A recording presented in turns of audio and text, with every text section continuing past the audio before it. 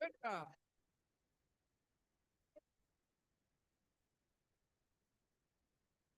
Good job.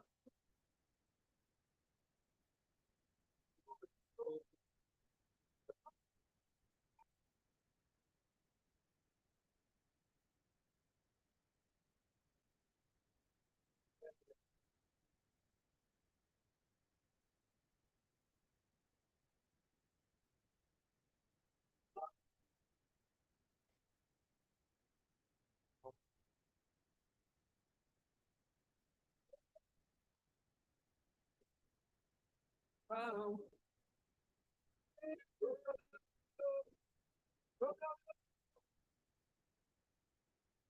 Wow.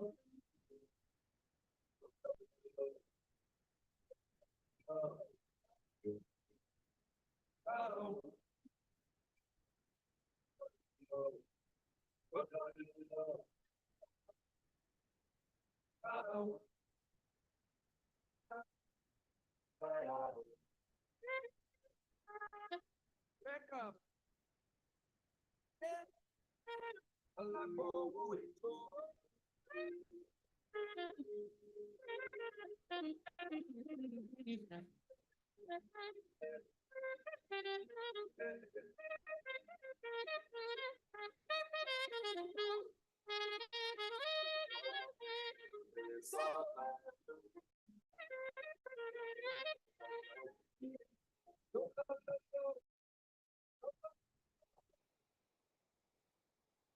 Wow.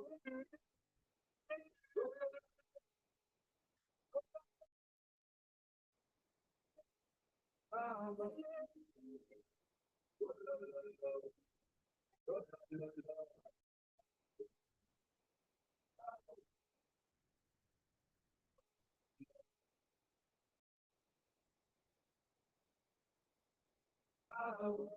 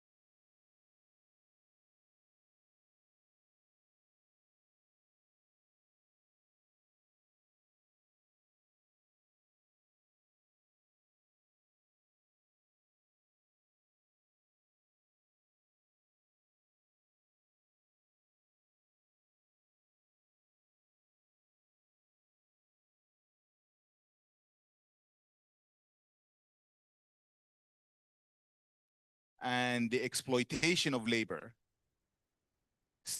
to serve the capitalist system are one and the same, and they started around the same time.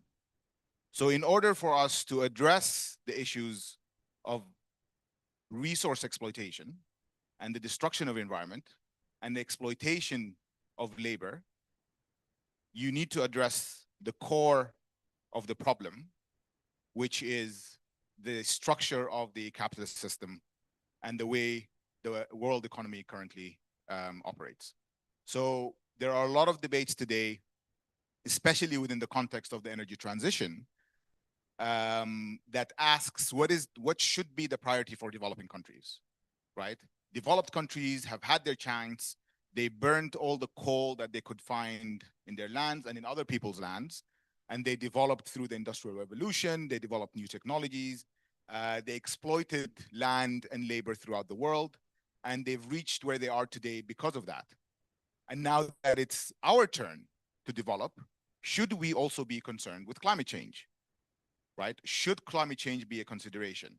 So should it be a priority to decarbonize, or should it be a priority to alleviate poverty and achieve certain levels of development? And I think the answer to that question is that it's the same question. The same exploitative system that has caused poverty and has caused environmental destruction can be tackled. And if you address that foundational issue, then you, by default, you get to preserve your environment and you get to develop in a much more environmentally compatible way. And so I think throughout the conference, I think it's important to think about these two issues, and whatever decision is made on how countries go about their development journey, that decision has to be local. It cannot be dictated by external actors, right? Despite the carrots that are being hung before our faces. Okay, so okay, to kick off the panel, are we going to have chairs here today or a bit later? No? Okay. After the presentation, okay. So our first speaker is Joel Agbensiale from Malmo University, and he will be presenting his study on chiefs and artisanal and small-scale mining governance in Ghana. Is Joel presenting online? Yes. Can you hear me? Or is he here in person? I'm presenting online. Can you hear me in the room? Yes, please. Okay. Joel? Yes. Can you hear me? Yes, we can. I can hear myself. Okay. So can I start? Yes, please. Okay, thank you very much, and good morning to everyone in the room. Maurice has done a great job by setting the scene about how the local really matters in the very global context. So my name is Joel Agbensiale. I'm a doctoral fellow at Malmo University in Sweden, and I'm focused on small-scale gold mining in the broader context of environmental politics. So this paper I'm presenting is embedded in a broader project. This broad project focuses on mineral extraction and also environmental politics with a focus on small-scale gold mining. One of the arguments that I seek to make is that in order to fully appreciate mineral governance, we need to understand multi-level, approaches to analyzing mineral politics. And so I've proposed 3 levels, which is the local, national, and international. The local level is what I'll discuss in much detail, but just to give you an overarching summary of the project, the paper or the project that I'm discussing will also focus on the national elements, where in this paper I try to understand how different regimes over time have enforced mining policies when it comes to illegal mining cases. So I've got some data from the Judicial Service of Ghana, and I try to compare and contrast with election data using this framework of political settlements and competitive clientelism. The international element will also deal with trying to understand how domestic actors adopt international knowledge, especially with the EITI, and how it influences the governance of our minerals. So going straight into paper one, the key takeaway here is that local politics really matter, right? There's no global element without a local. Yesterday, Prof started a conversation about, these global structures of capitalism, neocolonialism, imperialism. I mean, these things very much matter. For instance, if today, I can bet my last CD that if today gold prices are to drop to $500, no, let's even say $1,000, 60% of Galamsey will drop just because of that global structure that is dictating, demand and supply at the very local level. But also very local actors can disrupt global supply chains. And this is where we focus on traditional authority, especially in Africa, where their power is embedded in their monopolistic control of land. And so I'm driven by these questions of how chiefs can strengthen or undermine state efforts to address illegal mining. And then while these processes in controlling land exist, these are also strategies for ways that can legitimize or have chiefs recognized in formal governance domains. And so these are the two questions that drive this preliminary paper that I'm working on. So to situate these questions in a broader conversation, I use some theories of hybrid governance. And this literature basically says that hybrid governance is a context in which non-state actors, right? Non-state actors is not limited only to chiefs. They can be any form of actors. But then these actors share in the authority with the state. So they share authority and legitimacy with the state. They are more like co-rulers. They help the state to rule. And then the key takeaway from the literature is that these actors can either unmake or make state policies, right?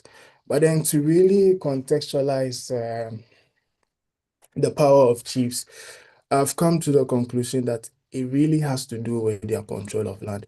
I mean, if, excuse me to say, we want to take the powers of chiefs today, we want to make them irrelevant in our body politics today, one approach would be to take their powers over their control of land. And so it leads me to this framework of access where we try to understand how controlling access makes one powerful. So the key takeaway also from this framework is that controlling access to a resource is tied to the exercise of power. And then once it's tied to the exercise of power, there's a certain constitution of authority that comes along with it. So this is the broader framework in which the argument is situated in. Some methods. This is a very fresh paper. I was in Ghana during the summer. I visited places in Bibiani, Amia, so Bekwai, and Wassa Memphis. There are some limitations to this because I cannot reveal the exact mining communities I visited due to ethical conditions. You agree with me that today the subject Galamsey is very controversial, and then you don't want to expose your key informants to some retaliation from state or non-state actors. And so this is based on 15 original interviews, mostly with chiefs, local government actors, miners. I spent some time with the Small Scale Miners Association. I was also hanging around Minerals Commission and the Ministry of Lands. And so these very subjective views were also complemented with some objective views from official reports and sources. So you're talking about the Ghana Statistical Service, the Ministry of Finance, and also JETI reports, the Ghana Extractive Industry Transparency reports, very good reports, and also some Afro Barometer survey reports as well. So let's go straight into the findings. So chiefs as offenders, number one, and then chiefs as defenders. Now, the framework I'm using dictated this analytical frame for me, chiefs as offenders or chiefs as defenders, especially with the hybrid governance literature. It states that non-state actors can either unmake or make state policies. And so this is where this logic of chiefs as offenders or chiefs as defenders come in. So this figure now is something that is a very interesting figure. And over here, when you see the arrow, it depicts the waves of access that chiefs employ to control or give out land for illegal mining in some sense. And so here we have legal access. Why is this place legal access? Now, most of the lands are in custody of chiefs. Chiefs are custodians of stool lands. I mean, on behalf of family heads, clans, or whatever it may be, but chiefs have a stake in it. And then chiefs can negotiate a sale of lands for whatever purposes, right? For agriculture, for land tenure systems and arrangement services. So chiefs legally are meant to do that. In fact, even the Minerals Commission, you have to, before you can apply for a small scale mining license, you have to demonstrate to the Minerals Commission that indeed you've identified this blocked out area and then you've negotiated with the owner of the land and they've given me access. And so chief control access to land markets in that sense. If you're not lucky and you tell the chief that there's gold in the land, he might dictate whatever price he wants, but that's on that level. And it's very legal in that sense. But then it becomes problematic when chiefs cross this boundary. Why is this so? Because when chiefs cross that boundary, they then tend to guarantee access to the minerals in their land.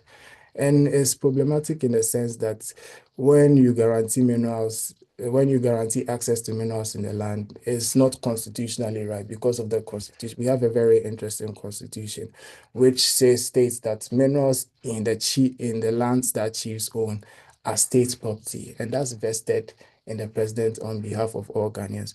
And so it becomes very problematic when a chief goes an extra mile to guarantee access to the minerals in his land. It sounds quite ironic, but that's the reality on the ground. And so chiefs can negotiate concessions. Most of these negotiations are based on 1/3 of mineral revenue. These transactions are very informal. To date, I've not come across any official document or court document that says that indeed person A paid this amount of money for access to a concession to a chief whatsoever. Like there's no document that actually states so in any sense. And these transactions are informal in the sense that it can be in the form of cash or even gold proceeds, actual gold, right? I think we mentioned that yesterday in the room. And also another line of action, this is something that we tend to overlook sometimes, but I mean, for political scientists, we will not even pay attention to mystical stuff. But then the purification of land, these customary practices, the libation that chiefs will pour on land to guarantee, fruitful operations in whatever sense. What we need to know is that any land use activity will require this customary practice, right? So when you get land for farming or mining, even if you can have your license from EPA, Minerals Commission, you come, and when you start to mine, you want to get the blessings of the chief in that sense to guarantee some form of sustainable or profitable operation. But then what we need to understand is that when chiefs go an extra mile to do this for illegal miners, it legitimizes their authority in the eyes of their accomplice, right? And so it also entrenches the chief's position as the key mediator to access for minerals. And so if I'm an illegal miner or I'm a miner who is dealing with the chief, and the chief himself has gone an extra mile to appease the gods, who am I to go and deal with Minerals Commission? I mean, what economical sense does it make when I can deal with the chief directly? But then we need to understand that these practices are based on, a database of knowledge that is not exclusive to outsiders. Well, so chiefs might have access to, very sacred historical knowledge about their territories that we might not know about. And so it's based on this knowledge that they leverage to guarantee access to minerals. And the last line of action is chiefs trying to gain access or trying to facilitate a very peaceful environment for illegal miners to mine. Of course, this is context specific. It depends on who the miner is. I mean, if the miner is politically exposed in whatever sense, they wouldn't need this line of action. But assuming the miner has no connections whatsoever, it's in the best interest of the chief to facilitate that safe and peaceful environment for the miner to work, so that they can guarantee the sustainable flow of economic benefits as agreed in the first line of action, right? So this is when chiefs tend to fall on their social relations with people in places of authority. People in places of authority might be politicians, law enforcement agents, while chiefs are very relevant in our body politics, and they have those connections. So just by a phone call to any big man somewhere, they can try to create that safe haven for their accomplice. So these are some of the waves of access that chiefs deploy to be offenders of the state and environment. And now we have chiefs as defenders. What does this mean? This is when chiefs actually enforce customary norms where they stand up. Today, just recently, we've seen the Queen Mother in the Western region who has stood up to illegal miners, has rejected 2 million CDs, actually seized their equipment, and they enforce the authority. Well, so this is done in conjunction with the police and other relevant agencies. And so this is where you see how chiefs can be co-rulers with the state. They collaborate with the state to actually enforce their authority in some sense. Also, we are seeing very new, I mean, it's been there for a while, but it's very relevant when it comes into the context of political science, especially when you have very traditional actors using very modern ways of communication. Today, you have chiefs holding press conferences, issuing press releases, and this is a way to also stand up to illegal miners, where they hold press conferences, name and shame people here and there. But then it doesn't just end it there, right? This is a strategy for chiefs to also extend their legitimacy beyond their jurisdiction. One thing we know about traditional authority is that it is very territorial in that sense, right? So a chief will leave point A to point B, and his power ends wherever he leaves from his territory. But then today, a chief can sit in his community, sit in his palace, and still be recognized in the corridors of power somewhere in the Jubilee House, right? So this is a way for chiefs to extend their legitimacy beyond their boundaries and jurisdiction whilst they hold these press conferences and modes of communication. And also one line of action that is also relevant but very exclusive to paramount chiefs and maybe divisional chiefs who have sub-chiefs under them is the phenomenon of disstulment or dispossession. So we've seen recently how the Asantehene has taken up the initiative to distool some of his divisional chiefs who have been complicit in Ghana. So of course, the Ashanti Kingdom is a very special case, but then this is also reflecting or has some implications for other traditional councils, because here is a case where you have very senior officials, very state actors who are encouraging other chiefs to emulate what Asantehene is doing. Right? So this is the way that it's reinforcing their legitimacy and authority, while they also stand up to these illegal miners.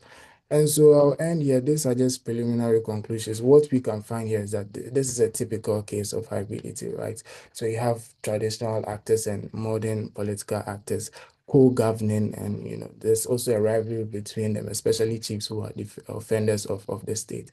And then one key takeaway from here is that chiefs do not just control access just for benefits, economic benefits per se. Some of the benefits they gain from controlling access to land whatsoever is also very much political, right? So here's where we see chiefs their legitimacy is being recognized. And once your legitimacy is being recognized, it reinforces your ability to exert much more control over land. And so this is what I have. I will end here and then hand over to Muwais. Thank you very much for listening. Thank you, Joel. Our next speaker is Oluwatosin Akindiola. She's going to be presenting on governing the shift, lessons from subnational climate policy for a just transition, presenting lessons of case studies from Imo State in Nigeria. Please come up. Thank you.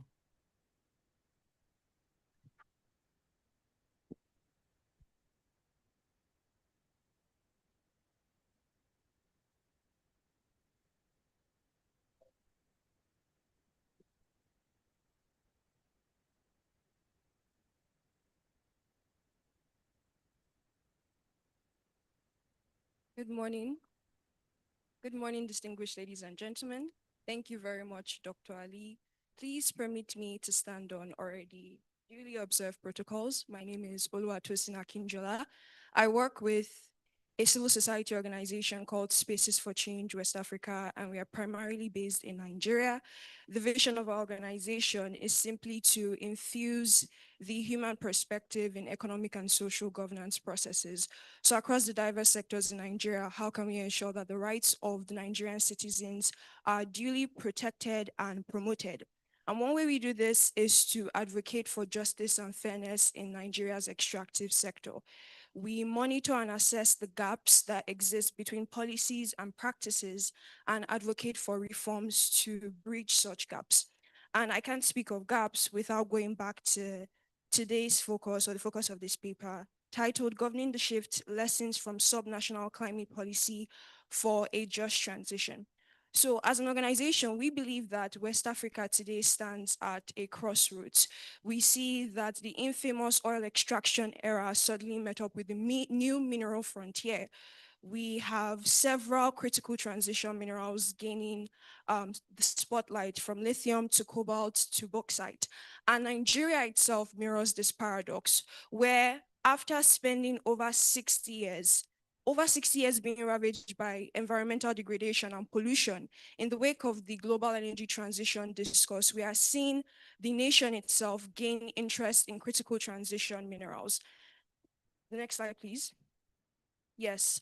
However, while this intersection comes to light, we cannot dispute the fact, or we cannot undermine the fact that Nigeria is being ravaged by the climate shocks of the infamous oil extraction era. And so we see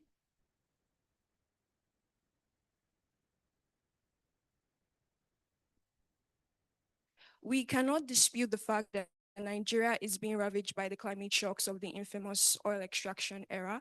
So we see the diverse climate impacts, from the incessant flooding to the rising temperature levels, rising sea levels, erosion, amongst others. However, this brings me to the problem statement of our paper. Most of the climate initiatives that are being established to address these issues are incredibly centralized. They are at the national level, from the Nigeria Climate Change Act that was enacted in 2021 to Nigeria's Energy Transition Plan established in 2022. We see that most of these climate initiatives are at the national level. This makes us question what happens to the state and local governments. How are they going to actually implement these national initiatives and adapt them to their local realities and contexts? Now, I know that we have diverse countries here in the room from West Africa, but I believe that even in our countries, what is happening in the North isn't what is happening in the South. Is that right? The climate realities in the North are not the exact climate realities seen in the South. So how do we ensure that these state governments are able to address their climate issues? How do we ensure that they are able to break the cycle? And so we ask ourselves, can subnational governance break this climate change cycle? And our answer is yes. Next slide, please. Now we go to the nitty-gritty of our paper and our case study, which is Imo State, Nigeria. Now, Imo State is also known as the heartland of Nigeria, and it is located in southeast Nigeria. I believe that Imo State also represents this intersection between extraction and vulnerability, where you look at resource regions, and with these natural resources, you see opportunities for growth, opportunities for economic development. But with those opportunities come vulnerabilities and susceptibility to environmental degradation and pollution. Now, this is where we see Imo's climate status, whereby Imo is constantly being ravaged by the climate change shocks and climate change impacts, from the incessant heat waves as a result of the rising temperature levels that continue to affect the crops and the livelihood of these indigenes, to the coastal erosion in riverine communities, and the increased flooding damaging farms and homes. In November 2024, a flash post report was released stating that just in the past few years, over 7,000 people have been displaced in Imo, and 60,000 people, over 16,000 people.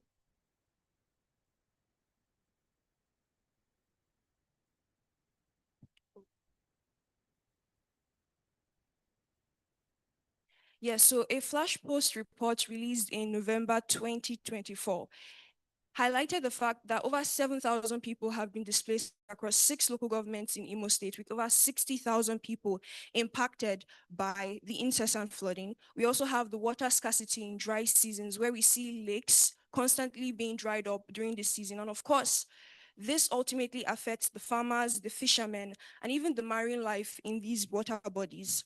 Imo has also lost over 15.4 thousand hectares of forest cover between 2001 and 2023, with 10.1 metric tons of carbon dioxide released into the atmosphere. And of course, that ultimately induces the climate change impact. So it's a never-ending cycle, which we believe needs to thoroughly be addressed at the state level itself. So in order to address this issue, Spaces for Change West Africa and the Imo State Ministry of Environment and Sanitation came together in 2024 with one goal: to birth a homegrown legal framework that addresses the local context and realities of the indigenes of Imo State, which are popularly referred to, and I'll continue to refer to them in this presentation, as the Imolites. How can we curate a legal framework? How can we curate a legal framework, a homegrown framework that addresses the context, the issues, the needs, and priorities of the Imolites? So these are pictures just representing the state of climate change in Imo. We see flood victims in Oguta community with their houses submerged by the water, submerged in the water. Then we see a road to Owerri severed as a result of the gully erosion in Imo State. Now, what was the timeline for the curation of this draft climate change policy? I mentioned how Spaces for Change and the Imo State Ministry of Environment and Sanitation came together. What was the process like? How did it start? How did it end? Where are we now? What are we looking forward to? So the vision was basically birthed in July 2024 when we had a preliminary meeting with the Imo State Ministry of Environment and Sanitation. The state officials themselves lamented about the plight of climate change in Imo and how subnational institutions lack the capacity to actually make policies and implement these policies. In a nutshell, they wanted to be policy makers and not policy takers. So the question was, how do we create a homegrown framework for these Imolites? Then after numerous meetings and discussions and findings, on October 18, 2024, Spaces for Change, in collaboration with the Ministry of Environment and Sanitation, inaugurated a technical committee on climate change. The 16-member committee comprised of an array of persons, from state officials to traditional rulers to persons with disabilities, representatives of youth groups, representatives of women groups, representatives of certain institutions. The goal was to ensure that the committee would be as inclusive as possible, and whatever oversight function it performs is done in a way that the needs and priorities of the different groups, especially marginalized groups in this region, will be duly presented. Then between November to December 2024, the initial activities for the drafting process began. The committee went ahead to develop a terms of reference, basically outlining the goals and objectives of the committee, which of course the major goal is to curate a draft climate change policy for the state and ensure that it's as inclusive as possible. Then in December 2024, the committee engaged in a peer learning exchange workshop with Enugu. Enugu is another state in Nigeria, which actually was also in the process of curating its own draft climate change policy. What we found out was that Enugu had actually gone ahead of us when it comes to drafting the climate change policy. I was in the process of getting it formally adopted by its state government. So we thought to ourselves, why not learn from them? What did they see? What were the challenges? What were the opportunities? How were they able to navigate the process? How do we ensure that we do not go into this process blindsided and that we can make our draft policy as inclusive as possible? So we had representatives from our committee and representatives from Enugu's climate change committee meet to discuss and deliberate.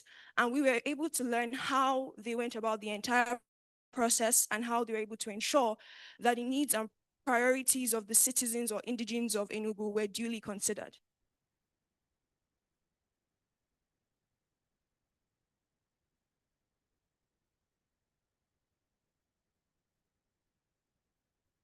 Then we move to this year, 2025. So between January to April 2025, we were focused on data collection and knowledge generation.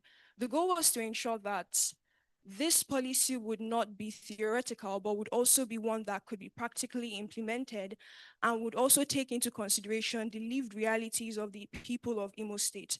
So instead of just focusing on secondary data, we made sure to also find primary data to understand how climate change has negatively impacted the lives of these indigenes in Imo State. And so after meticulous data collection and knowledge generation, what we like to call a knowledge paper was generated. The knowledge paper is titled Advancing Inclusive Climate Governance in Imo State, Nigeria. And here we have a few copies for those who are interested. We hope to share it with you and share this knowledge with you. And basically in the knowledge paper, we're able to highlight the climate issues that Imo State is currently facing and also prefer recommendations. A major one being the fact that Imo State needs to have a climate governance system. There needs to be a policy, there needs to be a budget. We need to actually face or address climate change head on. While we were working on the knowledge paper, the drafting process for the climate change policy itself also began. It ran from January to April. We had numerous meetings, numerous drafting sessions, numerous review sessions. We reviewed national climate change acts.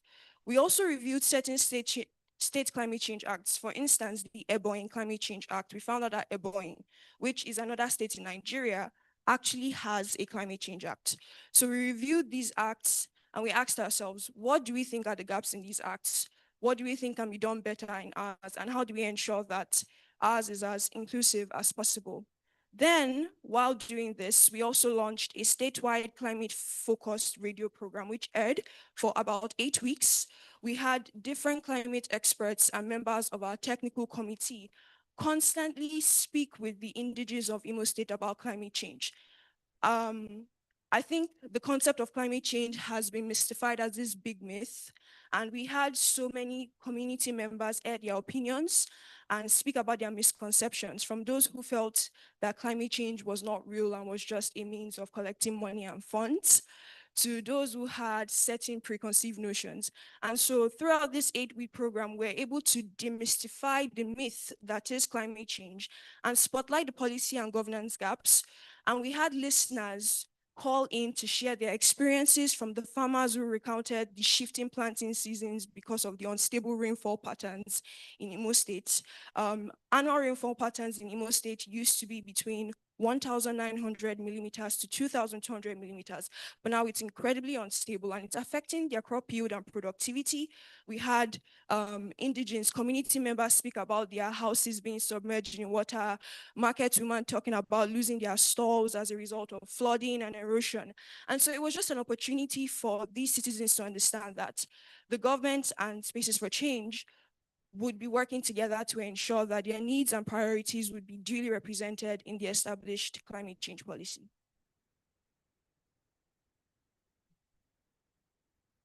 Then we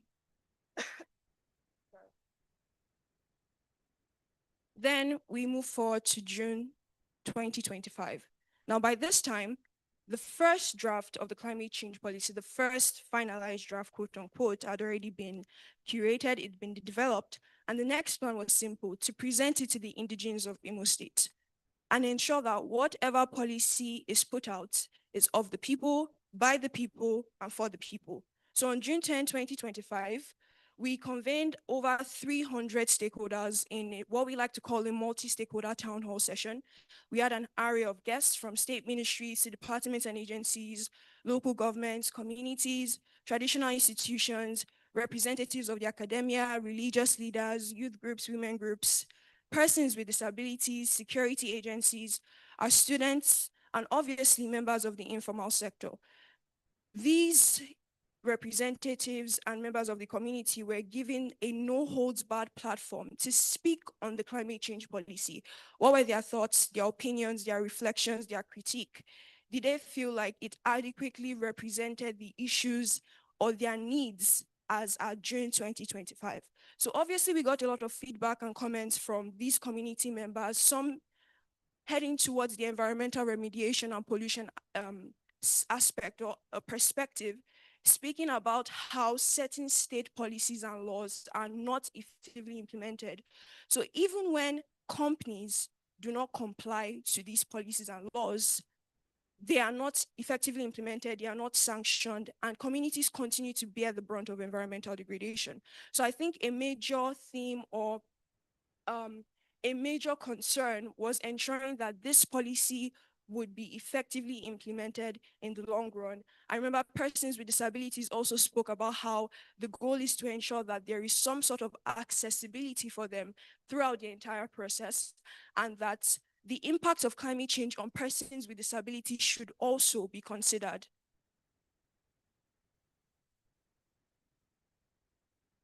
Then after presenting the policy to the indigenes of Imo, after presenting the policy to the indigenes of Imo, we put together a review meeting and then we reviewed the policy once again. It was expanded and we decided that it would be best to take it to some technical experts to actually see if it has been able to meet the proper threshold.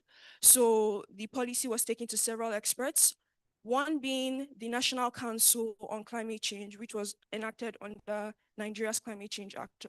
So the National Council on Climate Change is the national climate change body of some sort. So we sent the policy to them to get their feedback and review, incorporated that and community feedback. Then we were able to get a finalized policy. So on June 27, 2025, less than 3 weeks after the town hall session and sending the policy to technical experts, we put together the final version of the climate change policy, the draft climate change policy, which was formally handed to state authorities for formal adoption. So at the ceremony, what we'd like to call a closing ceremony, it was mentioned by the state government that the process for the formal adoption of the policy would begin. And then, of course, the next step would be to develop a state climate action plan, just to ensure that we are able to actually operationalize or properly implement these policies. And then finally, invest in the expansion of the capacity of these subnational institutions to actually implement it. Because like I mentioned before, these subnational governments have not been properly invested in, and we need to ensure that they actually have the capacity to implement policies and laws. Now, as of 2025, the policy has been sent to the Imo State Ministry of Justice for vetting, just to ensure its legal soundness. The draft policy itself comprises 38 sections, basically covering governance, climate finance, adaptation, and equity. But we can divide its provisions into 6 broad policy pillars, from governance and institutions, where its provisions highlight the establishment of a state climate change council, mandates for ministries, departments, and agencies, and the necessity of multi-stakeholder oversight. So in those councils, diverse groups in the communities will be represented, from the state government to members of the academia, traditional rulers, representatives of women groups, representatives of youth groups, representatives of persons with disabilities, basically every group you can think of. Then we also have provisions on mitigation and transition, where the provisions promote clean energy, the use of clean energy sources, and also fossil fuel reduction, and penalties for non-compliance to fossil fuel reduction measures. We also have provisions on adaptation and resilience, where provisions also highlight certain flood control measures and climate smart agriculture. How do we ensure that for these farmers, they're actually able to see their crops yield, they're able to see crop productivity and growth. Then also early warning systems for these citizens, so they are able to mitigate the impacts of the flooding. Then we also have provisions on ecosystem protection, from afforestation measures such as household tree planting to reforestation measures. We also have provisions on finance and partnerships. Currently in Imo State, there is no budget. There is no climate finance, there is no budget when it comes to climate change. So the state budget doesn't have any provisions for climate change. So in the policy, we have provisions for climate finance and climate budgeting, and also alignments with certain national frameworks, from the National Climate Change Act to the ETP. Then provisions on equity and accountability, where the rights of youths, women, persons with disabilities, and host communities themselves are emphasized on. And the penalties for non-compliance or the penalties for the restriction of these rights are duly highlighted.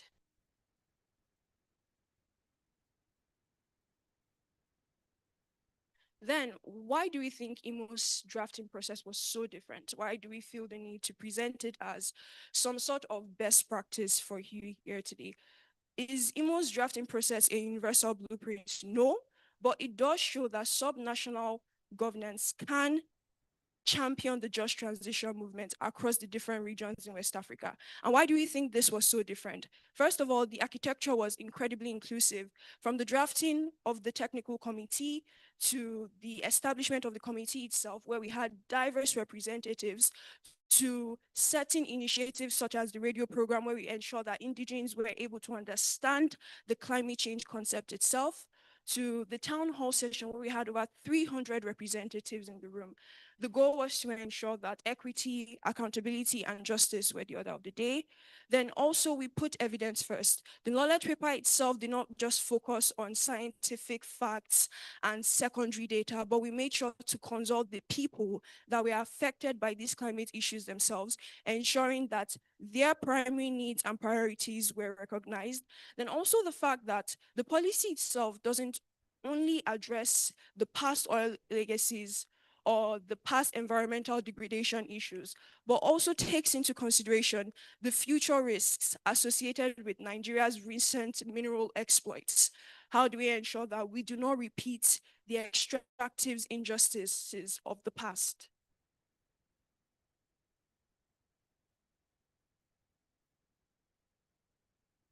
Then what do we think the West African region can take from Imo State's drafting process? I think the most obvious one here is that we must invest in subnational capacity.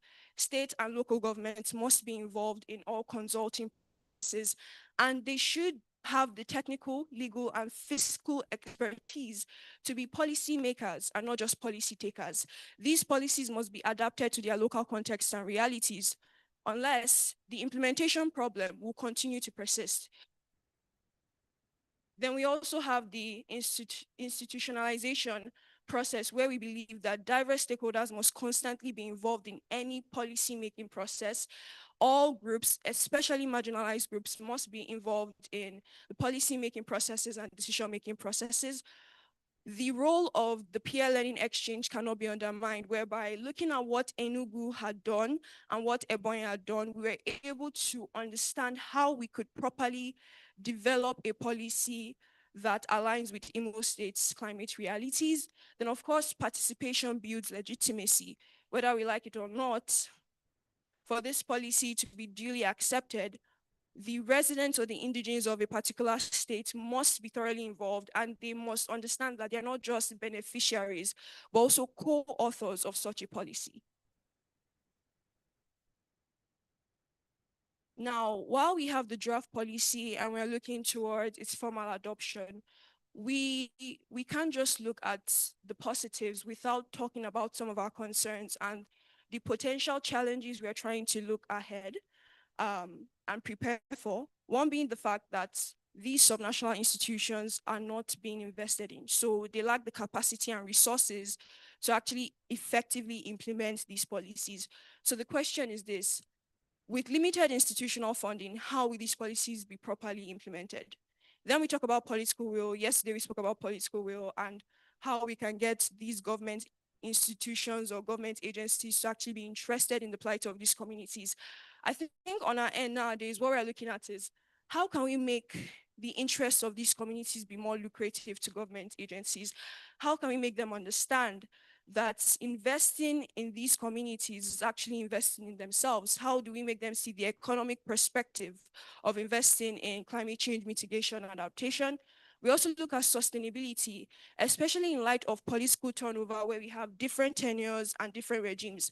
How do we ensure that even with the transition to a different president or a different leader, the climate change mitigation and adaptation is a major priority for our leaders. Then we also look at the enforcement issue, which, speaking clearly for Nigeria, I think the implementation problem in Nigeria is like 5 and 6. They are always together, where we have durable laws, sometimes good policies, sometimes good laws, but how do we ensure that they're effectively implemented? And we constantly see gaps, like I mentioned before, between policies and practices. How do we address these issues?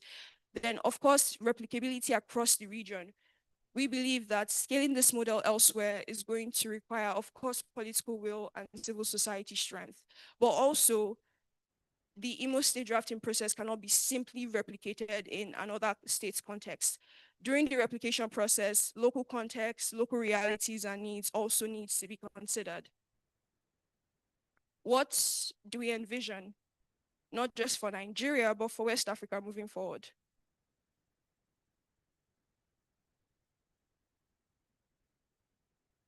What do we envision, not just for Nigeria, but for West Africa moving forward? It's simple. We believe that subnational action can and must define Africa's climate transition. I just think there's no going about it. These state and local governments have to be thoroughly involved in the policy-making process, and communities need to move from being beneficiaries to co-authors of these policies. Like we said before, these policies shouldn't just be for the people, but of the people and by the people. And throughout every decision-making process, as we continue to align to the global energy transition agenda and our different goals, equity, justice, and accountability must be at the center of every green reform. Overall, we stand on this belief that the true measure of a just transition is not in the plans we make, but in the people who continuously live in its promise. Thank you.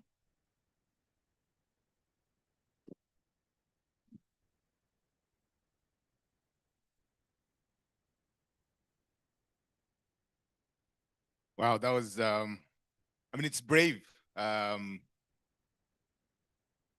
It's very brave in Nigeria saying, you know, we don't want to use fossil fuels anymore, we want to use renewables. It's like telling Ghanaians not to use cocoa powder, right? Okay, our next presentation is by Udo Chukwu from also on Nigeria. We should have called this the Nigeria panel. And it's on bridging the gap in community development agreements and multi-level governance in Enugu's coal mining sector. So Udo, if you're here, please come up. Or are they online? Oh, you're here. Okay, yeah. Please.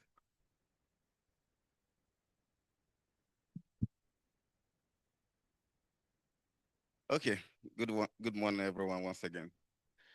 I'll try to be very brief so that nobody leaves the room, because if you leave, I'll follow you. So, can I have the slides, please? So I'm going to present a paper was co-authored by me, Udo Chukwu Egwim, and Dr. Stanley Lechukwu, and also Mr. Nnamdi Arum from the Ministry of Environment and Climate Change, Enugu. My name is Udo Chukwu, like has been mentioned. I work for South Saharan Social Development Organization. We are also a non-profit in Enugu State, Nigeria. That's the southeast part of Nigeria. We've been working for years in communities. We work closely with communities. And one thing we've learned over the years is to let communities influence our work, give us the next direction, as opposed to having creating concepts in our offices and bringing it to implement. So that has also led us to this research. So I'll be speaking on bridging the gap in community development agreements and multi-level governance in Enugu's coal mining sector. I hope this pointer works.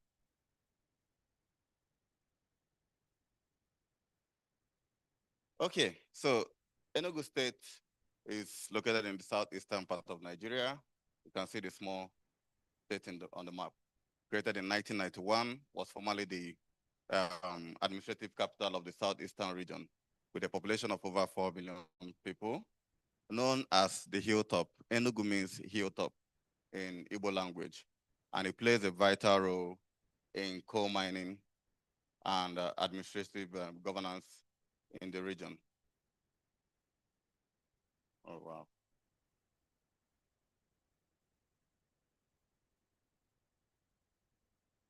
Wonderful. Okay, so the state is predominantly Igbo and also has strong ties with traditional structures. I was very happy when I met with Nana yesterday, and one of the projects we've been working on in Enugu State is a project on gender, trying to end GBV. And we've also been working hard to get women in traditional ruling councils. I was a bit impressed, when I saw that Ghanaians have their own women majorly driving the traditional process. So Enugu has, of course, traditional structures majorly dominated by men, while agriculture, public service plays a critical role. But the state is also considered a very critical, considered central to Nigeria's energy potential. Some researchers have estimated that Enugu holds up to 116 million metric tons of coal reserves, with mining activities remaining under the federal control. I think this is also like a shared experience with other countries. I've been listening to the previous slides, previous presentations that also point to the fact that the central government holds power when it comes to mining, when it comes to extractives. This is also the same issue with the state government. But one key difference that I noticed from the presentations is that while in Ghana, the traditional ruling council or the traditional system seem to hold some level of power in land administration. In Nigeria, how it's structured is that the federal government holds, the state government holds the land administration, while the federal government owns what is inside. I heard Nana talking yesterday, and she mentioned that while she holds the power of the land, the government owns what is in land. But in our own case, the community chiefs don't actually administer land. They have other functions, but not deciding on what happens. According to IEA, coal was very, very key in last year's energy sector, with about 35% of global electricity. When I saw this figure, I was a bit surprised myself, because sometimes it seems that coal is a thing of the past. I've been hearing about gold all through yesterday. In fact, I'm thinking about getting some gold before I leave Ghana. Yeah, it's been about gold and gold. So about 35% of global electricity last year was being fueled by coal. And Nigeria also, like she has mentioned in her presentation, has other minerals. We have gold, which is in the north. We have coal. In several states, we have limestone and lithium. And unfortunately, this sector contributes just 1% of our GDP. And of course, we have about 639 million metric tons of coal reserves in different states, in over 22 fields across 13 states. But Enugu has the largest share of this. We have in Enugu, we have in Kogi. Kogi is the central part of the country. We have in Benue, we have in Plateau, also the central part of the country. Now, coal was discovered in Nigeria in Udi Ridge. Udi is around the central part of Enugu. This is the map of Enugu State with 17 local governments. And in 1999, during the colonial rule, and this led to development of the region, leading to construction of railways that will lead from the central part. Enugu is situated in the central part of the country, somehow in the southeast towards the center, led to the port, that's Port Harcourt, the railway to facilitate export. And by mid-century, by the discovery of oil, the oil boom, the coal sector dwindled. In fact, it became abandoned. And this was not until about 2022, but you had some illegal mining, not too clear, happening all over. But the legal foundations of the coal in Nigeria, like I mentioned earlier, Nigeria is governed at the federal, then you have the states, you have the local government. But in the sector, you have the Land Use Act of 1978. The Land Use Act vests all the land at the state government. Why the Nigerian Mineral Act of 2007 and the 1999 Constitution vests ownership of all minerals on the federal government. So creating a dual structure. So the land belongs or is being administered by the state government, while the minerals by the federal government.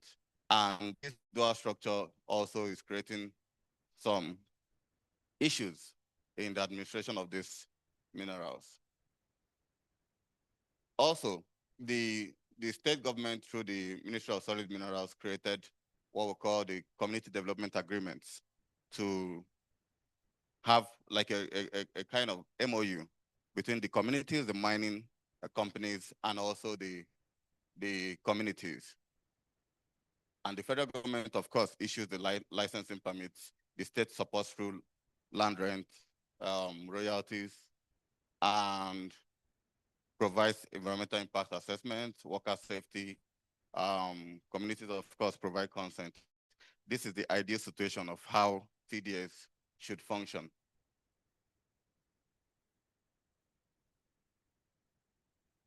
Okay, so talking about the community development agreements is a 5-year agreement, and ideally 5-year agreement, renewable contract between the mining title holders, that the mining companies, the state government, and the communities. The role of the CDAs is to help provide socio-economic benefits such as infrastructure, education, jobs, healthcare, before and during mining operations. That is to ensure that these communities are not just seen as a tool of extraction, but there is some level of equity provided in the community. There are some benefits they get because, like I stated earlier, the resources don't belong to the community, don't belong to the state, go straight to the federal. The federal has ownership of this. So this CDS should ideally serves a purpose of ensuring that the communities get something in return. And there's an oversight body, which is called the Minerals and Resources and Environmental Management Committee, MIREMCO, a state level body being supervised at the state level that is supposed to provide some level of oversight to see that these companies function as stipulated on the CDAs. But this has also not been the case in the administration of CDAs in these communities. So some of the benefits, like I mentioned, ensuring that roads are there, schools are there, health centers, education scholarships, local hiring. We've been talking about localization. They were supposed to have quotas of the staff, skilled and unskilled workers they need to hire. Someone mentioned yesterday that when it comes to hiring of local staff, you now find out that there are certain conditions that even the people from the local populace can meet, like number of years of experience, having worked in the sector, and some of those things. Now, the CDA applies to mainly large-scale mining operations with at least 2% budget of gross revenue for CDA projects. That's the ideal situation. You have the structure, you have the ministry providing general oversight, you have the mining companies, you have the CDC, then community members at the bottom, then you have a monitoring team that should supervise what is happening at the community level, report to the ministry, MIREMCO committee, and also to get the company to administer the CDAs.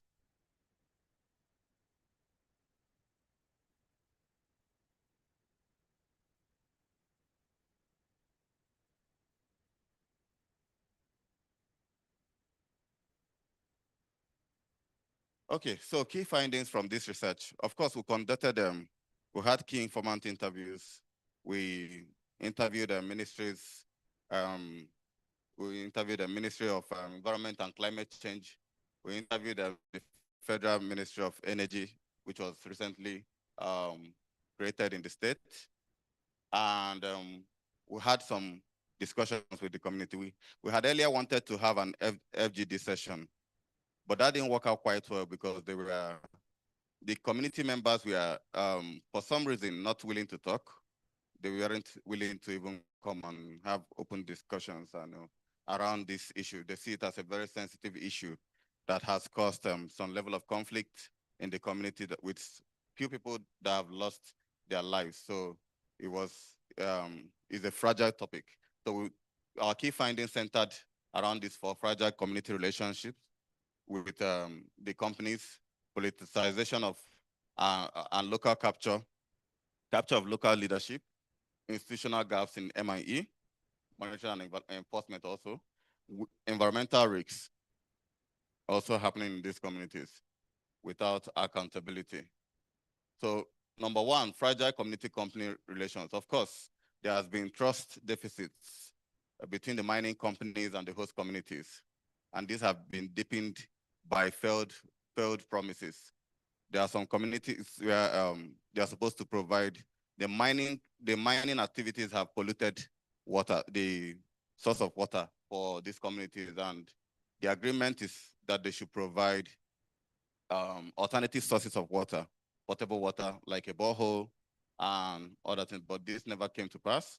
There are some communities where they were supposed to provide health facilities, but this didn't happen. So CDAs in these communities have become symbolic rather than substantive policies or agreements. It's no longer functioning. Then you have politicization and capture of local leadership, where the mining companies increasingly entangle with the local leadership. We have a system at the local government level. You have the local government leadership, then you have the president, you have the town union, then you have the traditional ruling council. So the town union is the link between the community and the government. So in most cases that we experience, we saw where the companies influence these town unions to sway their decisions towards their own actions. And this has also made the CDA increasingly non-operational. So there have been allegations of leadership interference and deliberate attempts to undermine community agency. The third one is institutional gaps. Of course, I'm of the school of thought that the country has too many policies. The problem has also always been implementation. In as much as we've been very key in implementing, developing, supporting the state to develop and pass policies. But I think there are a lot of policies. If you look at what I mentioned, you have the Land Use Act, you have the Constitution, you have the Miremco, but the issue has always been enforcement of these policies. So just like in this case, why the Miremco should serve as a committee to oversee the actions of these companies in host communities, it has not been done.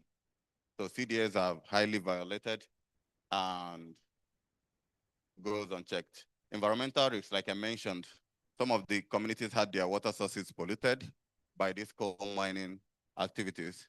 In fact, one of the first mining sites, Eva Valley, that the colonial government used,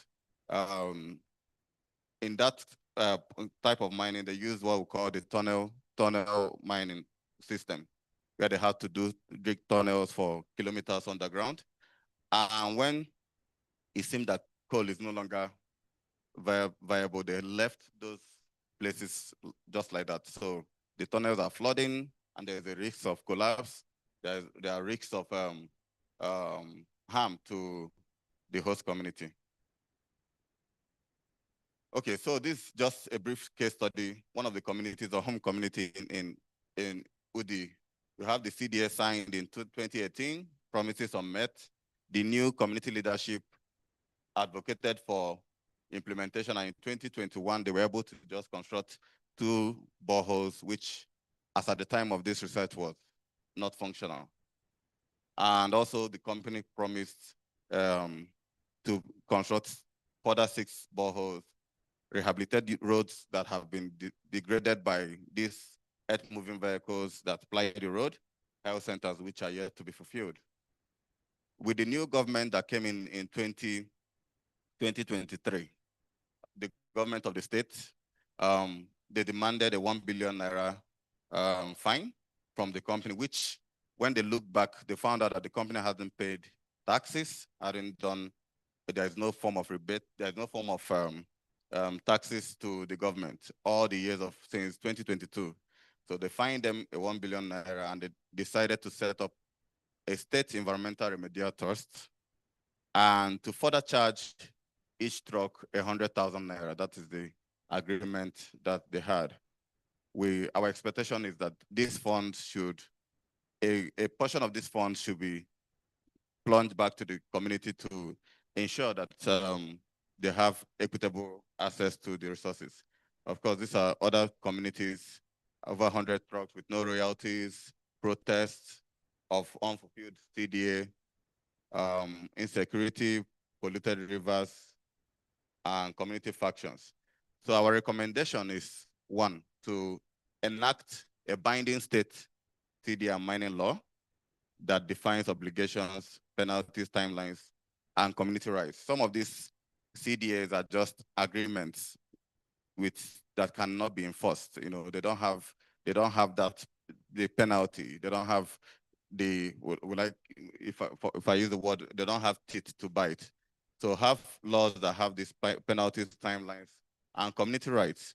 Establish multi-stakeholder oversight to monitor, audit, and enforce CDA. One of our key recommendations in this is to have the civil society coming into this. We've seen where this has worked out great. Where civil society is part of these joint teams and they're able to call out issues when they go wrong. Then also to invest in community legal and negotiation capacity. Community needs to know. We had experiences where we asked people and they said they never knew. They just signed the document. They didn't know what it was all about. They thought it was a few trucks. They started seeing hundreds of trucks leave their community. And also to tie a fixed share of the mining revenues to long-term community-led development projects. This is very important. There should be a percentage that will be tied to community development projects. What is obtainable now from what we heard is that they get, for each truck, they are paid about 20,000 naira, which no one can account for. There's no accountability of how that money works, and which would think that it's too small to have a fixed amount. Rather, it should be a percentage of the amount that is gotten there. Of course, the conclusion, we believe that CDA must move beyond symbolism to become binding and an enforceable tool for equitable development. It should ensure that mining activities benefit the host communities, and the government must play an active role to guarantee oversight, transparency, and accountability, and the enforcement of these CDAs. Environmental protection should be treated as a legal and moral duty, not an option. And with clear laws, empower communities and responsible state action, a just and sustainable co-economy in Enugu is not only achievable, but essential. These are my team. Thank you. This is the full paper, if you're interested to read it.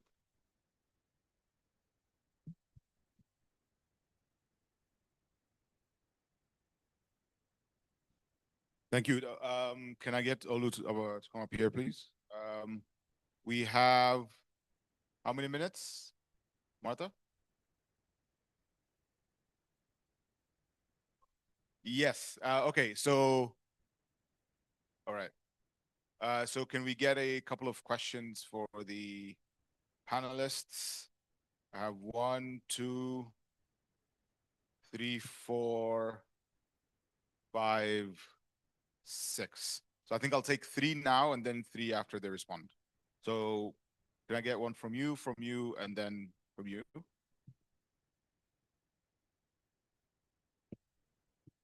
Thank you, all the presenters. You don't have much time, but I think it was a well thought out presentation by all the presenters. Specifically, let me come to Ghana, and my questions goes to the organizers and everybody that have to think about. Do you really need the Ministry of Chieftaincy in Ghana? Because historically, the government had no land. Before even the British and they came here, they were the chiefs. They controlled the subjects and everything. So the government entering land issues is the problem. And that's why I'm asking whether in Ghana we need the Ministry of Chieftaincy politically, because somebody just completed first degree and is appointed Deputy Minister of Chieftaincy or something, the ministry. He doesn't know much about land and all those things. Whatever you are thinking about in Ghana now is about land. Who owns the land? All this climate change and everything. Look, the chiefs are so powerful. In my book, if you give the power to the chiefs, the problem is the royalties and development. If you give them enough royalties for them to develop, and the government will take part of it, that's all. But appointment of ministers and all those things, the chiefs are permanent. They are a permanent situation in the equation. Political parties come, the next 8 years we are gone, the chiefs are there. We have 2 security services, the army or the security services for the government. And when you go to the local area, they have the ASAFO, and even the community, they can actually attack or defend their own land. The military, I'm part of the military. You go there, after 2-3 months, you withdraw. The chiefs are there. The ASAFO group, they are there. So if you want better people to control the land, they are the chiefs. But the problem is the percentage they give to them for development. And that's what I am calling for a review. And I'll actually go for the first presenter when he recommended for hybrid governance. Hybrid governance. I can stick my neck out that the problem we are facing here, until the government accepts that the chiefs are important in this equation, there's no way you can solve this problem. And that's my. Thank you very much. All right. Yeah, can you Yeah. go ahead? Please? And my concern is to the third speaker around the CDA. Normally, the authorial intent for the CCDA goes beyond projectization, but rather to restore and ensure social cohesion, in as much as our people do see investors as exploiters, subjecting us to suffering. Now, in your submission, you made mention that the CDA only apply to the large-scale companies, operations. So I want to know in Nigeria, how many layers of mining do you have? If you have the small scale, is the CDA not applicable to the small scale? And secondly, what is the percentage interest that do go to these communities for development? I thank you. Thank you. Please.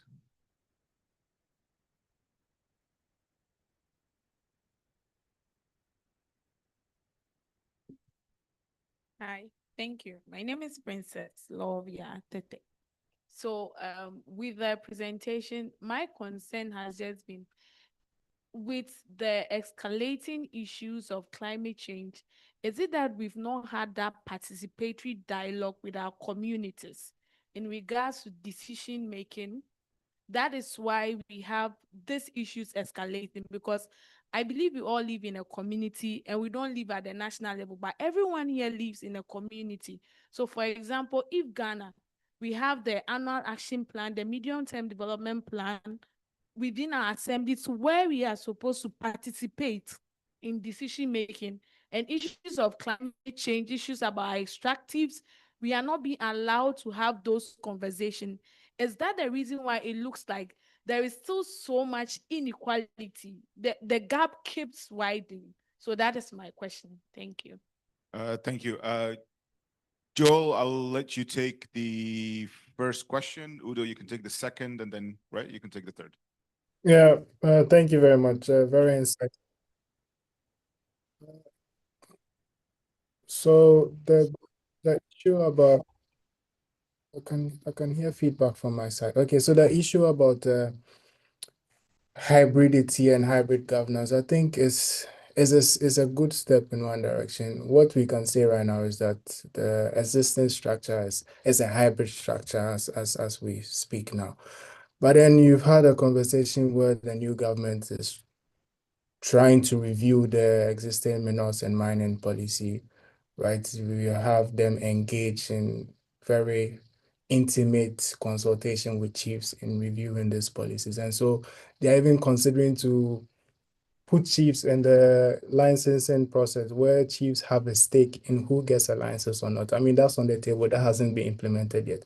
So I think that's a step in the right direction where you can have actual custodians of the land who actually own and control access to the land, right? That's the most powerful asset in this equation. Without the land, you can't even mine to start with. And so how do you leave people who actually control and own the land in this conversation, right? So I think that's the very fundamental thing. And then the new government has shown some sense in how they perceive chiefs and traditional authorities in this conversation. Thanks. Thank you, Joe. Udo, you want to Okay, so you asked about the layers of mining and why the larger mining companies have to be bounded by these CDAs. Firstly, what we discovered is that in the state, the companies are the ones that are referred to the larger mining companies, you know. Why the other aspect of mining is what the government termed illegal miners. So when the current government took over, there were several mining companies and they just allowed about 2 to continue work, and they shut down the ones they termed illegal for reasons that were not clear.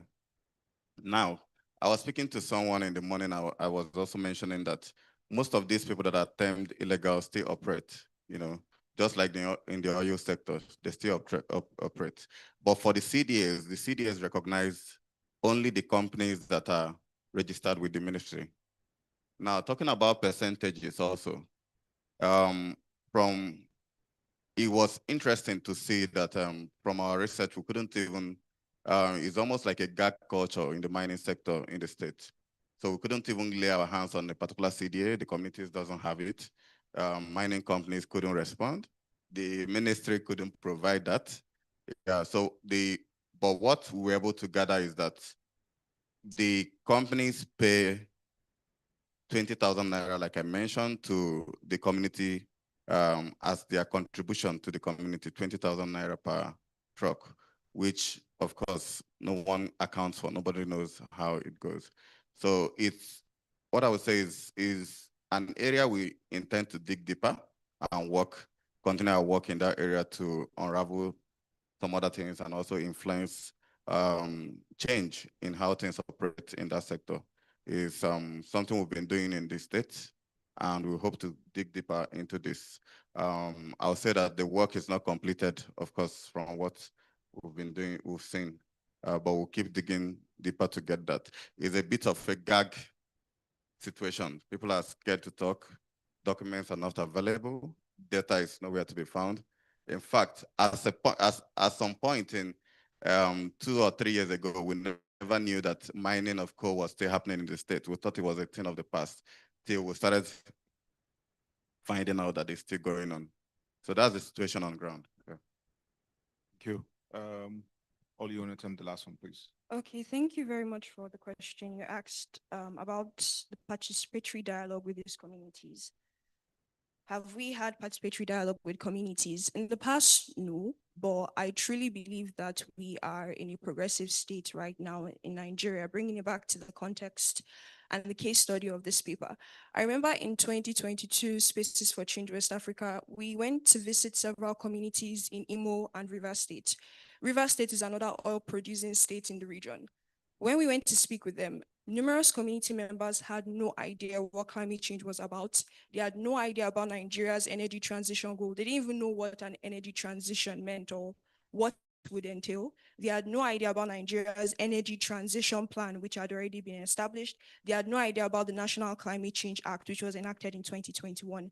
Are there few enlightened members in these communities who have that understanding? Yes, but then we see that the unenlightened community members overrule or are greater in number than the enlightened community members, which is why the role of CSOs as some sort of watchdog in the government space is actually really crucial. So as an organization, what we've been doing now is to go to these communities and engage in sensitization programs, teach them about climate change, what it entails, and energy transition. Because when it comes to the energy transition, there are different perspectives.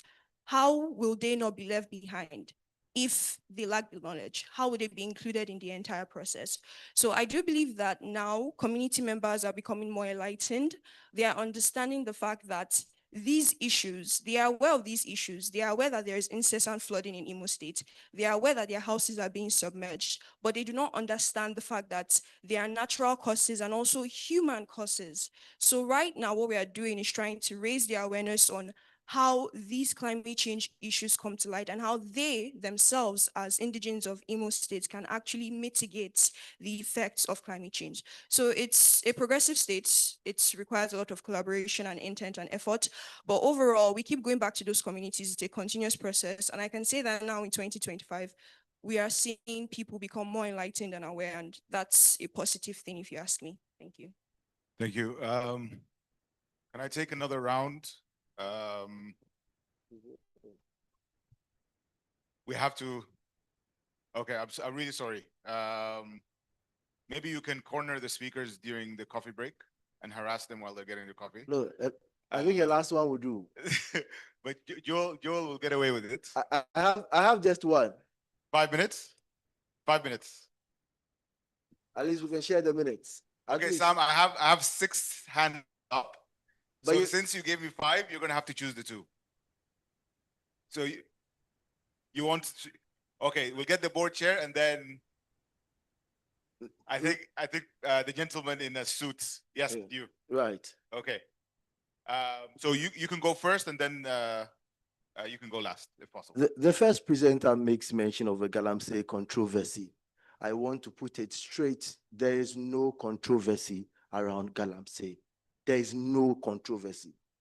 It is a case of selfish and greedy people who have decided to perpetuate illegality. And there's a next group of people who are watching on for the carnage to go on. And from yesterday to this morning, I've never heard anything about the CSO, also our role in perpetuating this injustice. We are part of it. Industry has influenced some people from CSO, and what they write seek to support the carnage. And in this room today, this morning, if you say next to this building, there is lithium, the first thing that comes to the mind of these educated ones is foreign direct investment. I don't know where that case came from. And we always think that somebody should come and fund and operate in our land. The need for us to participate is now. At least 50% participation of state-owned companies in the minerals that we have. Teaching the children, the youth, their education should be connected to our raw materials so that we can have it done. Yesterday, when you especially spoke, and you mentioned about the children's participation, I nearly felt bad about it, about child labor. And then God punished me with a video at dawn that a friend sent to me that I'm ready to share. A child rolling a bowl, trying to search for gold. That is a curse. That is where we are today. There is no justification. There is nothing like what you would call controversy. There are people who are watching on for the carnage to go on. We are just not angry enough. Thank you. Thank you very much. Chairwoman Esther, please. Thank you very much. I wish I could speak with such passion, but just a couple of comments. I want to appreciate Dr. Agwesinyali, the hybrid governance framework you've given us. I'm not a doctor yet. I'm now about to be a doctor. Sorry. Okay. I'm prophesying. Yes. Amen. That applies, it explains and begins to resolve our difficulty with integrating traditional governance and local governance. I mean, I'm a local government person, so much appreciated. Again, the IMO case study is great, and I'm delighted. But you see, the challenge you raise about replicability across the region, because you see, Nigeria is a federal state. Ghana is a unitary state. And so some of the powers that the federal states have, we may not be able to have that kind of leverage and space. Again, the last presenter's issue about institutional gaps in monitoring and enforcement. That is a big thing that we need solutions around. I really need, in relation to something that somebody raised and what Festus just said, you see, somebody indicated that we are not allowed to talk about climate change and so on. One thing I want CSOs to do is to apprise ourselves of the spaces and opportunities that they are. If you take the Local Government Act 936, sections 40 to 48, it prescribes a whole slew of participatory mechanisms. And the assemblies will tell you they don't have the money, they can't do this, they can't do that.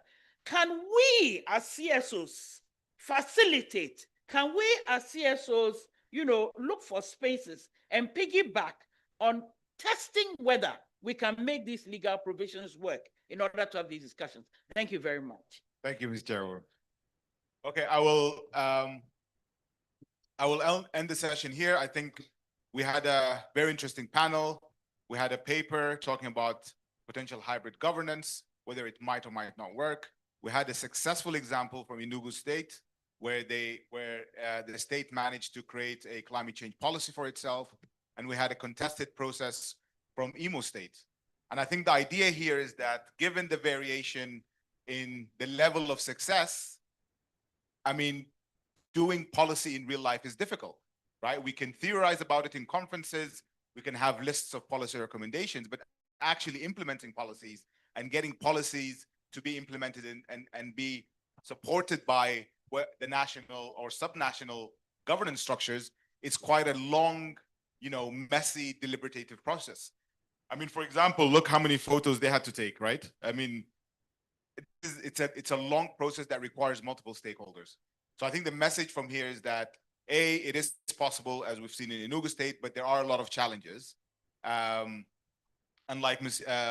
Chairwoman Esther mentioned, I think we need to experiment, and CSOs have a responsibility, just like other stakeholders in the community.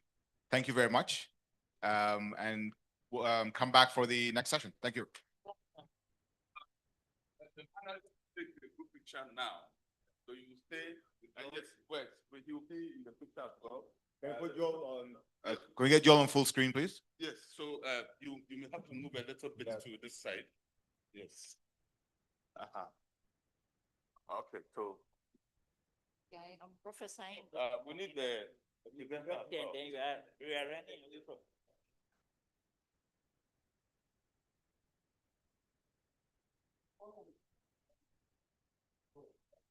And then when we return from the break, before we go for lunch, we'll have a general group picture of everybody.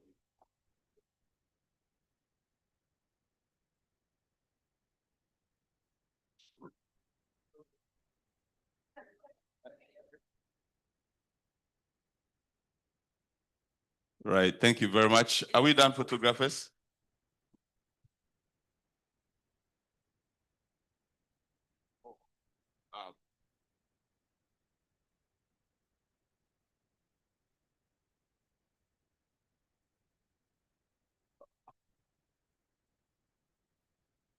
So after this, I've been told that we should just have the group picture before the snack break.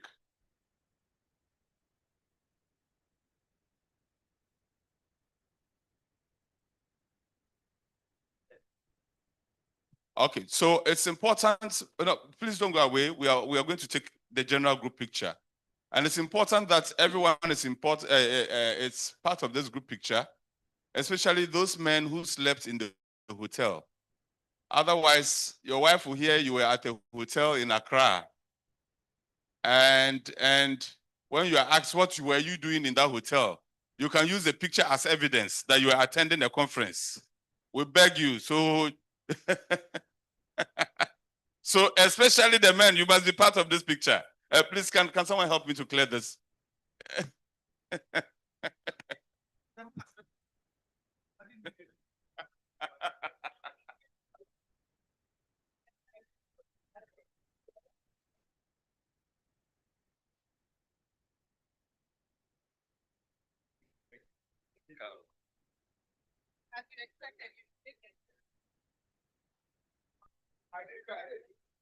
Let's quickly get the group picture done with.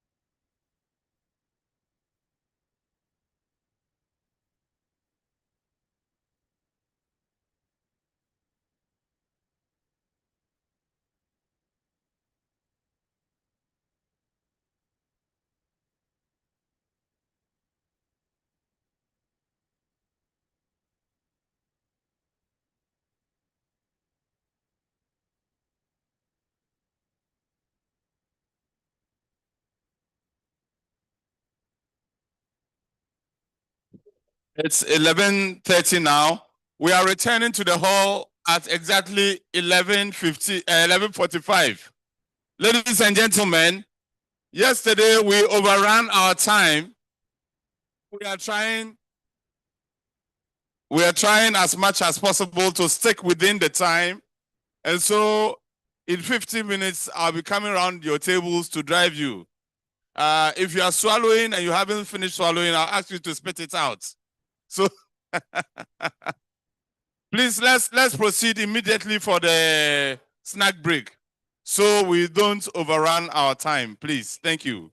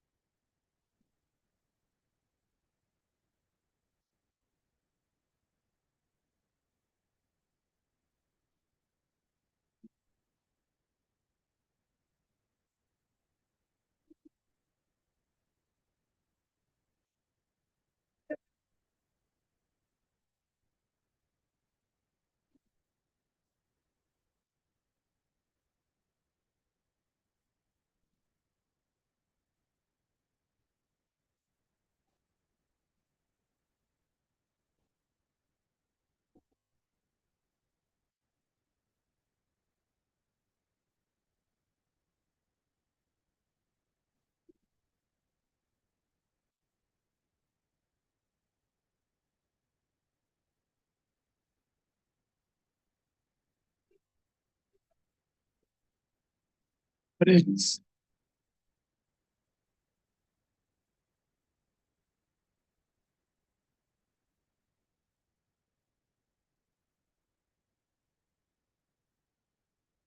Direito, verde, processo.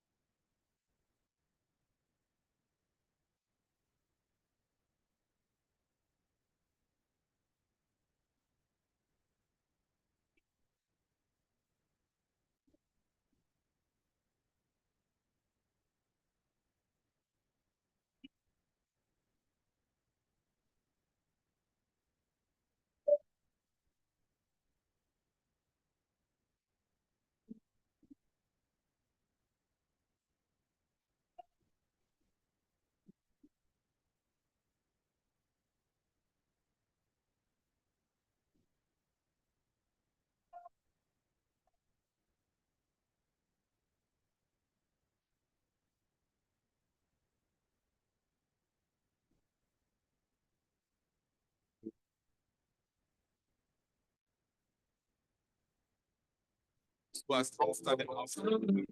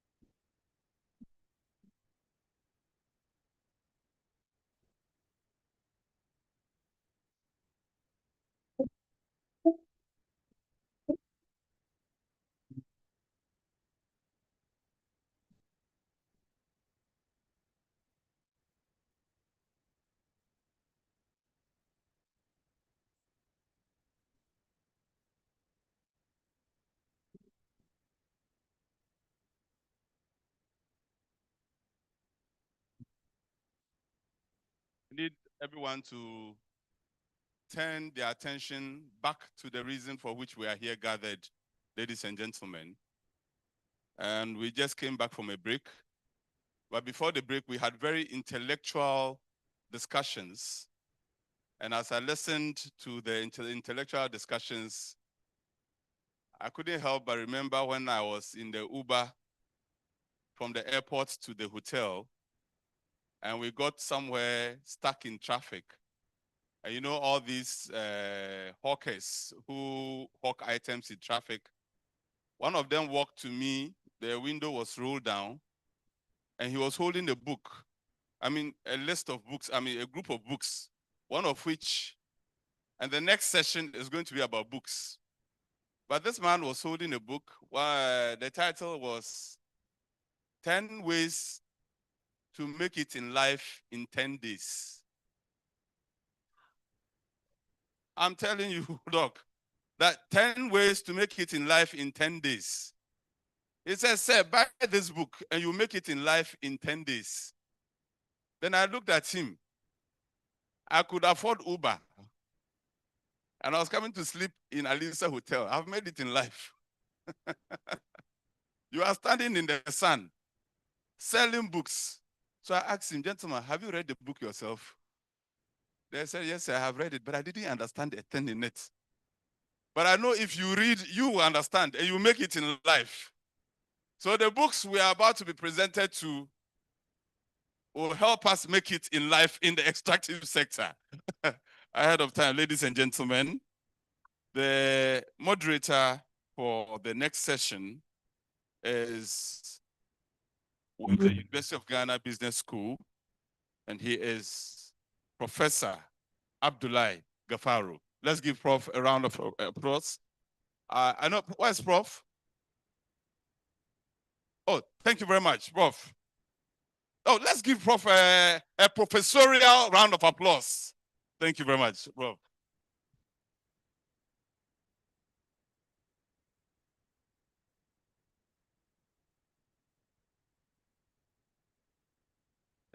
Thank you so much, Mr. Moderator. Good morning, everyone. And welcome to this book presentation session. And I'm glad we've already had our appetites whet, in the sense that who wouldn't want to make it in 10 days? All of us would want to make it in 10 days. So we have an opportunity to listen to two very exciting books. One published by Professor Jasper Ayala Zunu from the University for Development Studies, and the other by Dr. Kennedy Manduna. The first book is titled State Capture in the Militarized Fight Against Illegal Small-Scale Mining in Ghana, and it is published by Palgrave Macmillan.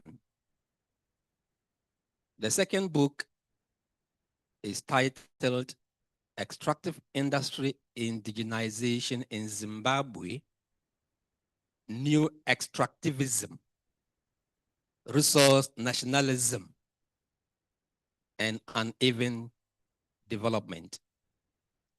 And this is published by Routledge in London. I'm deliberately mentioning the publishers of these two books so that it gives you a sense of their quality. These are not 4x4 or roadside publishers. These are internationally renowned publishers of these two important books that we are going to listen to. The first book is actually a co-authored book. I would introduce the person here to present it on behalf of himself and his colleague, and he'll tell us something little towards the end about his co-author. He is Professor Jasper Ayala Zunu. He's an associate professor and dean of the Faculty of Communication and Media Studies at the University for Development Studies.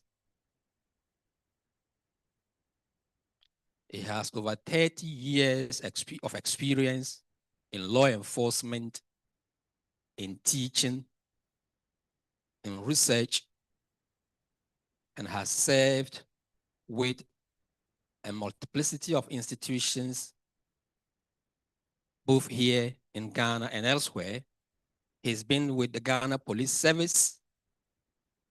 He's worked with the National Reconciliation Commission. He has worked with UN peacekeeping missions. So you can see that he is not a raw academic. In fact, he appropriately identifies himself as an academic activist. His research focuses on issues around capitalism, class, extractive industries, social justice, and inequality in Africa. He has published quite widely. And some of his books, beyond this book that he's presenting, has had other books published by other reputable publishers like Routledge. Ladies and gentlemen, please join hands with me to welcome our first presenter, Professor Jasper Ayala Zunu.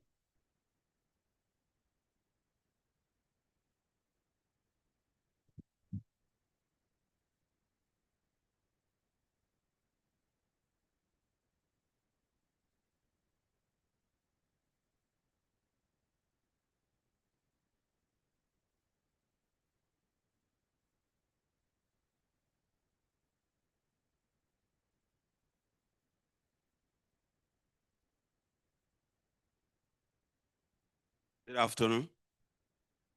Oh, wow. Good afternoon. My younger brother, Professor Abdul Gafar, has made a glowing introduction of me, and I feel very, honored to be introduced by him, because he himself is my younger brother in terms of age and in terms of the trade in which we are in. Is also a younger brother. Yet, Professor Gafaru's work is so influential. You see it all over this book, because this book builds on the state theories that has been used to understand artisanal and small-scale mining in Ghana and its illegality. So some of the theories that this book builds on is the theory of political settlement and competitive clientelism, which is a leading scholar when it comes to using that theory to analyze the politics of extractive industries in Ghana and the whole of Africa. As you are all aware, he's equally, if not more, a very renowned scholar across the world. So let me acknowledge his scholarly contribution to this field before I start. I also want you to allow me to pay tribute to Dr. Maxwell Akansina Aziaba, the co-author of this book, a young, budding scholar who, unknown to me, was battling with an illness that finally snuffed his young, vibrant life from him before this book was published. So as tradition demands, I would like us to use 1 minute silence to remember and to pay tribute to him. So we'll observe 1 minute silence for Dr. Maxwell Akansina Aziaba, the co-author who is now late.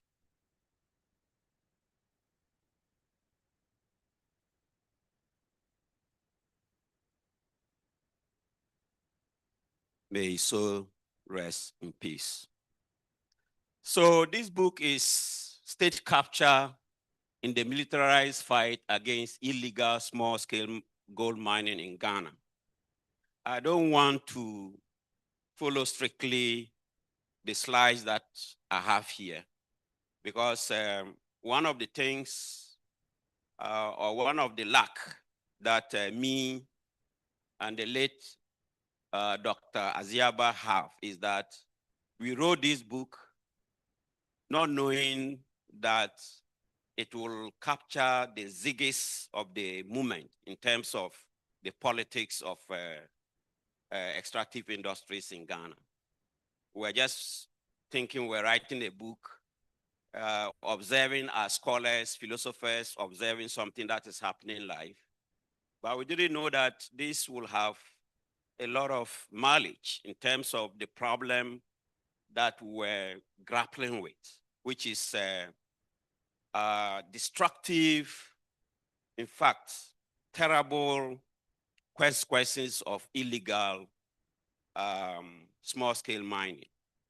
So as you are all aware, the whole of the media is full of stories about Galamsey as a menace in Ghana.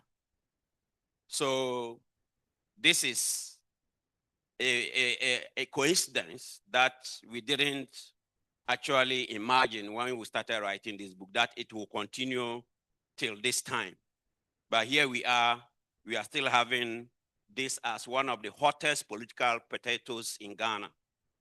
And when you watch the news channels, the media, both traditional and the new media, is all about the Galamsey menace in Ghana. So Let's go to the next slide. So what we try to do in this book was to look at the politics that sustained and shaped the illegal mining in Ghana, which is popularly called Galamsey. But what we try doing in this book is to look at it from the point of what we call the subalterns. And this is where this book fits into the theme of this conference, because we're looking at Galamsey and the fight against it from the point of the downtrodden, because we are actually progressive scholars and we are always trying to understand things from the point of view of the lower classes that we have conceptualized as the subalterns. So looking at it at that point, we're seeing, we're puzzled by the fact that people were describing this as Galamsey, the Galamsey menace, just lumping a wide range of activities as Galamsey. And then we started saying, no, this is not, this is puzzling, and there's the need to actually unpack this concept of Galamsey and to make it clear that what we were observing in Ghana, what is called the Galamsey menace, is really something different. Because when the likes of Professor Gafaro and myself, and before us, Gavin Hilson were talking about illegal artisanal small-scale mining at the time, and trying to, understand the politics of it, we're dealing with the traditional, let's call it the traditional Galamsey. That is those, poor people who were trying to dig for survival. I mean, it's a case of survival. So they were basically doing what everybody knows is as knows this thing as artisanal small-scale mining. And this is a time-honored livelihood activity, just like farming, peasant farming, that we all know, or scholars have documented since the ancient times till this present day. The mining communities were mining. And the term Galamsey, as we are all aware, actually comes from the way this activity was actually not harmful to the environment, because it comes from the term, a corrupted English phrase, gather and sell, gather and sell. So when the white people arrived in Ghana, they saw that our ancestors, when rain falls, they just go to do what? Gather gold, and then they sell. So it was gather and sell. But because they couldn't speak English, they started calling it Galamsey. So this was nothing, it was very sustainable, very normal livelihood activities. Before the state then criminalized it with, by formalizing registration, licensing, and all other things. And because the licensing process, being elitist, was such that it actually made it impossible for these subaltern classes to actually begin to even follow the process. So they continue to mine sustainably with the pickaxe and other things without any problem. And then they call it Galamsey because it was illegal by the state. Never mind, they have been doing this even before those political elites who then started making it illegal were born. Even their forefathers or ancestors were born. So these people kept on doing what? Doing their mining alongside with their farming. So there was no contradiction, no conflict between what? Galamsey, cocoa farming, and other forms of farming. So how do you then describe this one, the same Galamsey, as something what we are witnessing today, which we conceptualize in this book as capitalist medium-scale mining. What we are witnessing today is not the Galamsey, our forefathers Galamsey that we are aware of, but we are witnessing capitalist medium-scale mining, an illegal capitalist medium-scale mining that is undertaken by what? The power elites that we describe in the state capture. So clearly we wanted to make sure that we shouldn't be confusing these two things, because it's important for policy and it's important intellectually to nuance these two concepts. What is medium scale, capitalist medium scale mining, and what is Galamsey as a survival, a livelihood activity that preceded the Ghanaian state, which then made it illegal. So that is one of the things that we wanted to set the record straight in terms of these concepts. And doing so, siding with what? The subaltern classes as having the right to mine for survival. And doing so, condemning the power elites who were engaged in the capitalist medium-scale mining. So this is one of the things we try to do in this book. Somebody's flipping the slides, even though I'm not really relying on, but I want to see how I can go from one slide to the other if I can. So that is one of the things we did conceptually to kind of advance the conversation, the discourses on the Galamsey menace in Ghana. Let's go on. And then a second thing we did was to try to understand this menace from a particular theoretical perspective. And that is where we try to look at corruption. We try to look at other state theories like those propounded by Professor Abdul Ghaffaro, like competitive clientelism. We try to look at informality. We try to look at neo-patrimonialism. All these theories are state theories that have been used to do what? To analyze the traditional Galamsey in Ghana, not the present capitalist medium-scale mining, the illegal one. So we try to build on these theories. Not that we are saying that corruption is not a good concept to understand what is happening in Ghana. We are not also saying that what Abdul Ghaffaro and his colleagues have written about competitive clientelism is not a good theory. Neither are we saying that informality and informalization is not a good theory. We are only trying to advance these theories.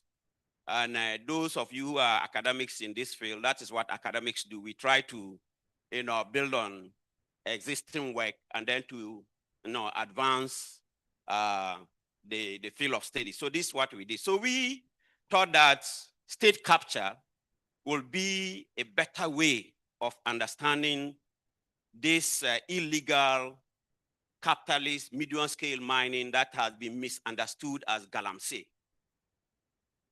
Let's go on. Can we move on with the slides? So we try to understand this, the failure of the fight against illegal capitalist medium-scale mining in Ghana and its menace from the perspective of state capture. So as you can see, this capitalist medium-scale mining, as most of our Ghanaian participants here are aware, is causing a lot of havoc. I don't even need to spend time talking about it. Or look at this river. Most of the rivers, Pra and Ofin and the rest of them are all polluted. They have turned to milky like this because of this not because of Galamsey, your traditional Galamsey, but because of capitalist medium scale mining. That is what has happened. Am I wanted? Okay, there's a pointer here.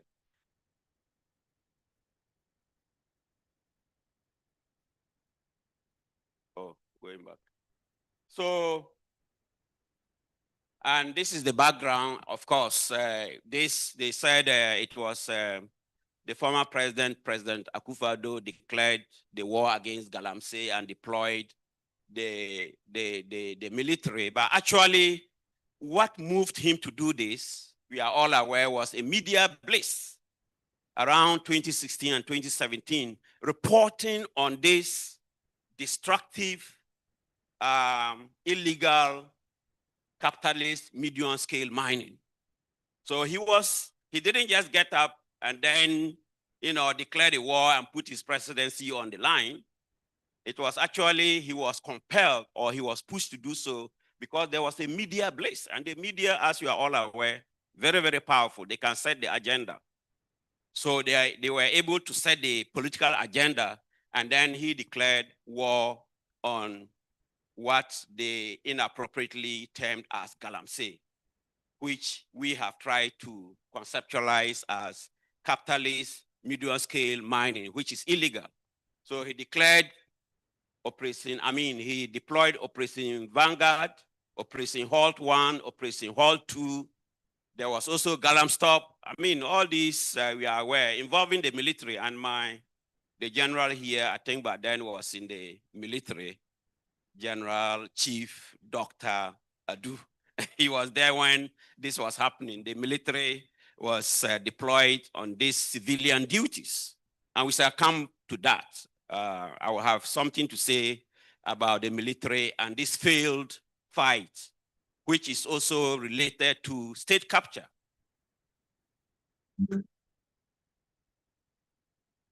So what is the puzzle of this book? I've already talked about this.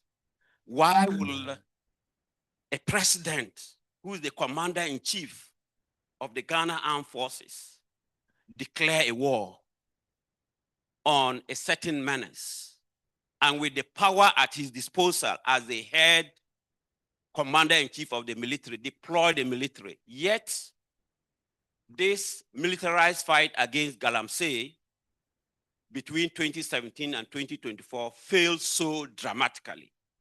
And we don't need to prove this by any scientific method. We can just, which we have done that in the book, but if you look at it from 2017, that the war was declared against this illegal capitalist medium-scale mining, till date, the problem is still there.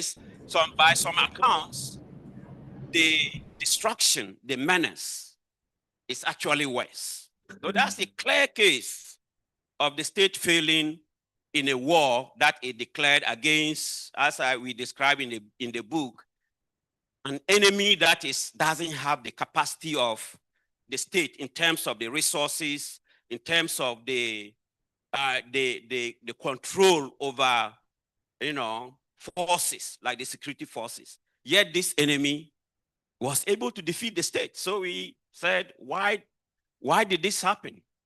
And that's where we started saying it cannot be corruption as we know it. It cannot be neo-patrimonialism as some political scientists have theorized.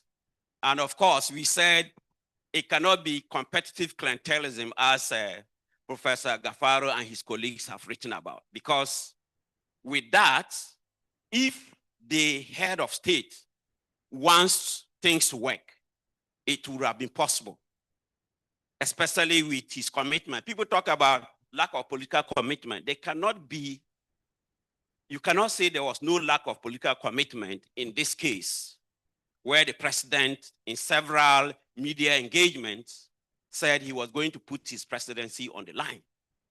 So what happened? This is the puzzle that we started looking at, and we came to the conclusion that it was state capture, that we were witnessing literally before our eyes. So what is state capture? And how is it different from the other theories?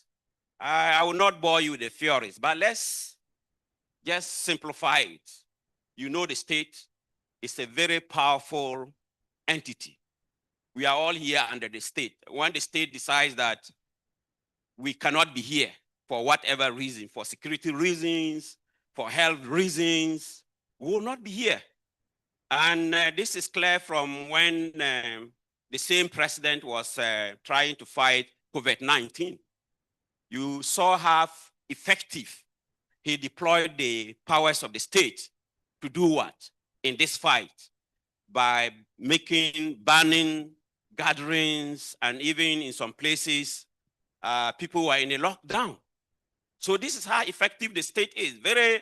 In fact, Robert Thomas Hobbes described the state as the Leviathan. That's the most powerful entity that has a lot of authority, all-encompassing sovereignty.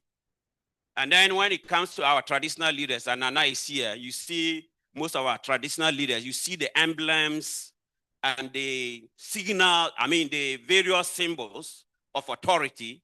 They show that this is something that has power and can actually, govern and can actually do what? Control and promote law and order within its territory. So even the traditional leaders, you go to my village, if the chief gives order, you have to comply. I think the same thing applies to all of you. That is how the state works. It's very, very powerful. So if such a powerful state, and that's the traditional authorities coming to the national state, is more powerful because it has absolute control over all the security agencies. It has absolute control over all investigative agencies. So if that state decides to bring its might on you, and which clearly it has been able to do, like I just cited the example of COVID-19, the fight, it is going to be able to defeat if it is committed. But in this case, it failed, and that means there was something very, very wrong. And that's something that was very, very wrong is state capture as we tried to look at it. And state capture has there are some pillars of state capture. One is the shadow state. The shadow state is this informal, network of powerful people. In Ghana, you can look at party financiers, top party executives, chiefs. You can talk of ministers and other very powerful, influential people. They constitute a network, a very powerful network. You won't see it. You won't see them. And that's why it's called the shadow state, because you won't see them existing like the formal state. But they are actually more powerful than what? The formal state that you see in terms of the military, the police, the Mineral Commission, the Environmental Agency, EPA, and all other organizations, all, concerned about regulating society. But this shadow state, as we have described it, is actually more powerful. Why? Because this network of people who you don't know are able to do what? They have strong influence over the inner sanctums of power. And the operative word is the inner sanctums of power. If you are going to influence a district chief executive or a common public servant working, or maybe a lower level military officer or police officer, that is not the inner sanctums of power. If you move to the level of the minister, and even beyond that, you now go to, the president, the vice president, the cabinet ministers, and you are able to influence them, then you are actually really at what? you are at the point of the inner sanctums of power. You are influencing the inner sanctums of power. And that is how the state capture works, because they have that influence. And then accompanying this is then what? They have the power to do whatever they want without the formal state doing anything. And that's what you saw. Actually, they can get the formal state to actually enact certain laws in their interests. And LI 2462 is an example. I mean, that's the same state saying it's going to fight Galamsey Forest, and it's the same state that enacted that law, which is exactly what the network of that constitute the shadow state wants. They want to mine in the forest reserve. And no wonder that law was what? Passed, that LI. So this is how powerful the what? The shadow state is. That is an example. So we said it has nothing to do with the lack of political will. When the state is captured, it is actually the absence, it's actually the presence of the political want. They want. So the lack of political will doesn't actually describe it. It is actually the presence of what? The political want. Because they will not do anything when these things are happening. So if they are not doing anything, clearly we are going to have what we are having now. And the shadow state and the state culture has been used to understand corruption and what happened under President Zuma and the way he was related to the Gupta family. The Gupta family literally captured the South African state, and they were doing whatever they wanted, including landing a civilian plane in a security, a military zone, and nothing happened. So when the state is captured, the military and General Edu will probably have something to say. The military, even as powerful as the Ghana army is, when the state is captured, it cannot do anything. It could have crashed this network of illegal capitalist miners, but because the state is captured, the army cannot do anything about it. So militarization is just a wrong strategy if you are dealing with state capture. I mean, it won't result into any results. And that's why the military was deployed these years, and still the problem remains. Our rivers remain toxic. The forests continue to be denuded, and the forests stand denuded as we talk. So I just indicated that a strong military cannot win in a captured state. Crackdowns, and this has to do with equity, crackdowns will only hit the subaltern classes, and that's why it has done. And that's why equity here is very important, because all these crackdowns are actually hitting the poor who were mining for survival and leaving the likes of the strong political elite actually to do whatever they are doing. So this is a case of equity, a case of livelihoods of the subaltern classes that we are witnessing in this fight against Galamsey. Sometimes we ignore the fact that people's lives have been devastated. Those who were doing traditional Galamsey, their lives have been devastated. Not to talk of the peasants who have lost their farms. But this is how a captured state performs when it comes to protecting its citizens. So we cannot, what are the alternative approach? We just talked about the AMS policies should align with the African mining vision. Those of you who are aware, there's an African mining vision that has been in existence in 2009. And that vision promotes sustainability and ecological integrity, transparency and accountability, and it actually promotes equitable benefit sharing and community participation. Paradoxically, Ghana has signed to this mission, but it is doing the opposite. So again, that clearly illustrates that when a state is captured, it can sign international treaties on certain issues, but nothing will happen. So what we are suggesting is that the present government must dismantle the shadow state. That is the elite networks, and restore institutional autonomy and accountability. Is to repeal the LI 2462. And then is to declare ecological emergencies in affected zones. If it has to be a state that is not captured, it has to do this. And if somebody is here from the government, the person should be listening and taking notes.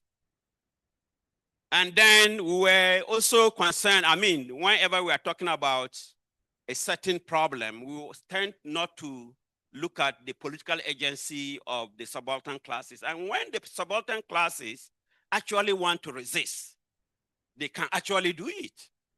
And you don't play with their anger. When they are angry, they can actually do certain things. And that's why I'm happy that some people were saying certain parts of Ghana, and I am aware of that. You cannot. Professor Sadito was talking about his place. You don't go there. They say they won't allow you to mine. So the subalterns, they should be resisting. And that's why when somebody said we are not angry enough, I agree with the person. That's why when somebody said yesterday that we shouldn't, even though we have gold, it's not every gold that we should mine. I agree with that person. And when this ties in with Dr. Akoloko's presentation, we have been mining all this while. What has happened to the economy? Nothing has changed. The same Gogisberg economy that we are having. So it is imperialism writ large. And when I say about these things in conferences like this, they laugh at me. They say, for you and your Marxism, you are just so pessimistic. But is it me? We saw Dr. Akoloko's presentation. Nothing has changed. So, and yet, when you go to every mining community like Obuasi, Prestia, and many of the mining communities, you will see the destruction that is done to communities. So why wouldn't I advocate that if this is what we get, if this is the imperialism that is going on, in any case, Kwame Nkrumah said, mining and these things are not going to go anywhere. So we should fight neo-colonialism. So I agree. We have to work on this. Youth resistance, civil society organizations, and the watchdog of the media is very, very important. So Galamsey is not just an environmental crisis. And talking about the theme of this conference, it's a class issue. It's a class issue. And when you start talking about class, especially in the critical political economic sense, then you start to talk about what? Inequality. Who gets to be hurt and who gets to benefit? Whose interest is protected and whose interest is hurt? In this case, the traditional Galamseyers, their interests have been, it's not catered for because they are the worst hit when it comes to this militarized action against what they are titling or calling, or what a misnomer that it is Galamsey. No, it's not Galamsey. So we should be alert to class dynamics. We should distinguish between the elite-driven capitalist Galamsey and the survival-driven mining by the rural poor. This traditional survival mining had existed as Galamsey for several years. When I was a police officer, we used to go on this anti-Galamsey, and we just go and arrest people. They are having pickaxe, baskets that they are using to sieve and all that. Nothing. There was nothing like excavators, nothing like water pumping machines. And reminiscent of state capture, these excavators are carried broad daylight into this forest in the plain sight of what? Security agencies. And this is a clear case of state capture. Because how can what? Excavators be used to do this destruction in plain sight of the state? Actually, when you are driving to Kumasi, you get to Kibi and the areas around Osino, and you see the Galamsey happening just by the road. There's a district chief executive. All these places are under a district chief executive who has security Well, they have district security committees, regional security committees, all over. Yet this is happening. This is clear case of state capture. If it's still happening now, then it means that the state capture has not been addressed. So we are suggesting that militarization will fail if not accompanied by political courage to dismantle the shadow state, namely to confront and rein in networks of politicians, party executive, business elites, complices, security officers, and political clients. We have to rein them in. Dismantle elite coalitions that profit from illegal mining and undermine democratic accountability. Restore institutional integrity, empower independent agency, and strengthen accountability. Protect civic actors like safeguard journalists, whistleblowers, and communities exposing elite complicity. So we have to protect them. Establish an independent commission of inquiry into elite complicity. This is very, very important. Publish beneficial ownership of mining companies and concessions so that we know who is owning what and who is benefiting from what, and where are these medium-scale illegal miners. And then I will just conclude by probably we should be asking more questions. So how can we effectively do bust or the shadow state? How can we do it? And how can we restore? What institutions can we design to restore legal small-scale mining, not capitalist medium-scale mining, legal small-scale mining without the state standing in between, trying to, to benefit from the licensing processes? How can we do it? This is something that we have to be thinking about. So I will end by paying tribute to Maxwell Akasina Aziaba, who is the co-author. Like I said, he was very courageous. He stood for social justice. It is in the spirit of this social justice that we started writing this book, because we wanted to speak truth to power. He's not here, but I'm still standing here speaking truth to power, in the sense that he was very ill, yet he kept on, and then we wrote this book. It was about to be published, and then Maxwell passed on. So may he continue to rest while his ideas live on, as I'm doing here. Thank you very much.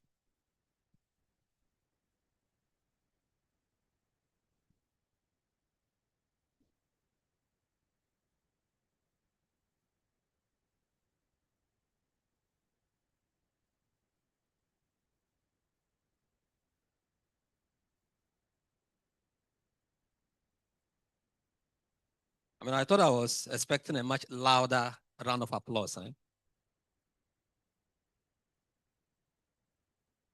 Thank you very much, Prof. And I like your statement asking that if there is anyone in government in this room, the person should be writing notes. I'm aware there is at least one representative from the office of the president in this room. Oh, there are two. Okay. Please do. Madam Miriam Idrisu, Madam Miriam Idrisu is here. She's also from the office of the Vice President, as well as Dr. Hamza. But you see, when we listen to politicians speak as journalists, we have a way we analyze what they say. Anytime we are listening to politicians speak as such fora, we look out for certain phrases and words. Once they use those phrases or words, we know they are telling lies. In the absence of those phrases, then we can believe them. Phrase number one, when they are giving you a speech and they mention plans are far advanced, ladies and gentlemen, they are telling lies.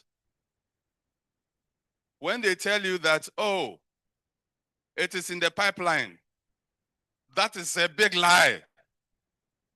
The biggest of lies a politician will tell you is when they say there's light at the end of the tunnel. They have just dropped the light already. But let's give them a round of applause. Thank you very much, Doc. Thank you so much. Okay, so let's move on to listen to our second speaker, Dr. Kennedy Manduna. So let me just make a few remarks about his profile, his bio, and then we listen to him as well before we engage ourselves in the conversation. So our next speaker, Dr. Kennedy, is a postdoctoral research fellow at the Center for Excellence, Adaptation and Resilience based at the University of South Africa.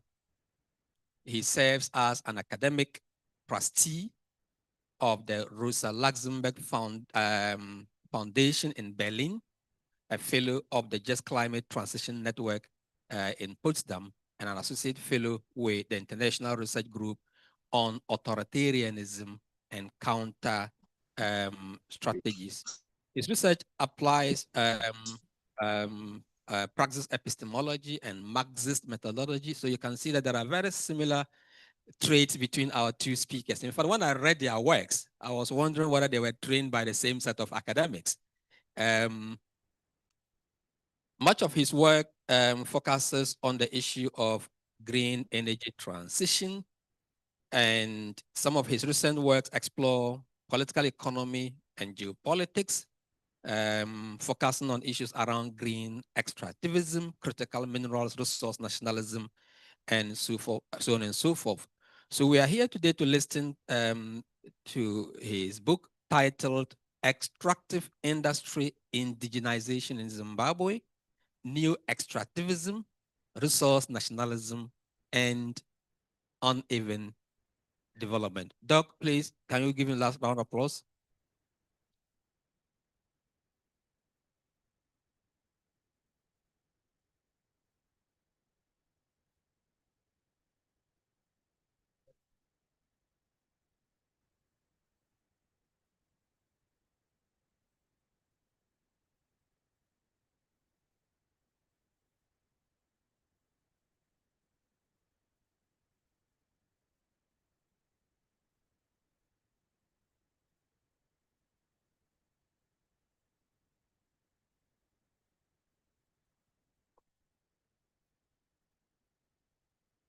Thank you very much. Can you hear me?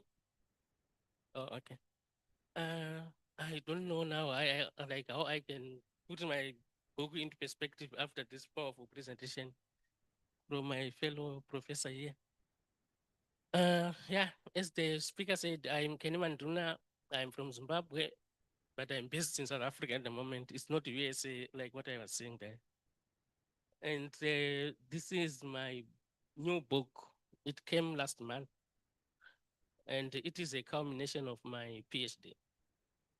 So I had to convert it into a book for wider readership.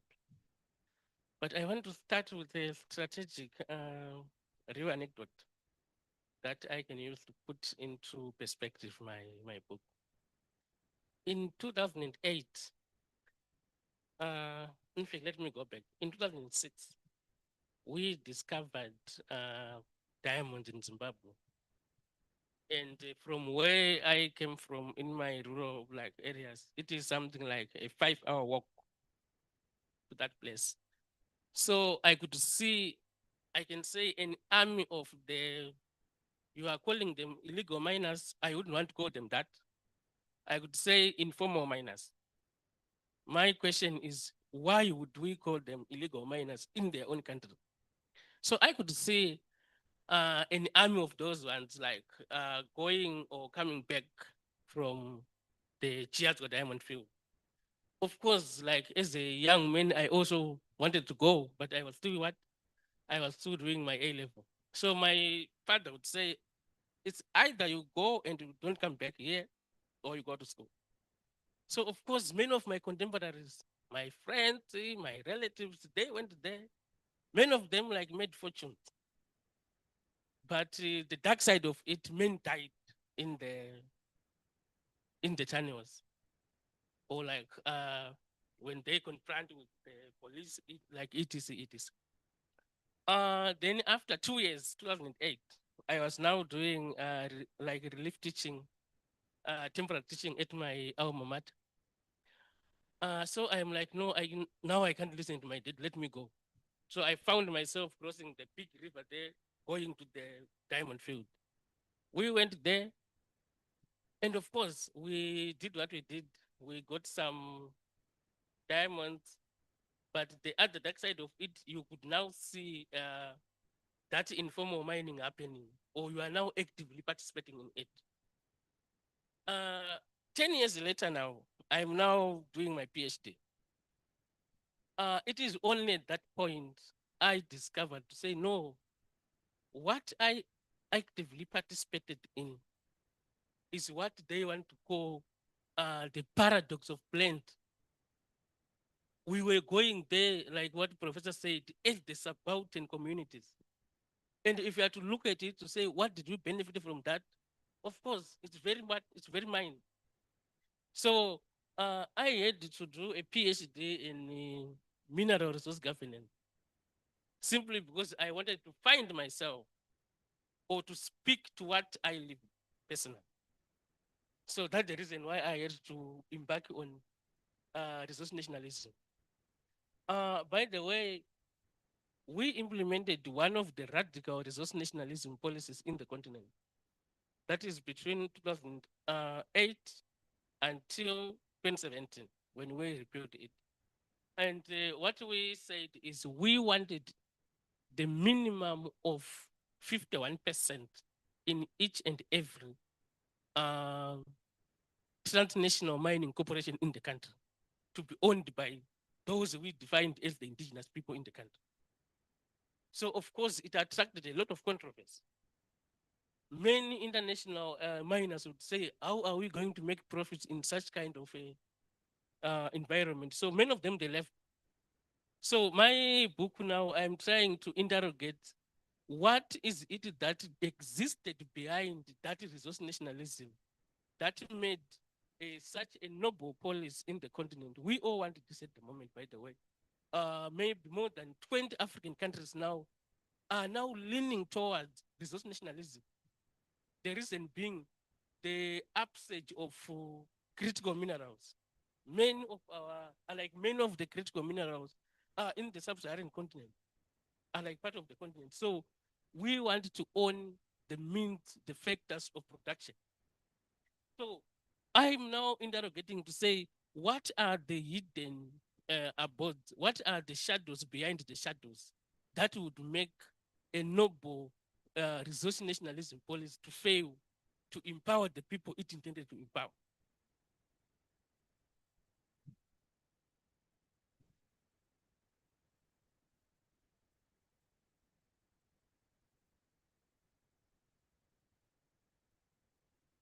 So my starting point, I'm saying, we are finding ourselves in a paradox.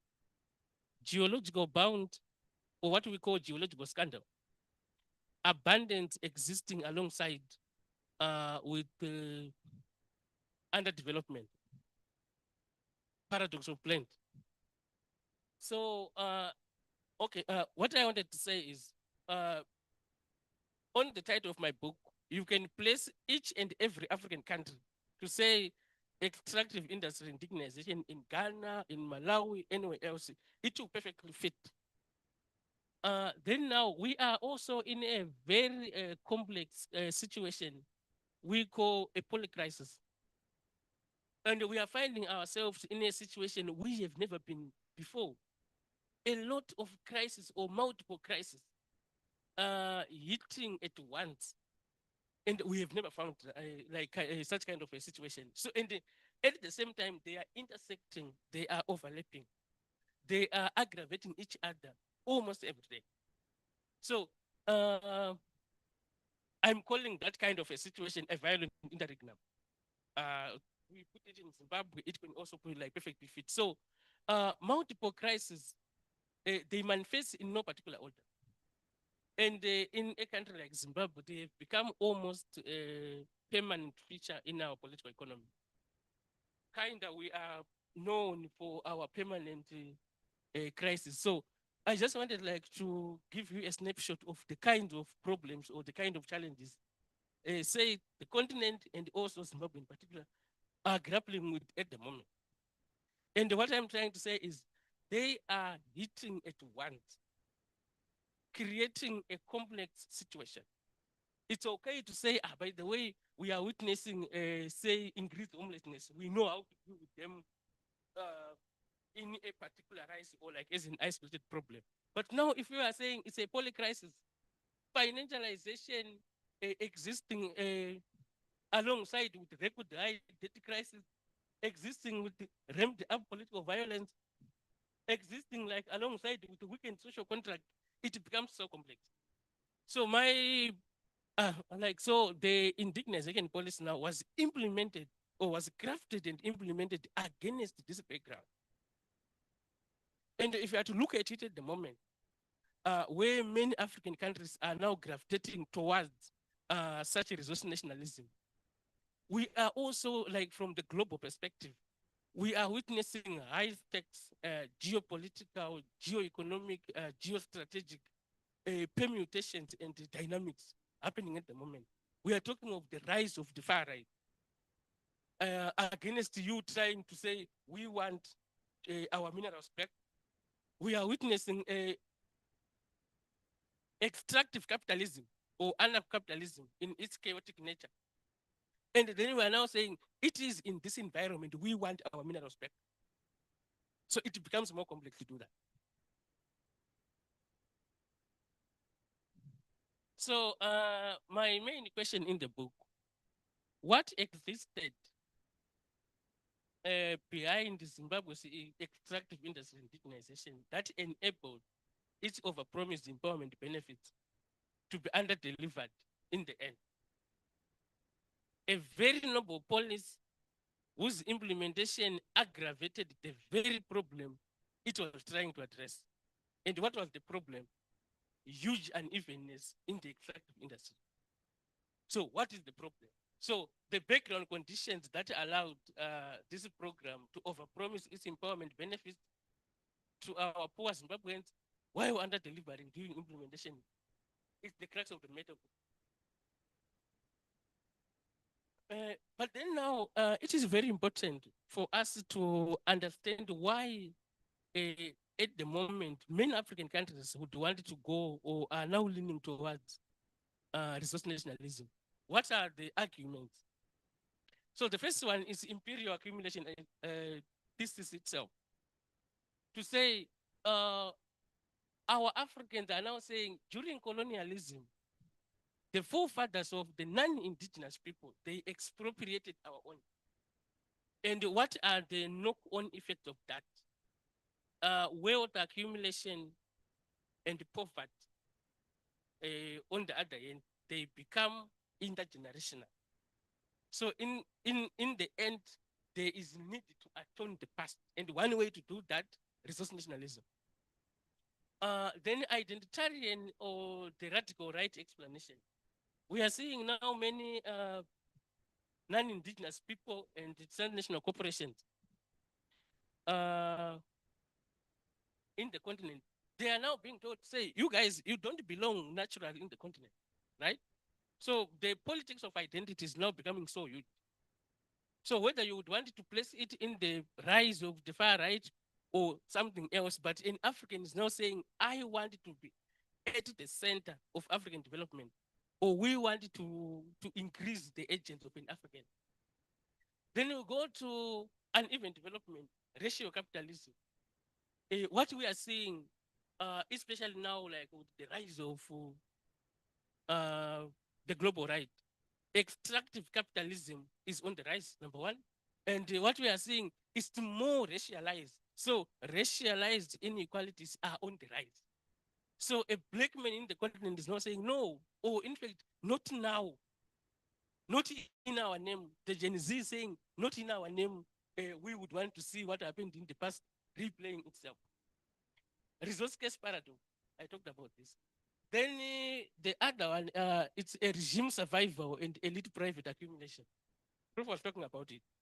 To say also our local political elites, why we would want to say it's a noble policy, which is very true, but they would also want a share in it to say how we can reproduce our government, how we can survive under such harsh conditions, right? Then we also have the natural capital accounting explanation. By the way, let us be very much careful because our minerals are not replenishable. Our minerals are very much depletable. So now Africans are saying, no, you cannot tell me you keep on mining after 30 years, that place or that mining site becomes a ghost town.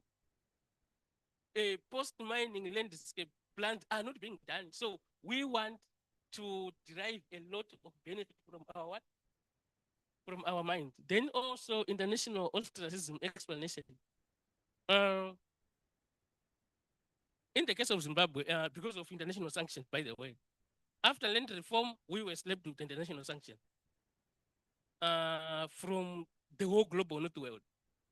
So the question is now, how can you survive under such a situation? You are like kind of thing, you are locked out of the global market, of the global financial architect. How do you survive?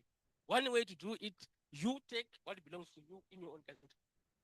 How can you say you make sure that the economy remains foreign in outlook, and the owners of such an economy are coming from the same countries who they sanctioned you, then you take them back. So that is one of the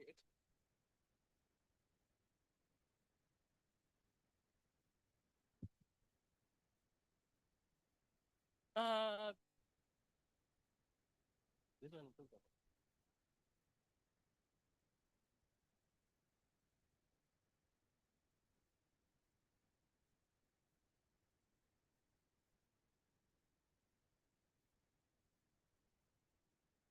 So what you would also find out is,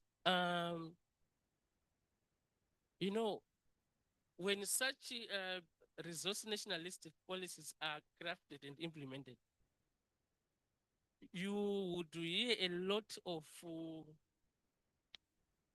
negative, say, framing of those countries. They are radical, they are socialist, they are communist, they are anti-development. In many ways, they are radical, right? But if you have to look at it, there are a lot of international, regional, national conventions, guidelines, laws, and rules that govern or that justify the need for the locals to own their resources. So from the United Nations, Professor was talking about the 2009 African Mining Vision. The other one, the new African Green Strategy is also talking about the same, to say you need to emphasize the ownership and control of the minerals by the local people. So localization is very legal at international stage.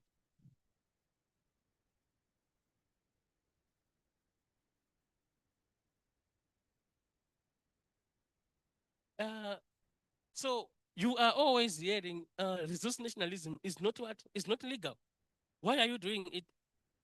In our context, we wanted like the biggest tech, the minimum of 51%. So they're like, no, but why would you do that?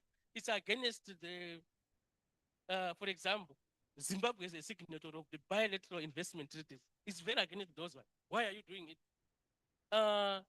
Then they're also arguing to say, why are you apportioning the sins of the forefathers to the present generation? And the argument back is, look, wealth accumulation or inequalities have been racialized simply because their foundations are colonial. So if you say, don't apportion the sins of my forefathers on me, just do the right thing, surrender the land, surrender the mind, and then live. Then the fourth one, resource nationalism means closing the country for business. Reason being, you would witness a huge capital flight. It happened. So how are you going to strategically balance between attracting the much needed investment and at the same time not making your economy more foreign in outlook? Either way, what you see is there is opportunity, there is precarity of the local people.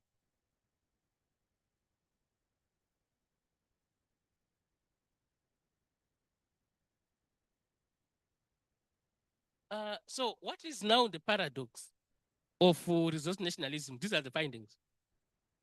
So the paradox is the same logic that was crafted to empower the subaltern communities in the country precarized those subaltern communities.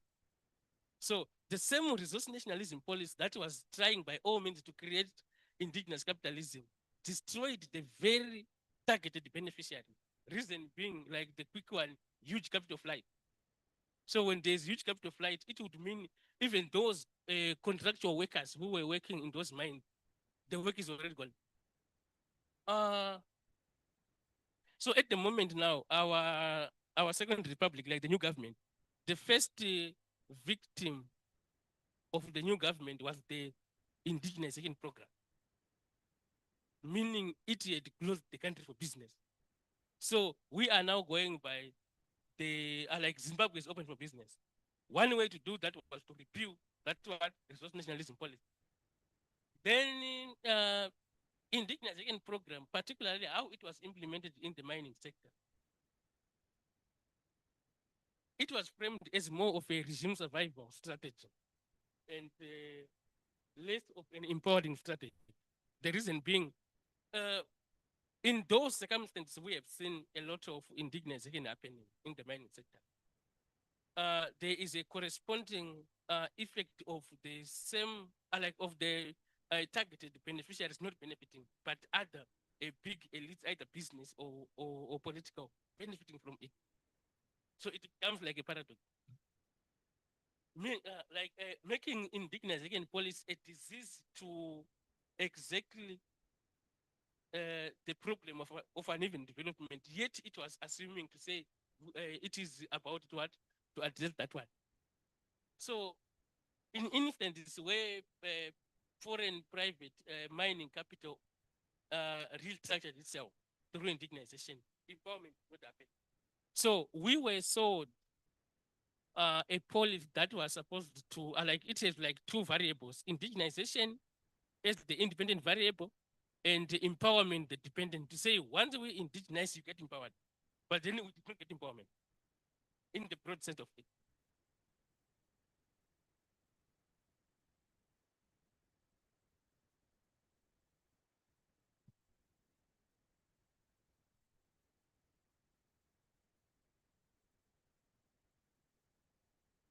So one of the paradoxes is uneven mining development problem was aggravated. And in this case now, it was no longer racialized, but it's now based on class, tribe, political affiliation, and also gendered in the process. Even also regionalistic, to say, where are you coming from? Then the second one, through acting as a disincentive to foreign direct investment in the sector itself, indigenization decreased the contribution of the extractive industry to the GDP. Huge capital flight. So the GDP fell by 7% between 2011 and 2012, like 2015. So if we are to look at this one now, many companies, even if there were a lot of noise to say we are indigenizing, right? So I put it to say the foreign miner, then foreign ownership before indigenization was implemented. Then foreign ownership in that company after indigenization was implemented. So these are the biggest mining companies. You can see none of them complied with the indigenization policy. So it was one of the paradoxes to say a lot of noise was seen, and even many media articles would say this company is now indigenizing, but in the end, that is the data we are seeing. They didn't indigenize. So there was a lot of politics, of course, around that.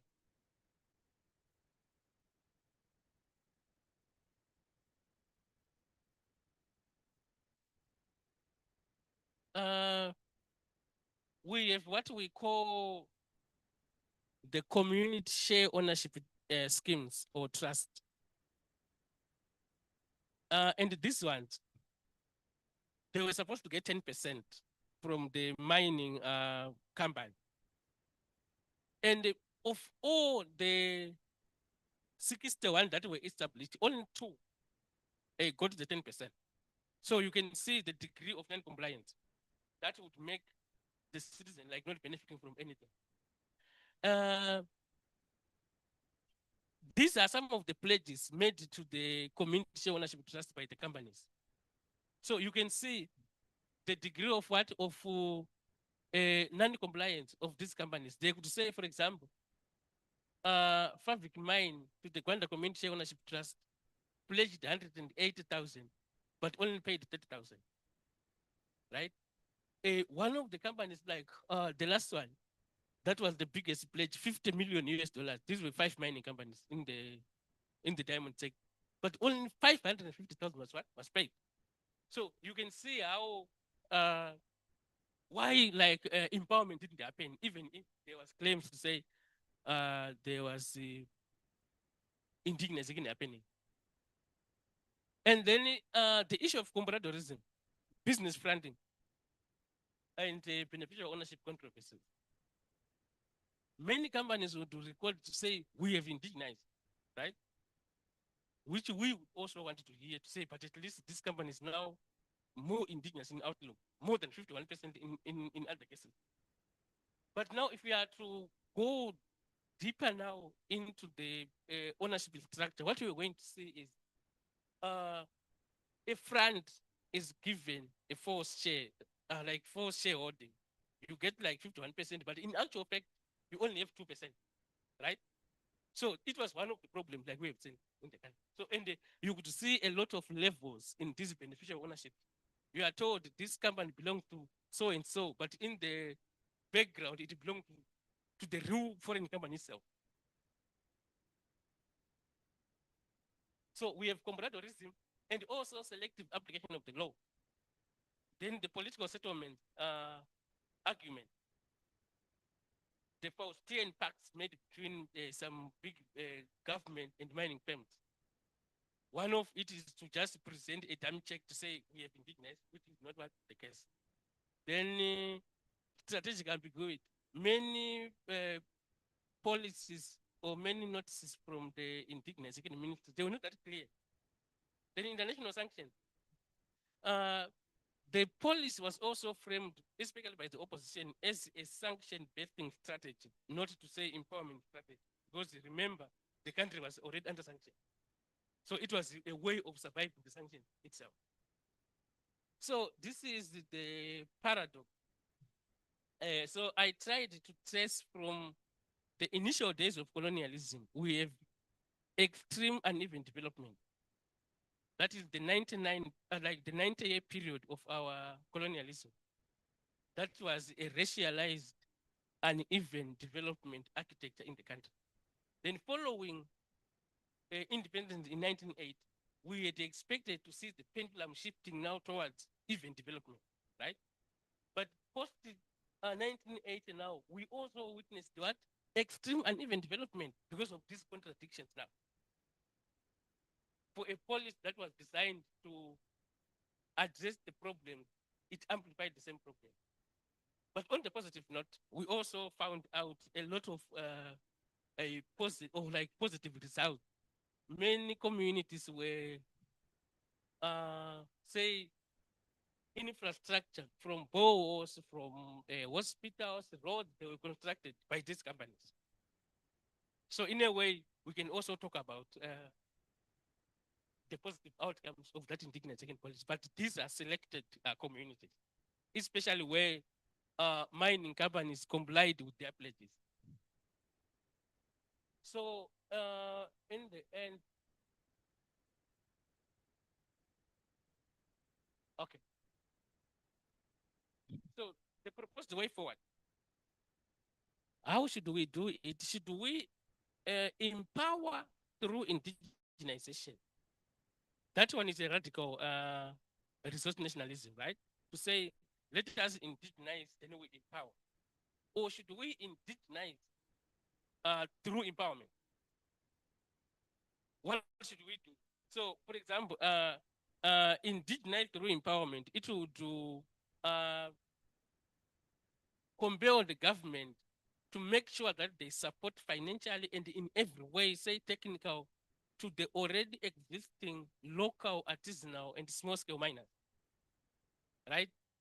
And also to formalize and regularize our artisanal mine, like our illegal miners. And then train them to also become competitive enough. Or else to say, let us empower through indigenization. How can we strike a fine balance between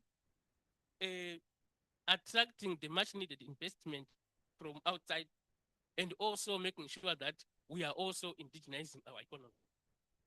Otherwise, thank you very much.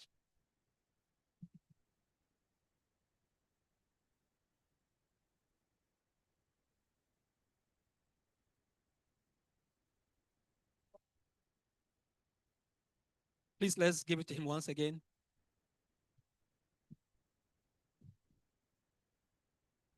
I hope you've been taking down some notes, your questions. I'll just urge that we try to be as precise and concise as possible. Otherwise, we would delay. I mean, lunch has already delayed. We were supposed to actually be returning from lunch now. Lunch is supposed to have ended at 1:30 as far as the original schedule is concerned. So we are running behind time. So we have to manage our time. We have literally like 15 to 20 minutes to go for lunch. That's a conversation that I've just had from the organizing team.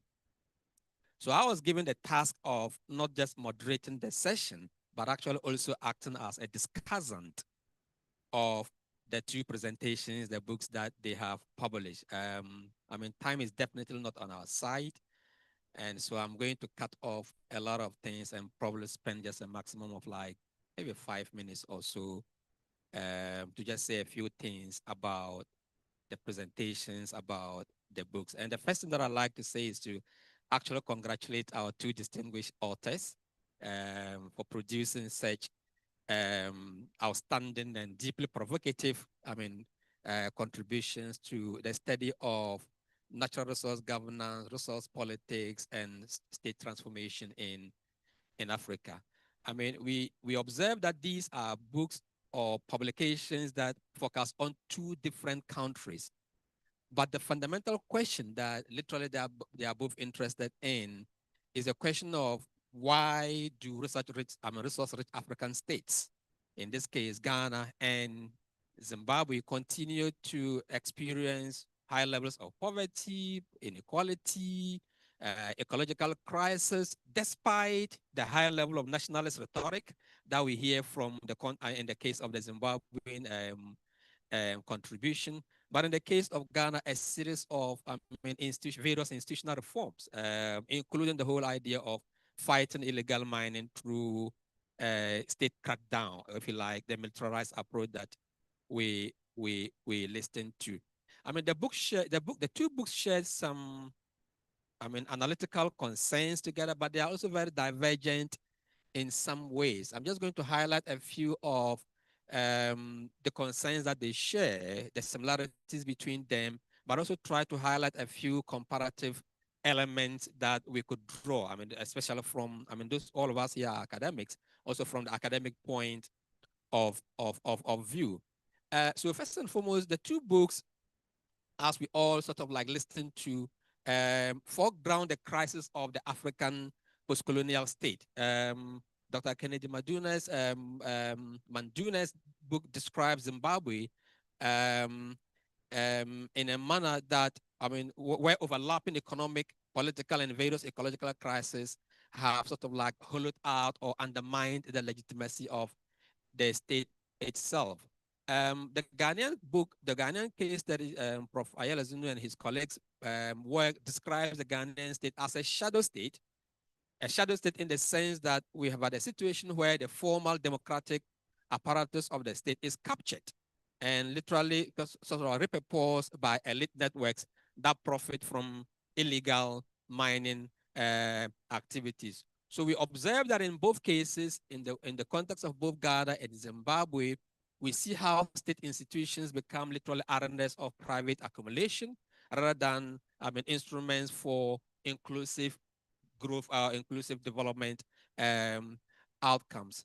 Second, and importantly, both works sort of like expose the paradox of the whole idea of resource nationalism and state capture.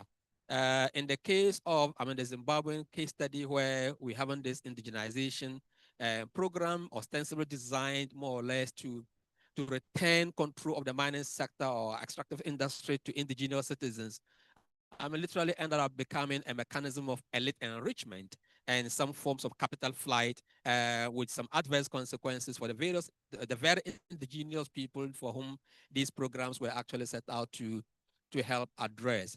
The Ghana's book, the argument about militarized war on Galamsey, again, the militarized approach was essentially adopted to help fight and protect the environment and promote the rule of law in the Ghanaian context, but literally also served to protect politically connected operators, whilst more or less criminalizing the rural poor. In both cases, we've seen policies framed in various moral or nationalistic tones or languages, but ended up being sort of like reinforcing the very inequalities that they claimed they actually wanted to set out to address.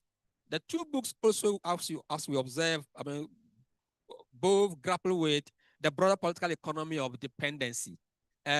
Zimbabwe's experience shows how the post-colonial state literally oscillate between the notion of resource nationalism on the one hand, but also openness to foreign capital on the other, neither of which, as we've observed, escapes the structural constraints of global capitalism.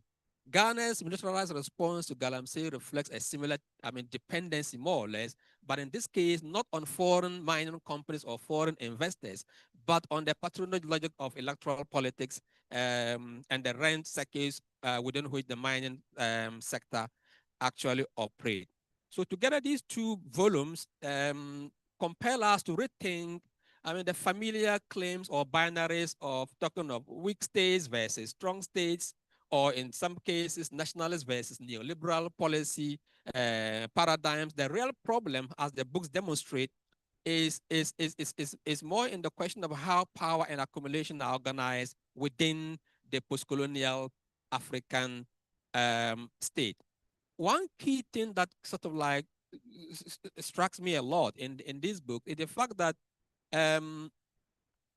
one important comparative lesson that we can draw from these volumes is the fact that these two countries experience very different forms of political regimes. If you look at their governance context, these are very, very different countries.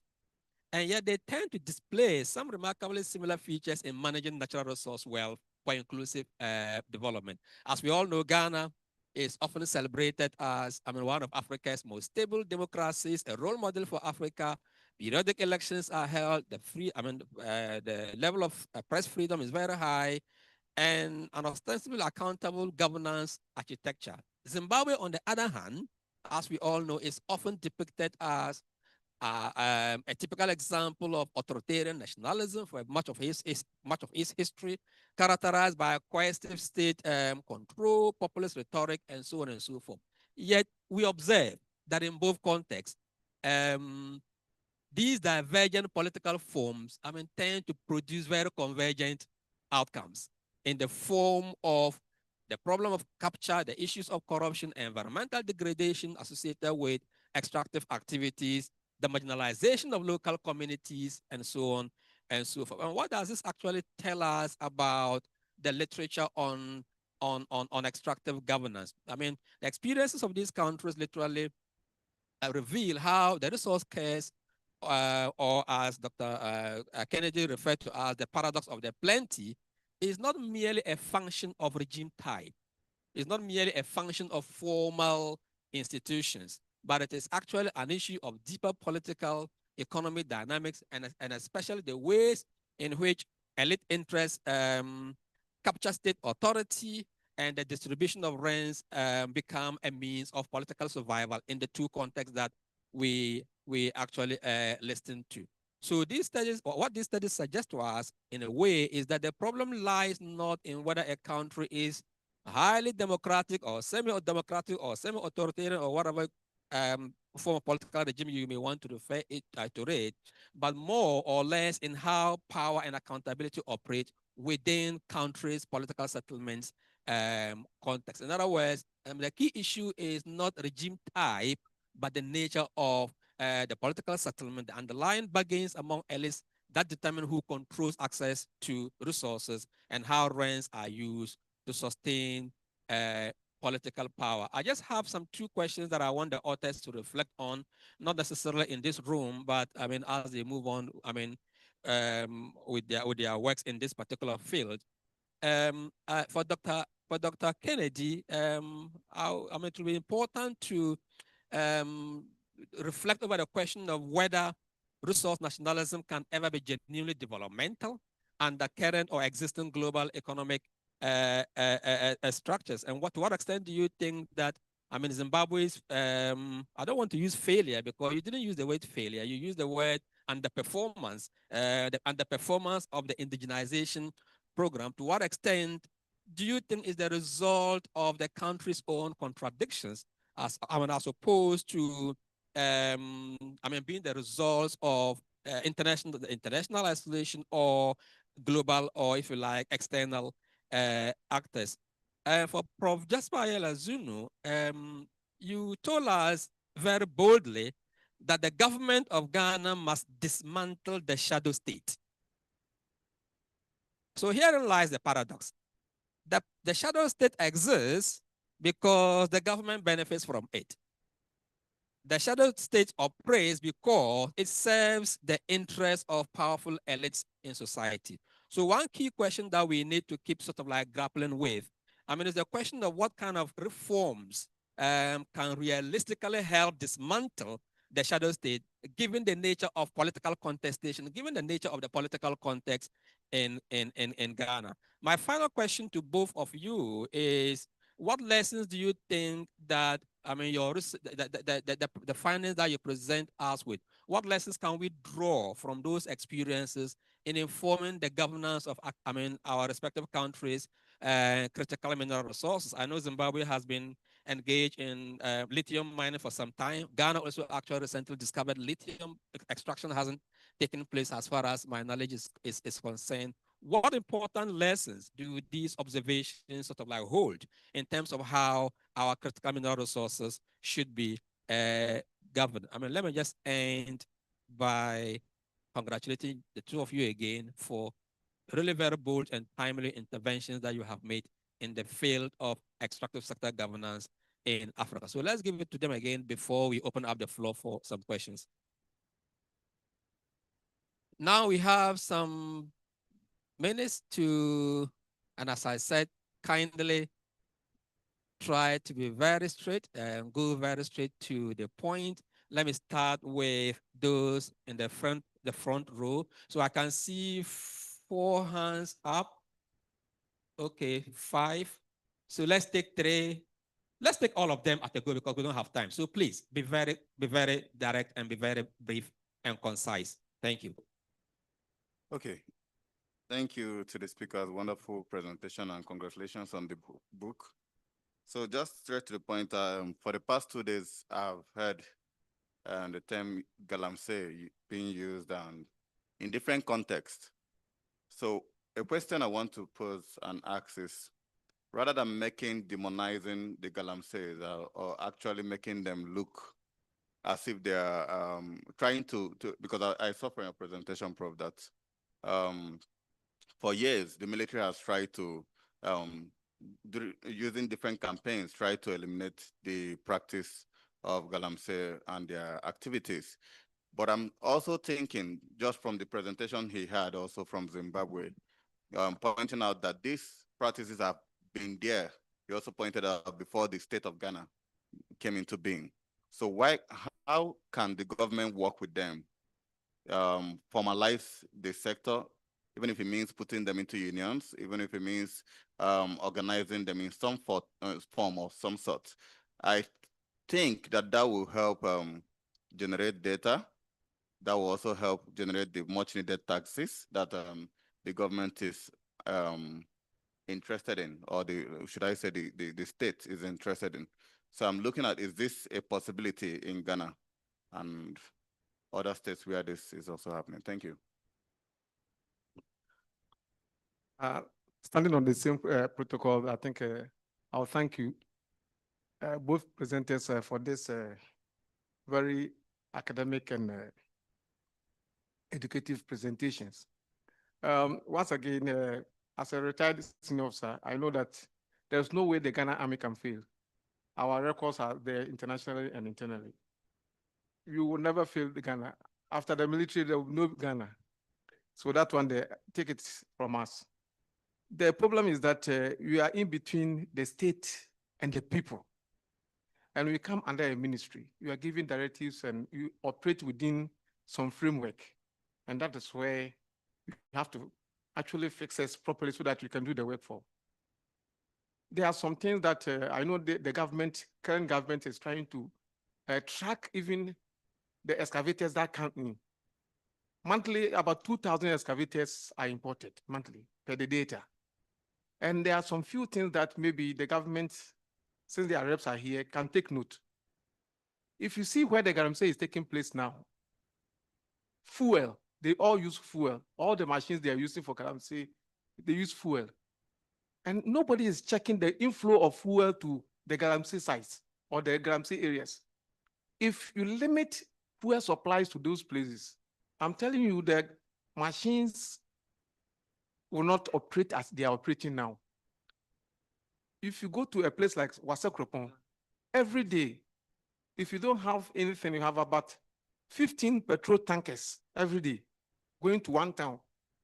So if a day you have 15 petrol tankers going to a town like this, what are they using those fuel for? And people are making money from fuel stations because you go there are drums and everything there, just cutting the fuel into the bush. So please, as government reps are here, apart from tracking it from the harbor, I think the areas that the Galamsey are going on, they live on fuel. And so let's try and see whether we can control the fuel to such Galamsey prone areas. Thank you. Thank you so much. Can we go to this lane, then we walk back this way? All right. And then afterwards, the authors would choose to do some picking and choosing and respond. And then otherwise, you will be standing on the way for lunch, please. All right. So thank you very much to the authors. They've really done a great job. Our colleague, the brigadier, has assured us that the Ghana Army is still solid, but we are really getting worried. They have really failed us in this Galamsey fight. I do recall they've also done a good job in a similar Kanka, which is a Flube header farmer conflicts. We've heard of Operation Cowleg 1, Cowleg 2, and that problem is still here. So I think it's time our military really stands up to help us solve the problem. But I do recognize that some prosecutions are going on. Some people have been arrested. And that tells me that the state, if it doesn't want to be captured, will not be captured. These are indications, given the prosecution going on, the number of people that have been arrested. We just need to put more advocacy for the government to do the right thing. The last one I want to contribute to is that even if there's state capture, there's no youth capture. Ghana is a very youthful country. And if we mobilize the power of the youth, as we've seen in Kenya and other countries, we should be able to deal with the issues. I am involved in research. My organization is called Tama Foundation. We worked with Water Research Institute, and then they took water samples around the Volta Basin, from northern Ghana up to the Atlantic Ocean. And what the findings is showing is that in the Volta region, the waters there are very, very clean. Very, very clean. I mean, when we got interested and we asked why the differences in the kind of the water quality They said, well, you are free to come and do your galamsey here, but we cannot guarantee your life, right?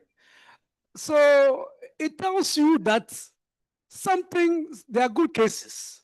You know, as I said, when we did the analysis from the Zongoyiri going to the black water, white water, all polluted with heavy metals, get to Volta region, everything is clear.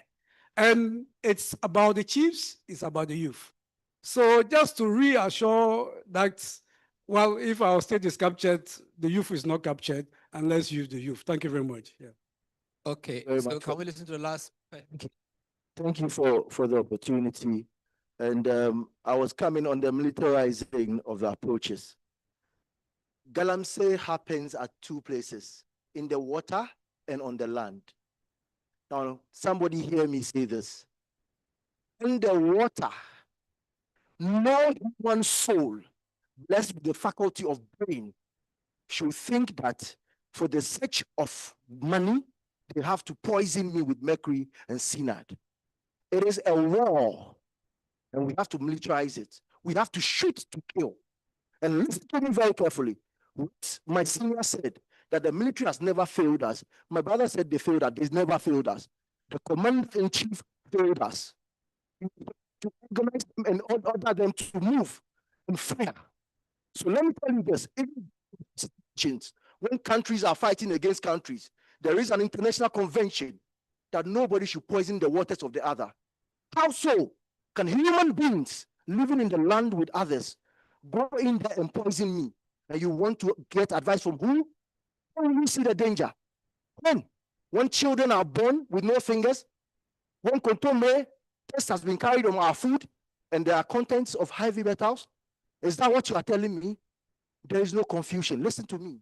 Somebody says we should go and look for the reason why and who is motivating them. I don't care.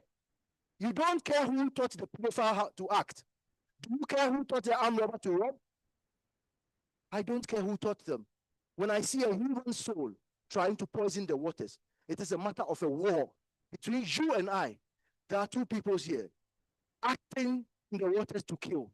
And then you, the rest of us here, who are watching on. I'm a Catholic. I'm told about what I have done and what I failed to do.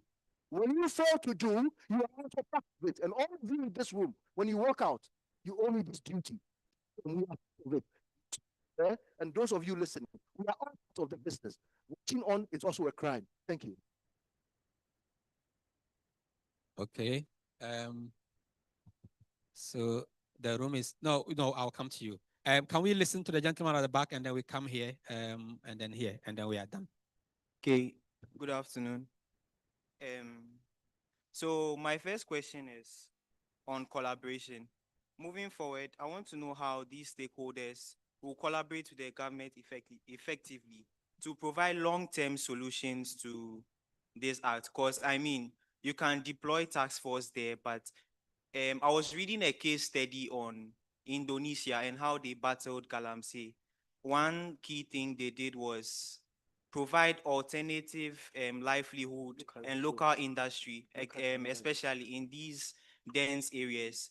So I wanted to know how the government would adapt this issue to control this act. Secondly, we need to look at why anti-Galamsey policies fail. I believe to solve a problem, you need to detach yourself from the problem before. Please, we are winding up. We are winding up. Kindly, let's have one conversation, please. You need to detach yourself from the problem before solving the problem. Detach yourself, observe the issue. How then do we solve this act when the problem is also trying to look for a solution? So I want to know how, some actors are involved. I want to know the measures taken to punish these actors, and we need to weed the bad weed out. Yeah. Thank and you. then my last question, simple one. There shouldn't be third, please. It's a follow-up to the other one. Please be very quick. Down to our grassroots, I want to know what mechanisms we put in place to ensure that the local chiefs and the district assemblies will be held accountable for Galamsey in their land, since they are the custodians of these lands. And that last question ties down very well with some two comments from our online participants. One is Kelvin Mauli Kofi, who asks what the role of traditional leaders are. What role are they actually performing in the fight against illegal mining activities? And a similar question from Kenneth Olanyo says, I don't see any strong collaborations between CSOs or other stakeholders and the government of Ghana in these Galamsey fights. What is that?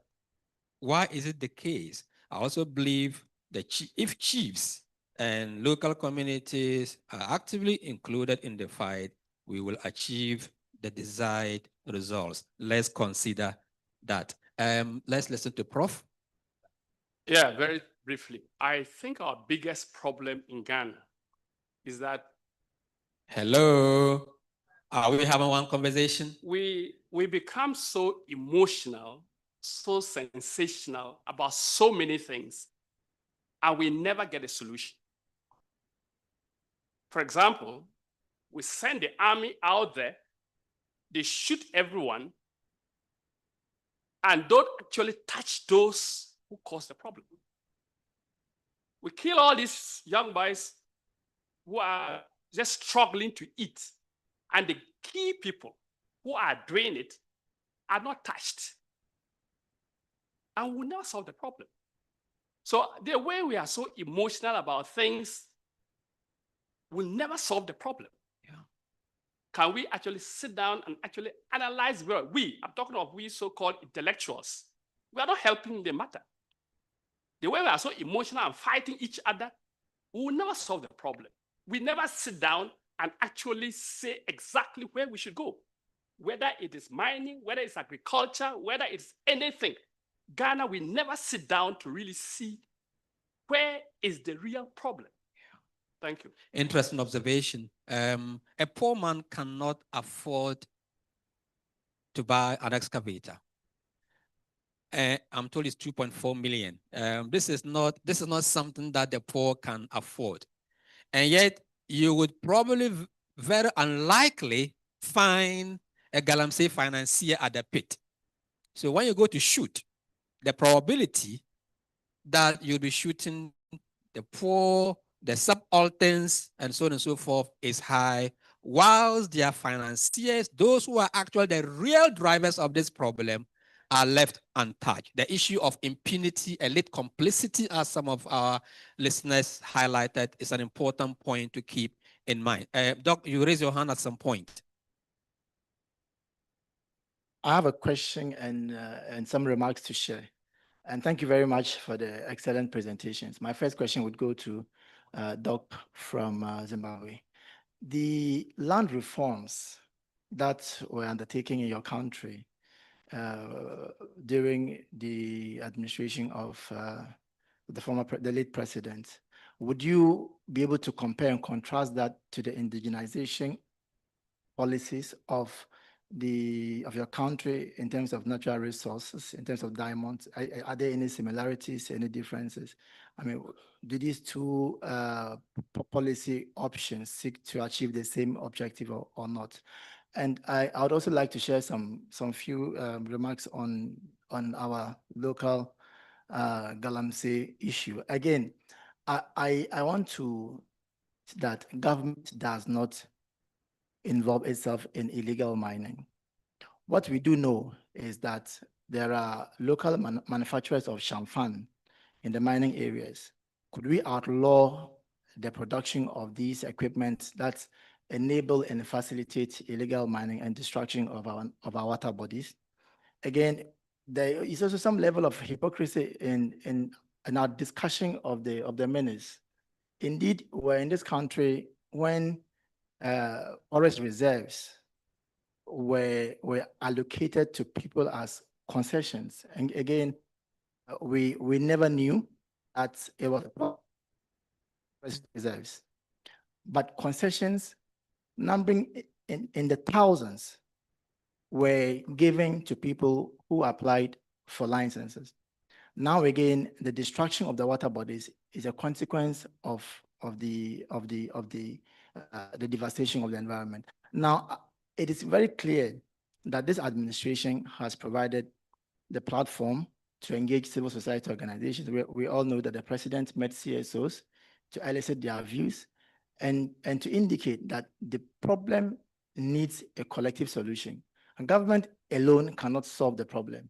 And that is why every Ghanaian has the responsibility to ensure that government succeeds. And indeed, those of us in this room and all those, and all Ghanaian citizens constitute the government. It is not just the executive. So I want to appeal to us that the discussion of Galamsey should be at least more constructive. Let us find sustainable solutions in ways that will mitigate the impact of the environment across the mining areas. And indeed, we also do understand that there are unintended consequences of some of the proposals being proposed, or being given out to government, like the state of emergency. Can we accommodate, are we willing to tolerate the unintended consequences of a state of emergency? So these are questions that we should always have at the back of our minds while we make these suggestions. Thank you very much. Thank you. Madam, you have the last say. Okay, so thank you very much, moderator. Just two very quick questions. So first of all, I just wanted to reiterate the initial question that was asked about inculcating these artisanal miners into the legal system. Isn't it high time that we recognize that to a certain degree, these artisanal miners have the intellect and necessary skills, which is why they are thriving? And like the presenter said, when it comes to artisanal mining or Galamsey, it's more than just an environmental issue, it's a class issue. So isn't it high time we recognize that they have the intellect and skills and see how they can be inculcated into the legal system itself instead of going through this entire process? Then I think you already aired some of my thoughts, because the first presenter spoke about the shadow states and how when it comes to the shadow states, you have the top 1% of the top 1% ruling the inner sanctums of power. But then when preferring recommendations, they talked about confronting and reining in the members of the shadow state. So my question is, when you have the top 1% of the top 1%, how do you confront them? How do you rein them in when they rule power itself? Thank you. All right, no more question. Let's go to our distinguished book authors. So I've allowed them to bombard you with an uncountable number of questions because I've also permitted you to do some picking and choosing. Choose to speak whatever you want to speak to. The rest, one of our earlier moderators said, when you hear politicians say it's in the pipeline, or what are those other terms? Plans are far advanced. So as academics, our own way of saying it is that, oh, I will think about it. Some of your responses can be that, yeah, you've taken notice of the questions and you will think about them. Can I go first? I think I only have two questions that were directed to me. That was a very important question, by the way. My response to it, the land reform and the indigenization policy, they are very much, in fact, we call them twins. They are very much connected. And the land reform, it took place from 2000 and 2003. By the way, it was framed as the fourth Chimreng, as the fourth war of independence or the fourth war of liberation. And why was it framed like that? It was a matter of emphasizing that political independence, which is not associated with economic independence, means nothing. So you could hear a lot of slogans going by our land, our economy, our land, our sovereignty.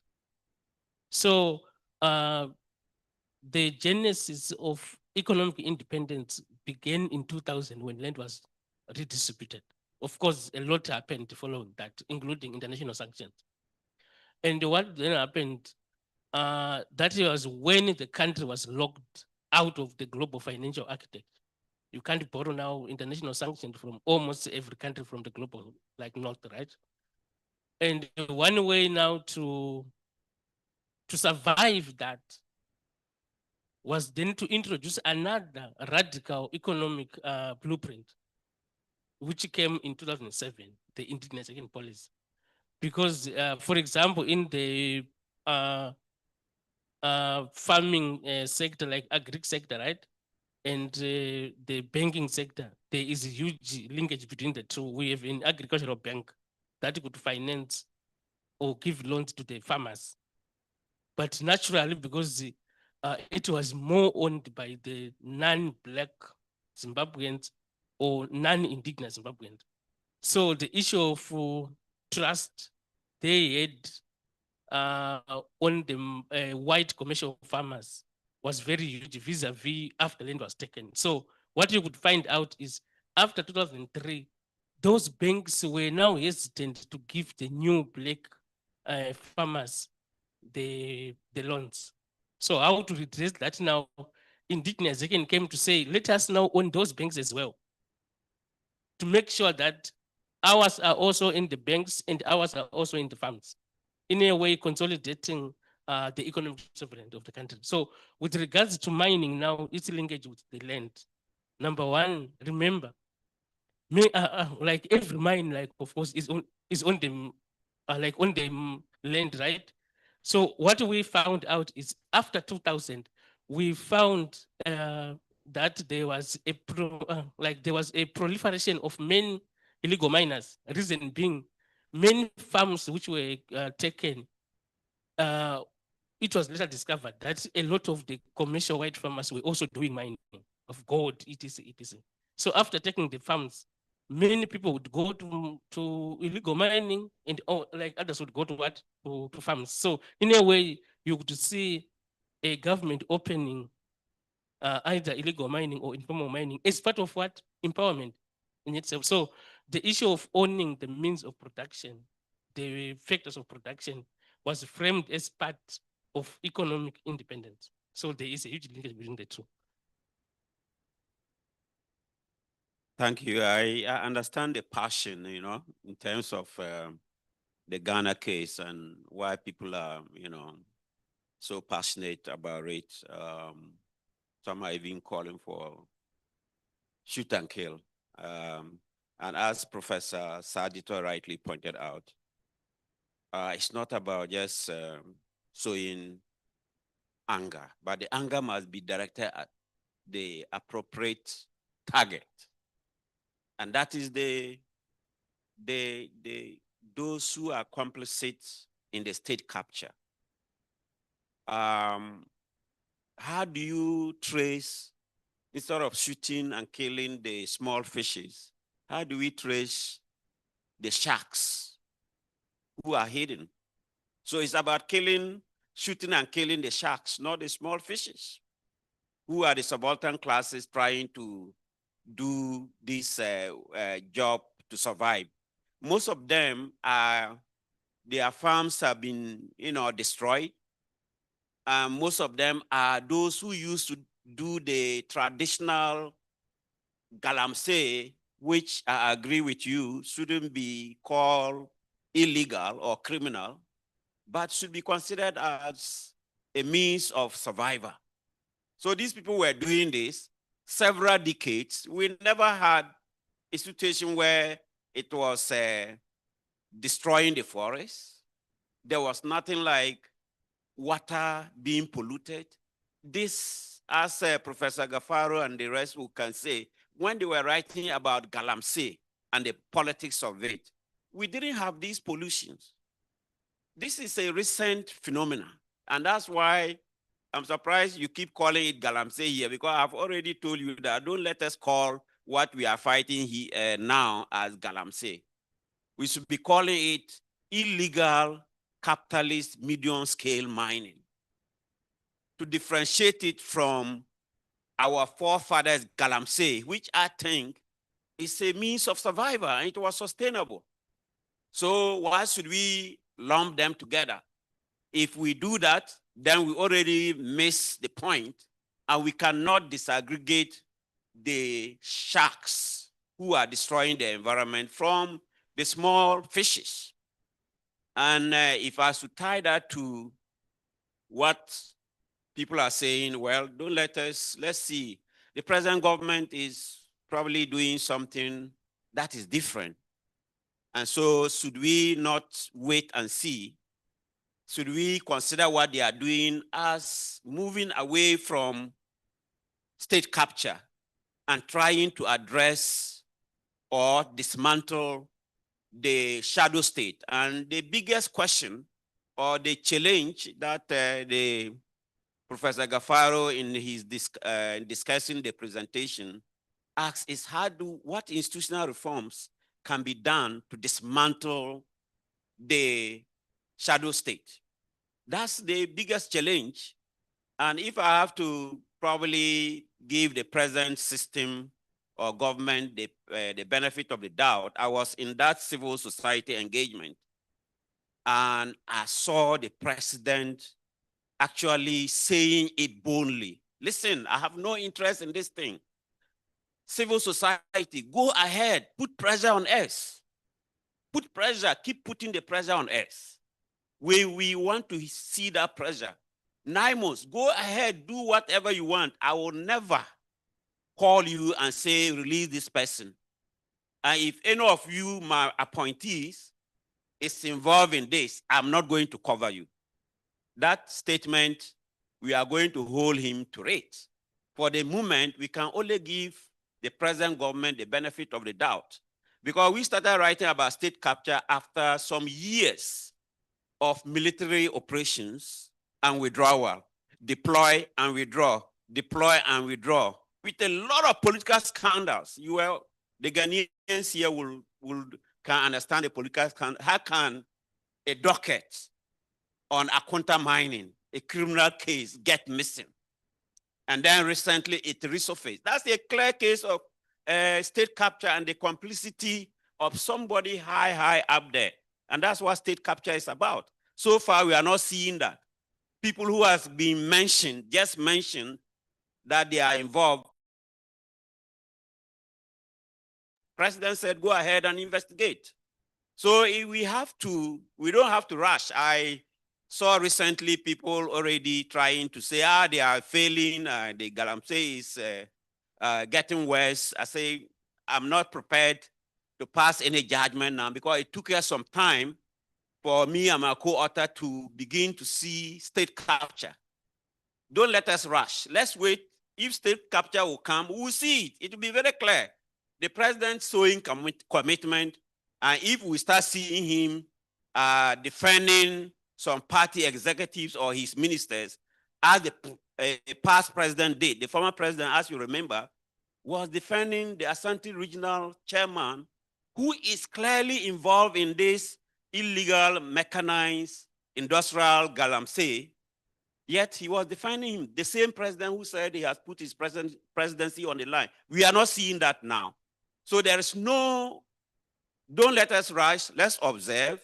If state capture, as we have written, will rear its ugly head, other scholars will see, because people are beginning to read this book and they are also watching. Hey, let's see whether there will be state capture in the nature that is captured in this book.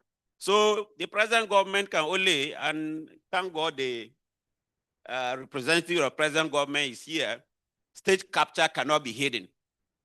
It can just be exposed with the likes of the journalist Asarodonko, who wrote the thing. The state capture cannot be hidden. So let's wait and see. So I understand the passion, but let us see what will happen going forward. Thank you. In other words, time will tell. Time will tell. Time will tell.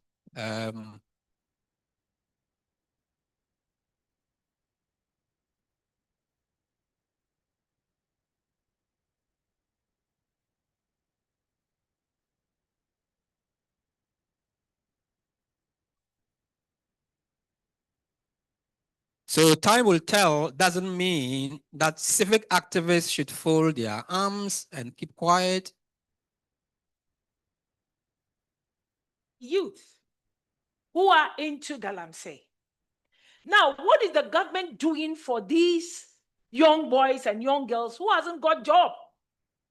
And if this child has finished school and he doesn't have any job. And somebody has called him, this is my machine, take it, and then go and work with it. And at the end of the day, you arrest that person.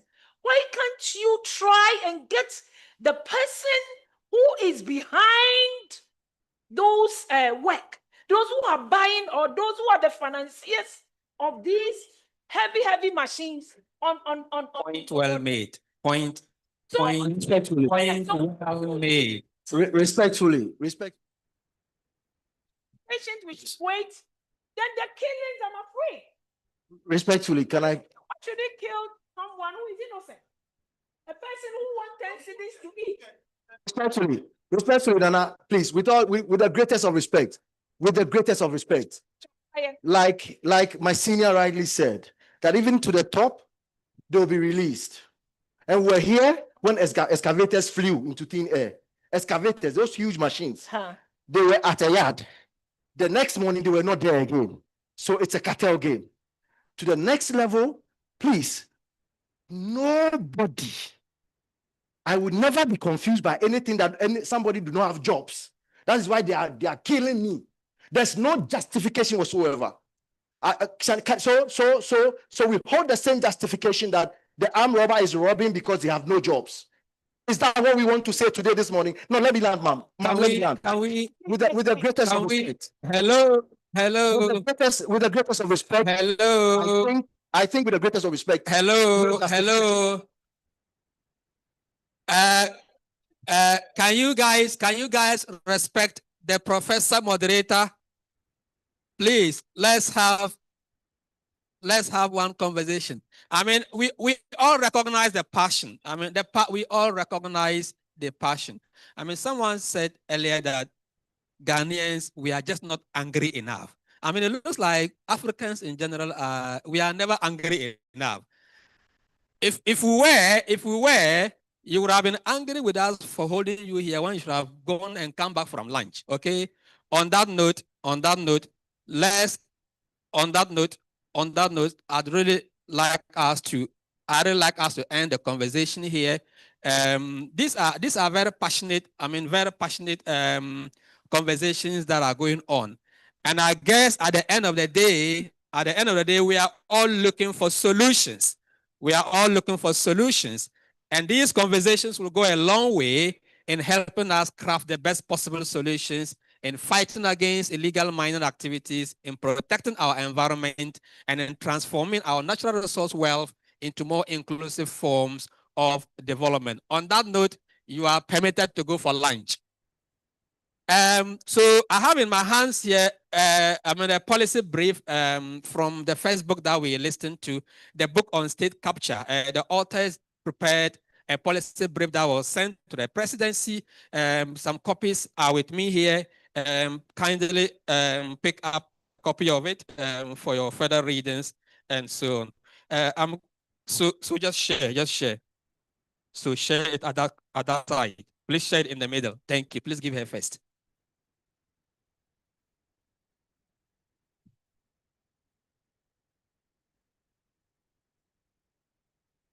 Congratulations. I like share capital. I think can be professorial discussion. Thank you. What we can do together. They were taking pictures of the presentation. Hello. What are the paparazzis? I saw you taking pictures of the panel, the previous panel members. Are you forgetting of my panel members? Photographers, we need to take a picture of the panel. Please help us to take this of the, yes. We need a picture of the panel and the moderator. Thank you.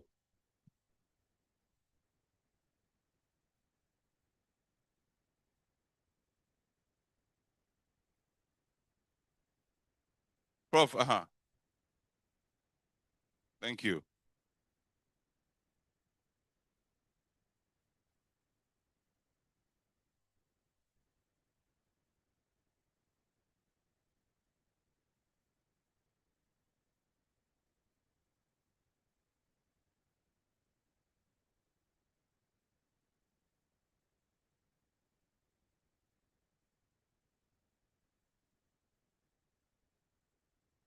Please, it's lunchtime. We'll return at 2:45.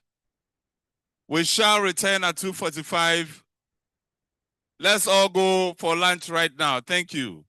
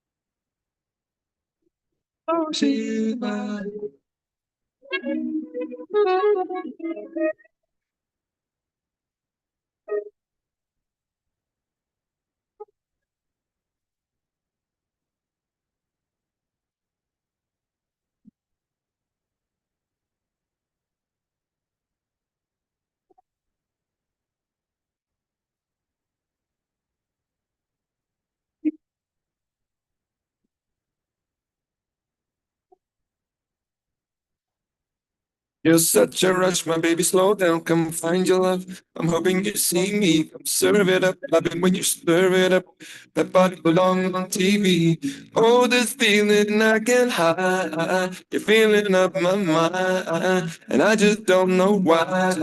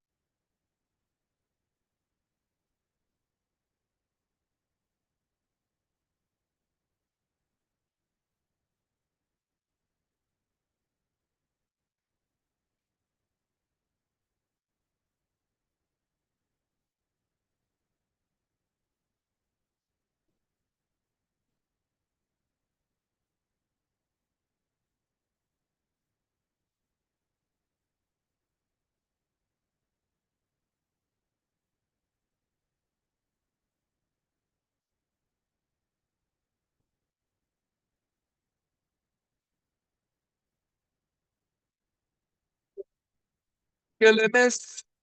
Come to smoke cannabis. Doctors say make up one of this. Make me feel like say I'm Aladdin. Come bring some fine melodies. Oh, me myself, not you past like this. So many things inside of my jeans. Slide down, DBT, DBT.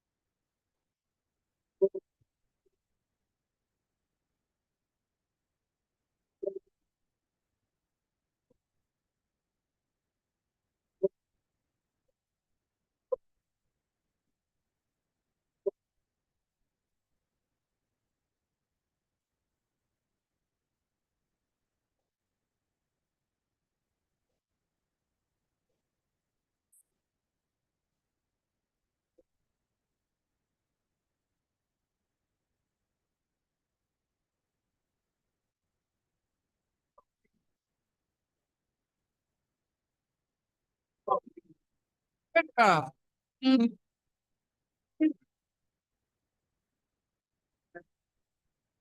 Ah.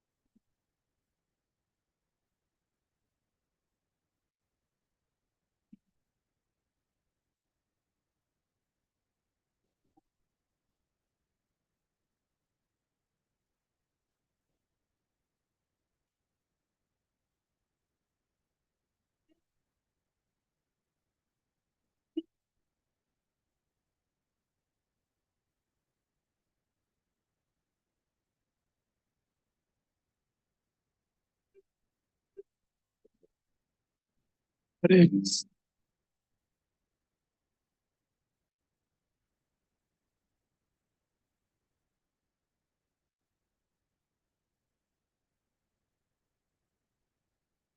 Creating rage process.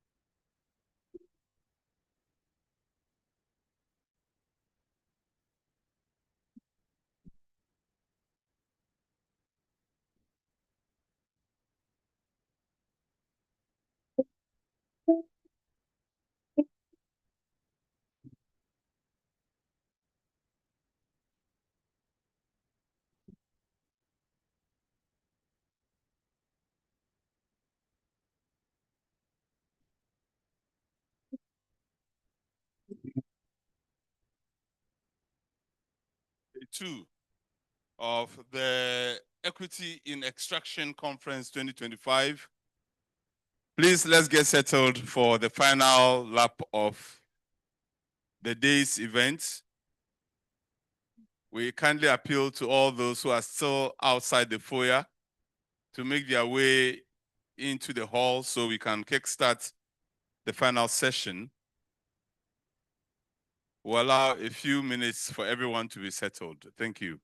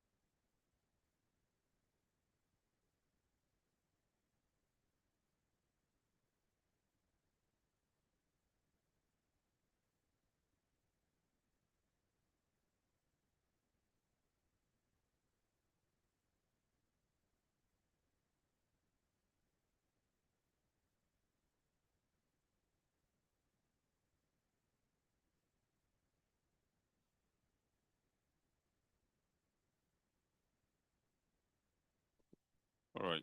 Thank you very much. May I have your attention now that we are back in the room, even though many others are yet to return, that's if they will even return at all. It is for every moderator, one of them nightmares as I indicated yesterday, is always the period immediately after lunch. Because people have taken in a lot and are feeling down, and others have connected with new friends. And so instead of paying attention to the proceedings, they are paying attention to new numbers they have saved on their phones. And for those who have pretended they are not married, but have taken numbers from ladies, praying that their wives do not call. We know all these tricks. So the ladies, please be careful. Some of the men, as I indicated yesterday, today they have taken off the rings from their fingers. Every man here is married, except me. Yours is a rosary. Ladies and gentlemen, you're welcome back. And to bring your minds back, I just, yesterday when I introduced myself, I said I had been working for the state broadcaster here in Ghana as a television broadcaster for 15 years. In fact, for those who follow GTV, you would have noticed that for more than 10 years, I was the main presenter for all major programs on the state television, Ghana Television. But I never got one thing.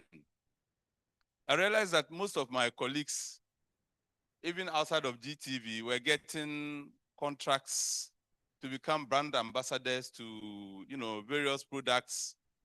And they were on billboards and, advertisement placements in newspapers all over. But nobody ever came to me. But I thought I was doing well. And I was wondering why.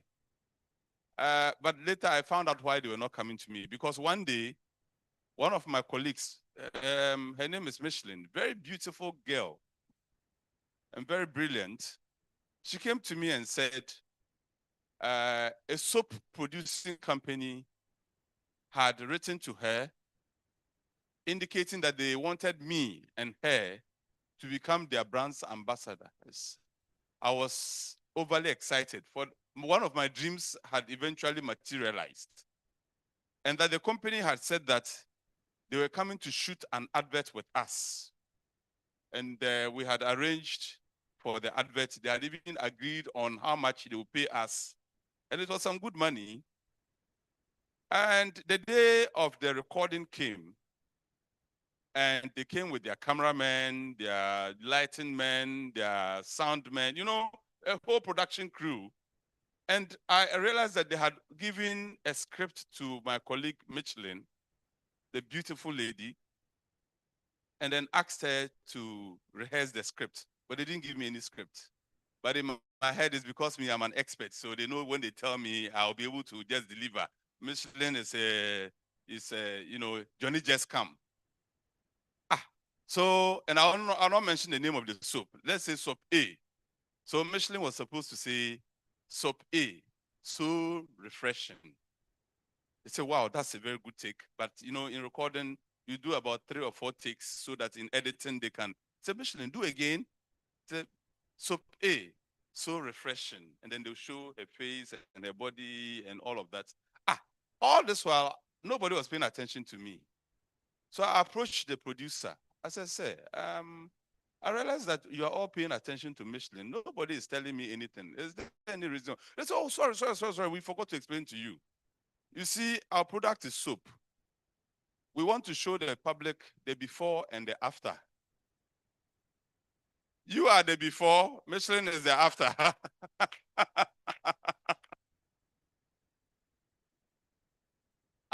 By the way, the money was good, so I took it. That was my way of bringing you back to the room, ladies and gentlemen. Oh, I deserve a round of applause when I do this. You guys. Ladies and gentlemen, now back to the serious issues of Equity in Extraction Conference 2025, the last lap for today. And then we'll have the very last lap tomorrow morning. Hopefully it will not rain in the morning and everybody can come in good time. So we are able to go through the program close on time. And for those who may have to return to their bases tomorrow, they will have enough time to prepare to leave and not miss their flights and so on.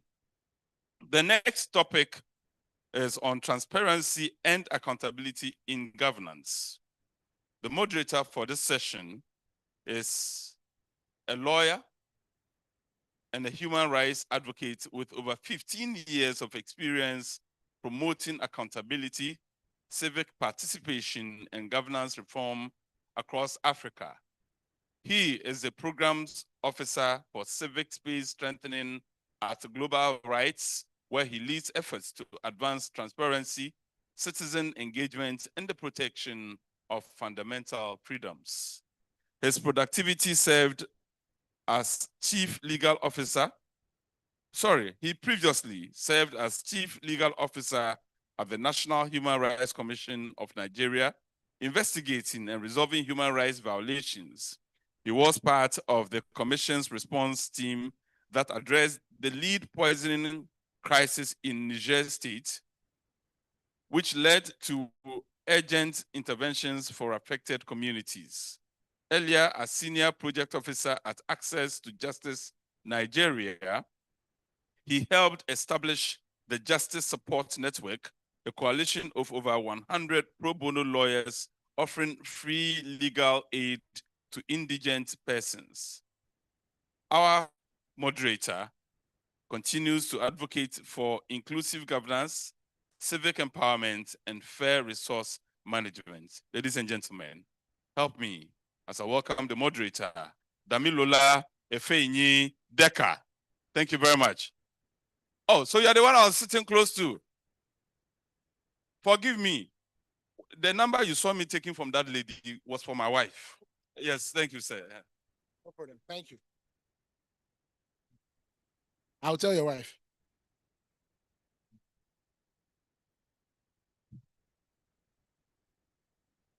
Thank you very, very much. I'm very honored by the, wow. I've been hearing about the moderators that have been moderating today, hearing professors, doctors, it's a bit intimidating, but thank you very much for putting this up. We are here to talk about a very, very, very important topic, transparency and accountability in natural resource governance.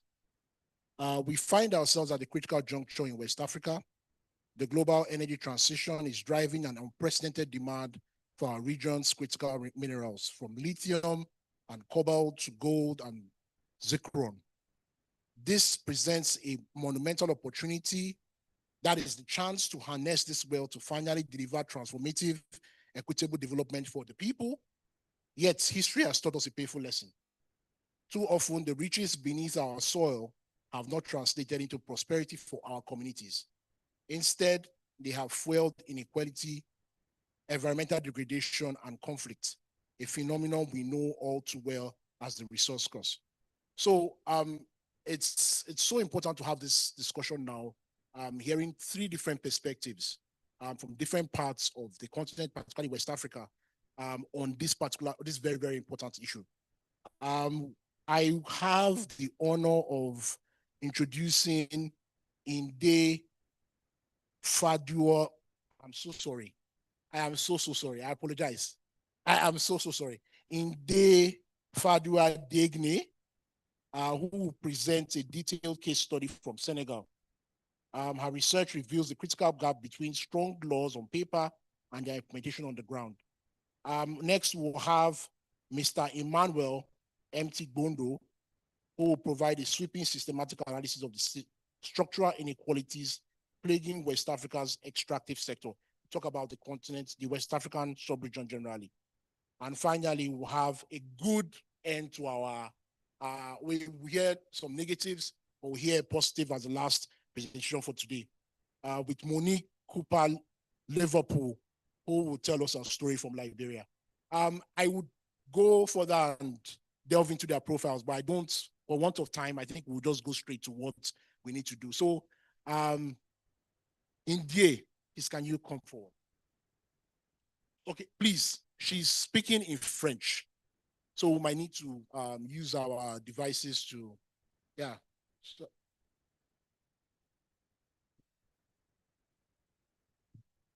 Please, a round of applause for her.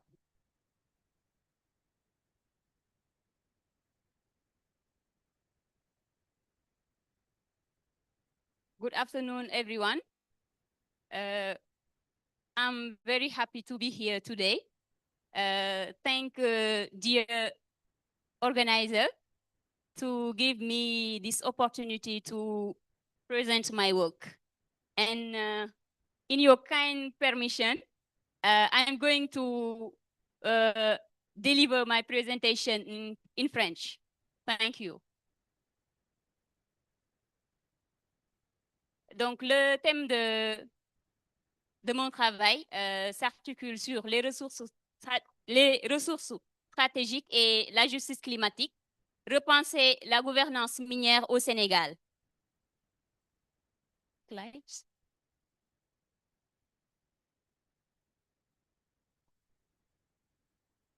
Next slide, please. Et donc, ici, nous avons... Thank you. OK. Ici, nous avons en quelque sorte le plan de notre travail qui se compose d'introduction, du cadre conceptuel. On a pensé, on a jugé nécessaire qu'il fallait faire un peu donner une petite définition des concepts clés de ce sujet, tels que les ressources stratégiques, la justice climatique, mais également la gouvernance minière équitable. Après cela, nous allons aborder le secteur minier sénégalais, notamment en termes de potentiel, en termes de cadre légal et réglementaire, mais également en termes de potentiel. Et troisièmement, nous aborderons quelques exemples de cas d'études sectorielles, donc dans le cadre du secteur minier. En quatrièmement, nous allons aborder les inégalités et la justice climatique dans le secteur minier sénégalais et proposer notamment des recommandations et enfin conclure.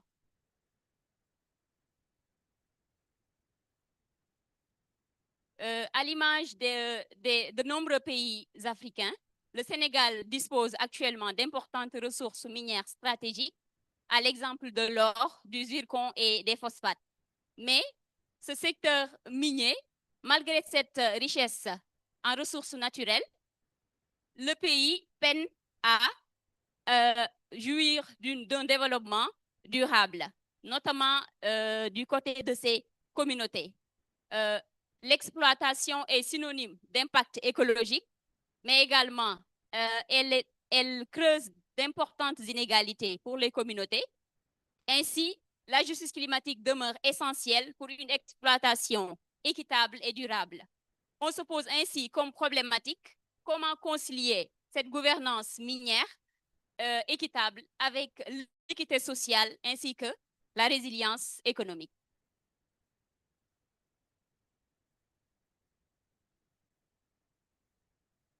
Donc là, ce sont les trois concepts clés de notre sujet.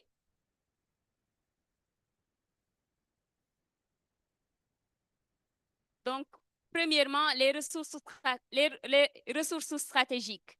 Les ressources stratégiques, elles désignent des ressources naturelles à l'exemple des hydrocarbures, de l'eau, mais également des métaux précieux qui sont considérés comme indispensables à l'avenir économique, à la sécurité et à la transition énergétique d'un pays. Cette définition des ressources stratégiques est peut-être expliquée notamment sous trois dimensions. Sur le plan économique, elles sont essentielles pour la compétitivité, la croissance, et pour ce qui est de la dimension géopolitique, elles demeurent des leviers de puissance et de souveraineté dont le contrôle assure la sécurité nationale et énergétique tout en alimentant les rivalités internationales liées à la dépendance. Et sous le plan environnemental et énergétique, elles sont essentielles à la transition base carbone, à l'exemple du lithium, du cobalt et notamment des terres rares qui soutiennent la décarbonisation mondiale.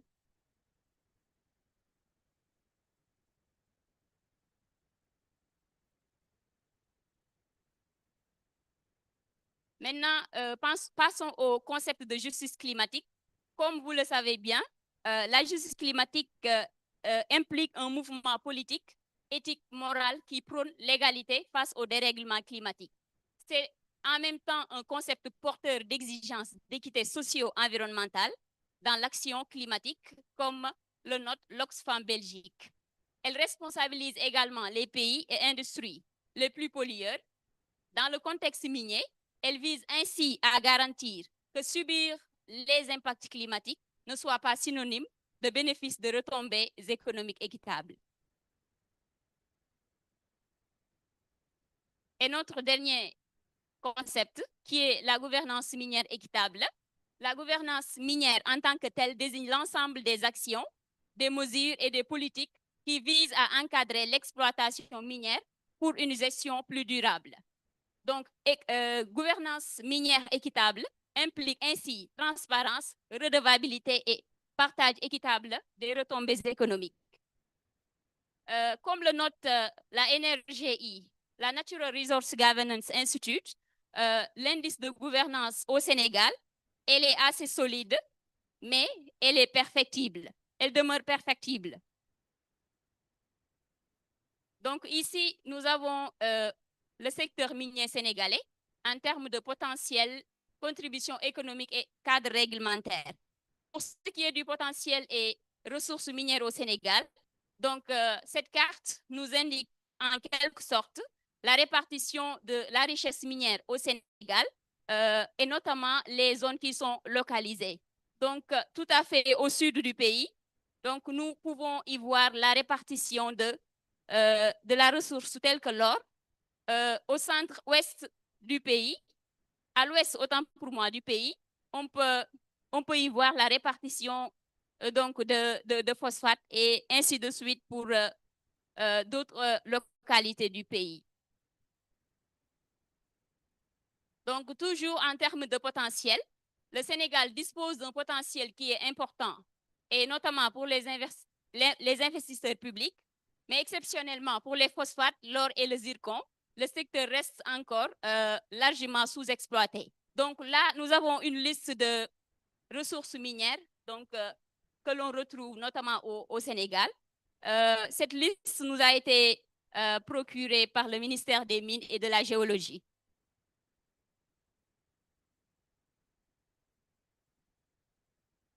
Donc, en termes d'apport du secteur minier à l'économie nationale, dans le secteur extractif, de nombreux pays riches en ressources naturelles peinent à en faire profiter pleinement à leur population.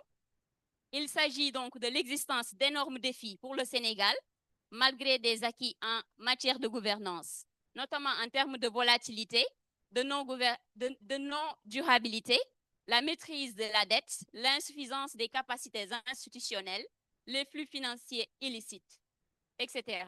Le poids du secteur extractif, elle est perceptible du fait d'un effet positif sur la balance des paiements, mais la contribution marginale dans le PIB reste, mais sa contribution au PIB et à l'emploi reste toujours marginale.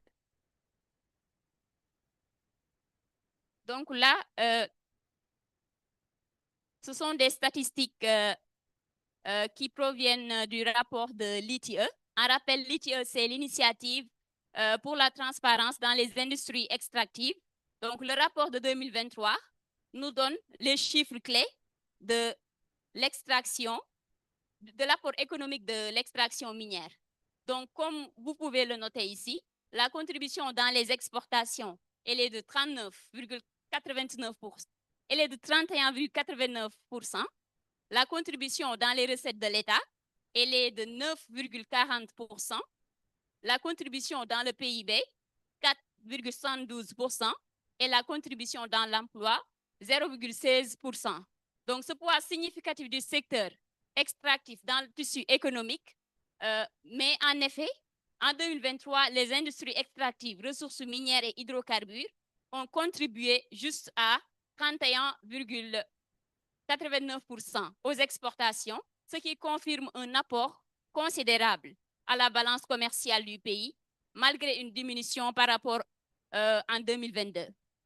Donc, pour ce qui est des revenus ou recettes publiques, on note une contribution plus importante du secteur extractif par rapport à 2022, ce qui traduit ainsi un accroissement de la rente qui est générée par le secteur. En termes de PIB, donc il y a légèrement une hausse par rapport en 2022. Pour ce qui est de l'apport du secteur extractif sur l'emploi, elle n'est pas si significative avec une diminution en 2022, ce qui montre ainsi une faible capacité d'absorption d'une main-d'œuvre importante du secteur. Donc, pour ce qui est du cadre légal et réglementaire, et notamment des institutions de la gouvernance minière au Sénégal, la gouvernance minière au Sénégal, elle est régie par un cadre légal principal, qui est régi principalement par le Code minier de 2016 et de son décret de 2017, qui consacre à l'État les ressources et subordonne leurs attributs, leur exploitation à l'attribut de permis. Donc, également, ce dispositif est complété par le Code de l'environnement qui impose des évaluations, environnementales et notamment une gestion stricte de l'impact, des impacts écologiques. Également, en 2022, le Sénégal a voté la loi donc, sur le contenu local, notamment pour renforcer la formation et les achats locaux dans la chaîne de valeur minière. Donc, un petit rappel, le contenu local, autant pour moi, le contenu local, il désigne l'ensemble des mécanismes de développement du secteur, du tissu industriel et commercial national.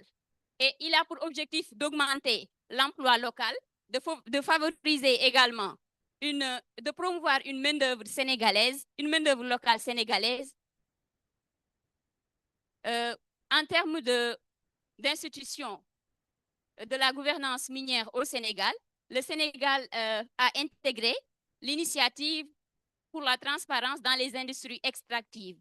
Et elle est garante d'une promotion de la transparence et de la redevabilité à travers des publications de rapports. Donc, comme nous l'avons précisé tantôt, pour ce qui est de la gouvernance minière, le Sénégal détient une note de 75 sur 100 d'après l'indice de gouvernance de 2021 qui nous a été donné par la Natural Resource Governance Institute. Et la gouvernance minière du Sénégal, elle est globalement solide, mais elle reste perfectible.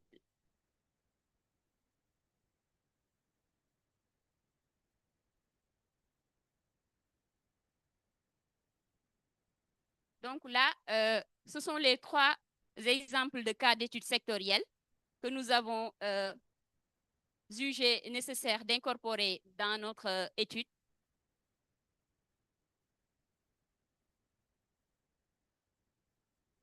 Donc, premièrement, il s'agit de la ressource or. Donc, nous avons jugé nécessaire de parler de Sabodala, qui est principalement la plus grande institution, la plus grande entreprise, autant pour moi, qui gère l'exploitation de l'or au Sénégal. Donc, cet or industriel étant exploité par Sabodala Operations, qui est une filiale d'Endeavour Mining, la mine a une production de 2024 d'environ 229 onces d'or, selon Endeavour Mining en 2025. Donc, il a aussi une capacité d'employer 1620 personnes, majoritairement sénégalaises, appui aux coopératives féminines. Maintenant, en termes aussi d'enjeux persistants, il y a des impacts environnementaux tels que la pollution de l'eau, il y a la cyanurisation, également les boues, mais également nous avons des retombées locales qui sont limitées, application du contenu local de 2022, qui est à renforcer. Donc, on poursuit toujours avec ces exemples de cas d'études sectorielles avec le zircon, qui est principalement produite, exploitée par l'industrie du nom de Grande Côte Eramet. Elle est localisée aux côtes nord du Sénégal, en production depuis 2014. En termes de partenariat, Eramet détient 90% et l'État 10%, ce qui représente une part très minime. Donc, pour les minéraux qui sont exploités à partir de cette ressource, au niveau de cette industrie, autant pour moi, il s'agit du zircon, de l'ilménite, mais également du rutile. En termes de retombées économiques, 97 milliards de francs CFA ont été générés en 2023 et environ 2000 emplois créés. En termes d'enjeux majeurs également, nous avons des impacts écologiques sur zones sensibles comme le désert de Lompoul, indemnisation contestée des populations riveraines. La nécessité ainsi d'un contrôle public renforcé et d'une gouvernance locale. Et enfin, pour ce qui est du domaine du secteur des phosphates, principalement exploité par ICS, Industrie Chimique du Sénégal, Indorama, qui est un acteur principal des phosphates au Sénégal et principal producteur d'engrais en Afrique de l'Ouest.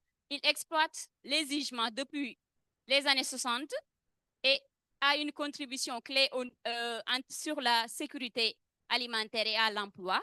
En termes également d'enjeux, nous avons des impacts environnementaux et sociaux du fait de l'ancienneté des installations de ces usines-là.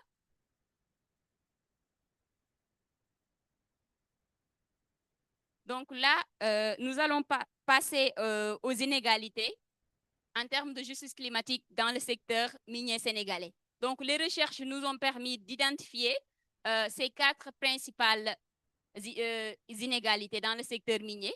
Il s'agit des revenus locaux contre les revenus nationaux. Les mines au Sénégal génèrent d'importantes recettes, 616 milliards de francs CFA en 2023-2024, comme le note le rapport de l'ITIE en 2025, mais la majorité, elle est captée par l'État central, ce qui nécessite ce qui laisse très peu aux collectivités locales et accentue ainsi les inégalités territoriales et limite les investissements dans les zones minières. En termes d'impact environnemental également, les opérations minières augmentent la vulnérabilité climatique des populations locales à travers la déforestation, la pollution et l'érosion des sols. En termes de dimension, notamment une autre inégalité telle que la dimension climatique, du fait de la négligence de la justice climatique, de l'absence de comptabilisation et de réduction des émissions de gaz à effet de serre et non prise en compte des impacts sur la résilience climatique. Et enfin, dernière inégalité identifiée dans le secteur minier, il s'agit du contenu local et emploi. La chaîne de valeur locale dans les mines, elle reste limitée parce que du fait d'un nombre très faible de jeunes ou bien de personnes de nationalité sénégalaise qui sont employées dans ce secteur. Donc, la sous-traitance et la production locale de biens sont faibles, ce qui accentue les inégalités économiques et freine le développement de compétences locales, comme nous le note Endeavour Mining. Donc, enfin, pour les recommandations, donc, afin de promouvoir une gouvernance minière plus juste, respectueuse de l'environnement et du climat, et notamment garant d'une exploitation minière qui est économiquement rentable, écologiquement viable et socialement équitable, nous préconisons ces recommandations suivantes. Il s'agit de la transparence et de la redistribution équitable, du renforcement du contenu local, d'une prise en main rigoureuse du changement climatique, d'un dialogue et droit des communautés, et également un renforcement institutionnel et d'une bonne gouvernance.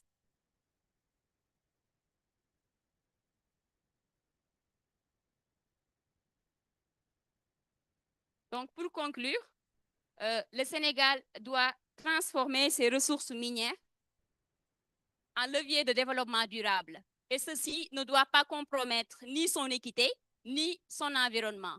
Maintenant, dans ce sens, la justice climatique, elle impose de revoir en profondeur la gouvernance minière, donc tout en conciliant justice sociale, redistribution et protection de l'environnement. Ainsi, avec un cadre légal législatif renforcé, le pays pourrait faire de ses ressources stratégiques une véritable opportunité et non un fardeau pour les générations futures. Je vous remercie.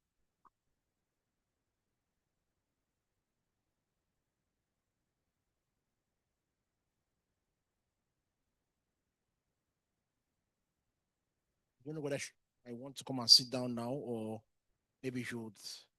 Okay, after. Okay. Thank you very much. That was an excellent presentation. Here are a few things I picked out. So you said the key question: how can citizens benefit from the resources? I think that's the crux. That lies at the heart of what we have been discussing over the past few days. How can citizens benefit from the resources under their feet? She said the mining sector is underexploited in Senegal. She also said that the figures do not match what it should be. The figures when it comes to income that is being generated by the sale of these resources, it doesn't match what it should be. She also said that this has not, with regards to resources, it has not made significant improvement to employment. She said that though Senegal has a good legal and economic landscape with regards to when it comes to regulations, things like the mining code from 2016, the local content law, it has not reflected in the economy of the country in the sense that it has not reflected in how employment is being taken, how employment goes on in Senegal. She said income captured by the central state leaves very little for the local communities. So there's a disparity. These are the key points. These are the key things she was trying to identify. And the major thing I picked out from what she said was also with regards to implementation. We will talk, my brother from Sierra Leone will also talk about the general picture with regards to West Africa. But what is pretty evident is even when there are laws, even when there are regulations that guide how these things should be done, how mining should be done, and how communities are supposed to benefit from it, we have an implementation gap. We have an implementation gap. We might be fighting today and saying that we want more laws and more regulations to regulate the sector, to ensure that there's transparency and there's accountability. But one thing we need to work out is how we ensure that there's effective implementation of these regulations and laws. So I think the next one is Mr.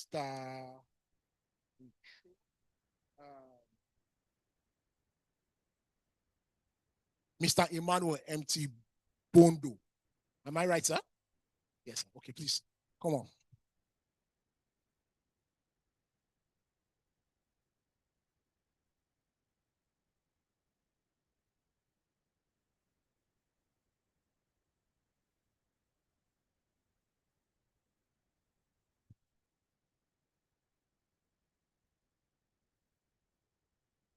All protocols observed. Greetings from Freetown, Sierra Leone. As the commander-in-chief of this microphone, I notice some people are sleeping, others are busy with their phones. I suggest we all stand, please. Let's break the ice.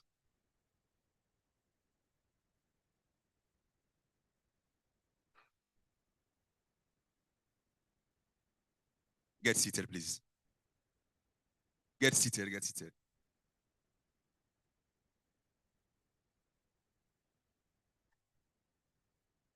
No, Nana, get seated, Nana.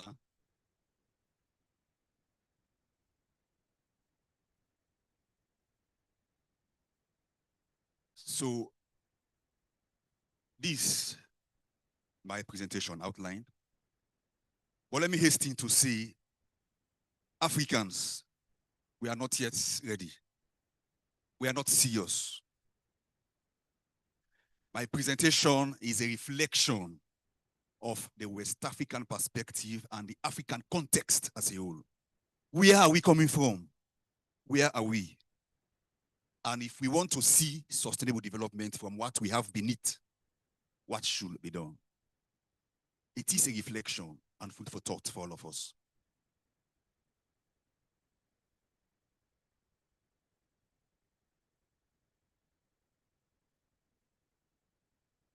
So as a background, be reminded that mineral resources are finite and value are volatile. They can end one day and the price for them are not fixed. Right? They are not just economic wealth, but they serve as source of political strength and social satisfaction.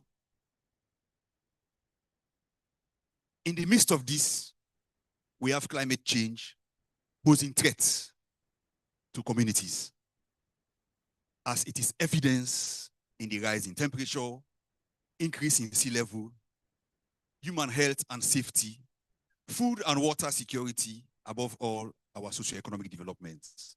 These are existing threats you and I experience in our daily lives.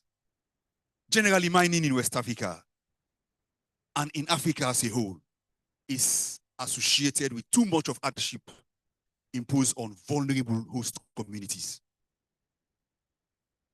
The resource rights and governance sector is horrible, with issues such as corruption, poverty, human insecurity, limited community, free, prior, and informed consent, environmental destructions, community displacement, inadequate beneficial ownership disclosure, requirement 2.5 of the EITI 2023 reviewed standard, absence of mineral co-ownership, challenges of local content and value addition.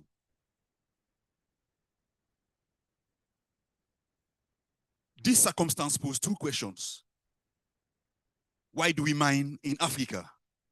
Yesterday, somebody was contributing. Can we stop the mines? Why do we mine in Africa? Another question is, our mineral resources, a curse on us or a blessing? These are questions that we should be reflecting upon. Mining is synonymous to destruction or development, depending on how the process is either recklessly or responsibly managed. A country's mineral resource experience can be a cause or blessing based on the degree of political will. This I will develop later. This political will thing, we need to understand it better. Level of corruption, collaboration of relevant stakeholders, the available geological, engineering, mathematical, scientific, and technological skills, we call the GEMT skills, to perform all the layers of mining, the upstream, the side stream, and downstream. Upstream has to do with extracting the minerals from the pit. Side stream has to do with the processing. And that's one of the recommendations of the African Mining Vision. If, for example, Liberia is producing bauxite and cannot process, for heaven's sake, let Ghana do the processing. So the resource, employment, or all opportunities flow within the sub-region. But most of these raw materials, they have been taken to the West.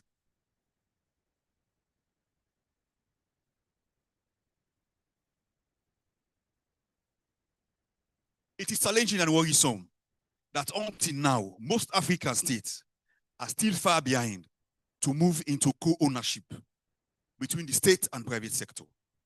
The situation remains static because most countries cannot offer to the input of mining operations beyond the resource endowed. When these guys are coming, EISC and all other expenses are being footed by the private sector. And that reflects on the negotiation table. So little is being contributed to our national basket. All other expenses are undertaken by the private sector, which reflect the low royalties returned to our state.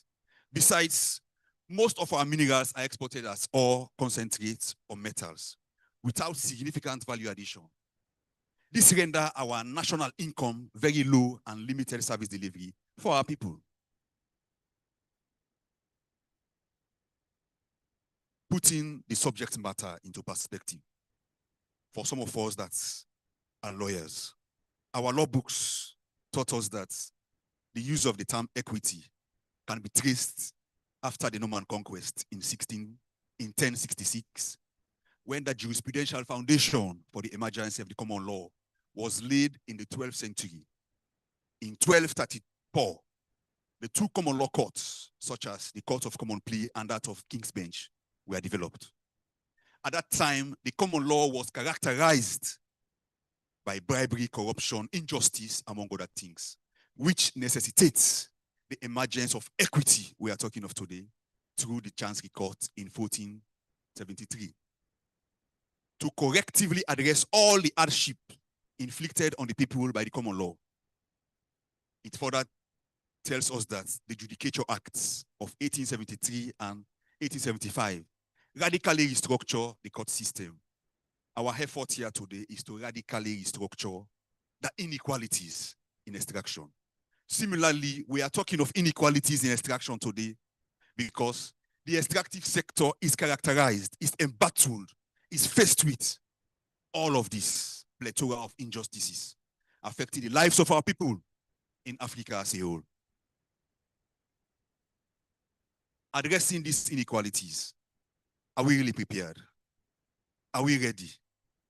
Are we sincere to face the inequalities we are crying about?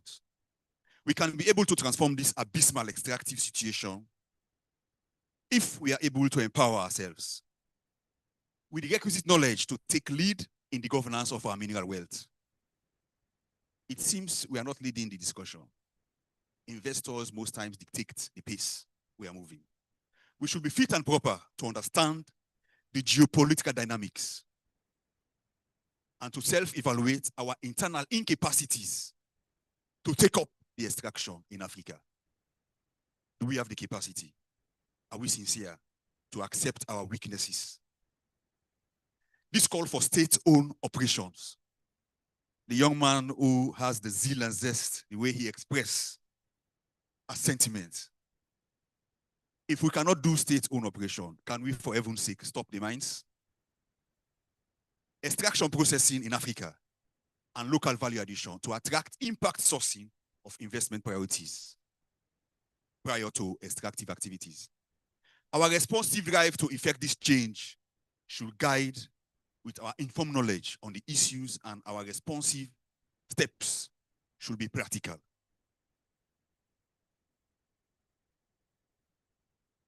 The inequalities in natural resource governance. First, we have the inequality of ownership and benefit. Now, ownership in this context, it is in two compartments. You have ownership between the people and the state. As Nana made mention yesterday or today, most of our laws in Africa, right, whatever is beneath the heart, 2 meters below, belong to the state. Someone made mention about forceful acquisition of land. Most of our laws gives the power to our states over the people. So we have fundamental legal problems, right? So you notice wherever they discover minerals, the people are subject to oppression. Another lens of ownership has to do with ownership between the state and the private sector in terms of sharing, right? You notice what is being given to the state as returns, it's very minimal to what the private sector are taking away. In Sierra Leone, for instance, in 2024, we accounted for 1.2, this one is $1.2 billion from January to December. And what remains with us is less than $100 million. In this circumstance, who owns the minerals? If you produce over $1 billion and less than 100 remain, is that ownership? This is a food for thought.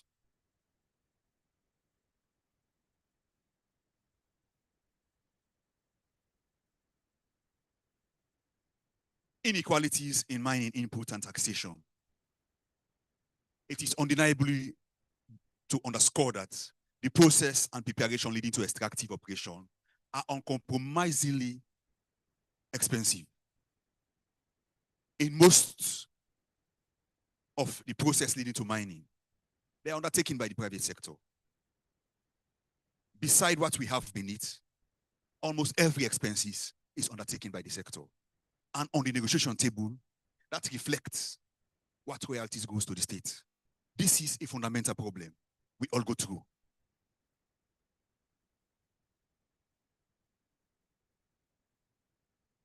Most of us, Africa as a whole, we do not have efficient geological data. What most of us have is the geospatial record, a survey that has indicated that we have gold here, bauxite, and diamond. But what we are lacking is what we call the geochemical survey.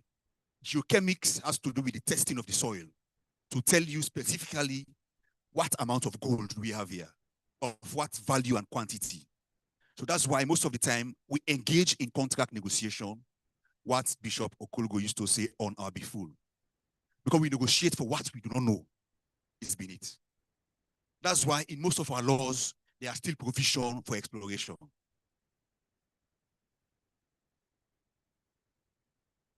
And of course, the gem skill, our geological knowledge, engineering, mathematical skills. Do we have the curriculum in our universities? Can we train engineers? It's one of the gaps that's responsible for a lot of expatriates into Africa. Because even in our academic curriculum, we fall short of including all of these so that we train our university products to take up the mines one day.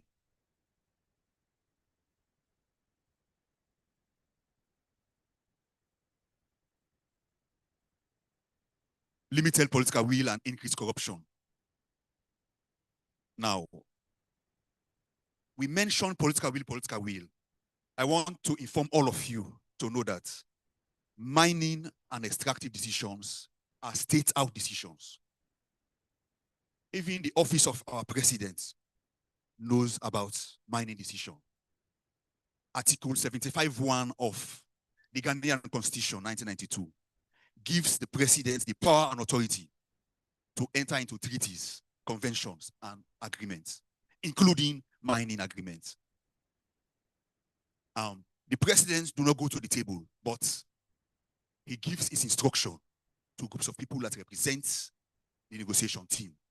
And when that negotiation is drafted, it's being tabled in parliament for approval. You can find similar provision in the Sierra Leone Constitution under section 40, subsection 4D. Now, when those agreements are entered into, they normally impose, the investors, they normally impose what they call stabilization clause. That is to say, whatever review or information enactment you do should not affect this agreement. They insist on having it. These guys are coming with baskets of lawyers. Some of them understand our laws than we do, right?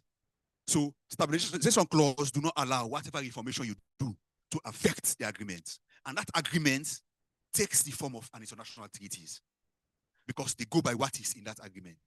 Let me give you an example. In 2023, we enacted a new law in Sierra Leone that provides for 1% of community development agreements, which is after every annual year, the gross turnover of the mining companies, you should give 1% as the community share. Now, whilst we are on the review process, there are a lot of contracts being signed. Coming into effect in March of this act, we advocated for all of these percentages to be reflected in all agreements. They existed based on stabilization clause. And it is a binding document between our country and these institutions. So we have to wait until the next 3-4 years when all those agreements will have subsist. Then in the review of those agreements, the new percentages will come in. So these are the technicalities. That's why we emphasize on the political will. It is a state-out decision. The decision to reflect the wishes and aspirations of our people must start from the office of the president. They are aware of all what is happening in the sector. When it's time to election, as somebody rightly mentioned, they will move the length and breadth of our society because that is their interest. When it comes to what touches you and I, our welfare, they treat it with levity. Let's move forward. Again, we have the issue of inadequate beneficial ownership disclosure. Politicians are not interested in this. There are allegations across the continent that most of our politicians are involved in this process. They are politically exposed persons. So they are not interested in having this process. This is requirement 2.5 of the EITI standard. We've pushed for a regulation in Sierra Leone. I am part of the drafting committee.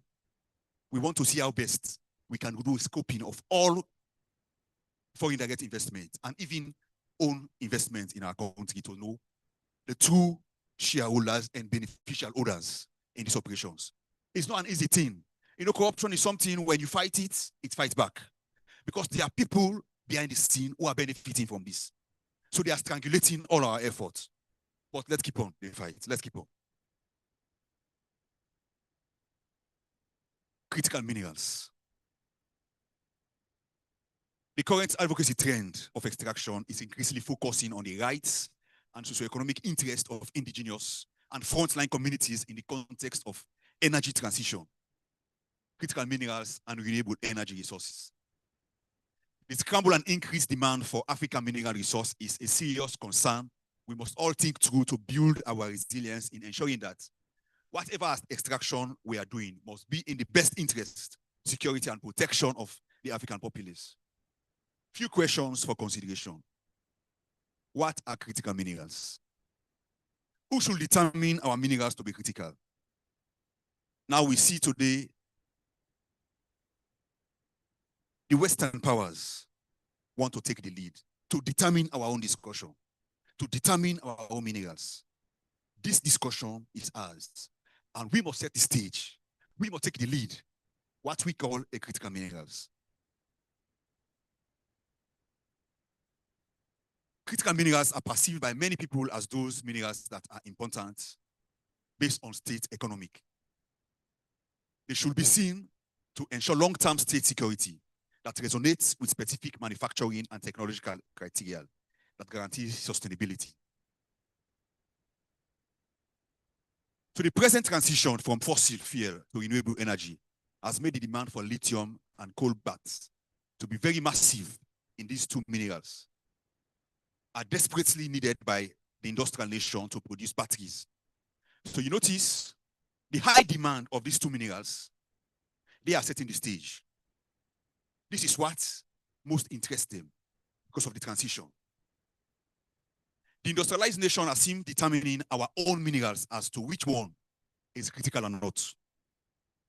This is because Africa have failed to realize our potential, that without our minerals going to the West, their industries will be of no use. Because the West is in high need of minerals that produce battery, lithium, cobalt, and copper, are now considered as most needed and therefore are the critical minerals. They are downplaying the importance of other minerals like gold, iron ore, and others. This is their main focus.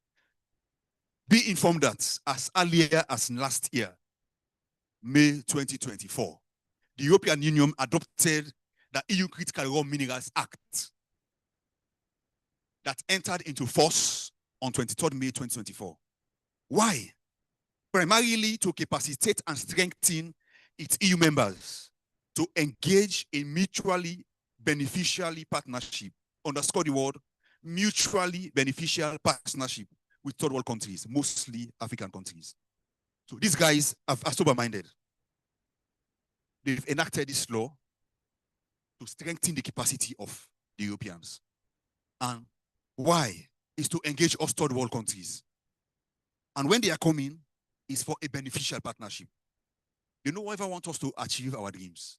So they are coming now in bilateral agreement with our states because they want to misuse us so that they will continue having our minerals. They no longer want us to take the layers of extractives.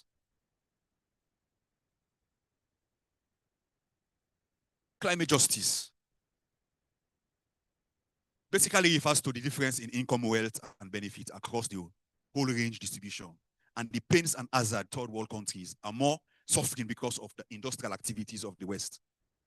Yesterday in the keynote speaker statement, the madam made mention that Africa is contributing about 4% of the greenhouse emission. So in essence, we are suffering most for activities that we are not producing the massive aspect of it. In recent decades, global economic growth has lifted millions of people out of extractive poverty and reduced inequalities between countries. However, that climate change threatens to set back the progress by reducing poverty eradication efforts worldwide and disproportionately affecting the poorest region and people. So climate environmental impacts will continue to amplify inequalities and could undermine development and poverty eradication. And that should be situations remain as it is. Climate impact will continue to hit the poorest hardest, increase the existing economic inequalities and causing people to fall into poverty. Therefore, any development without protecting our environment is useless.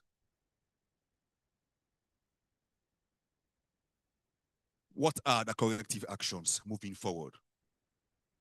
To guarantee inequality in extraction through the elimination of the existing inequalities in the natural resource governance, critical minerals determinants, and climate justice, the following corrective actions and responsive steps must be undertaken should we want to engage in mining activities that reflect our people's socioeconomic needs and climate security. First, we must all have an empowering and developmentally focused legal and institutional framework. This calls for the proper implementation of the African Mining Vision. Much has been said about this vision and the ECOWAS Model Mining and Mineral Development Act. We have an act in the sub-region, West Africa, called the ECOWAS Model Mining and Mineral Development Act. There are many good wishes in these provisions. Talks about diversification. Whatever proceeds we generate from this sector, let's inject it into developmental sectors like agriculture, infrastructure, education. When those trees are standardized from the proceeds of mining, all other sectorial interests will speedily increase. We need sufficient geological data. As a continent, we do not have a data. What exactly we have, this is lacking, and this is fundamental. And we lack the gem skills. Let's include into our curriculum.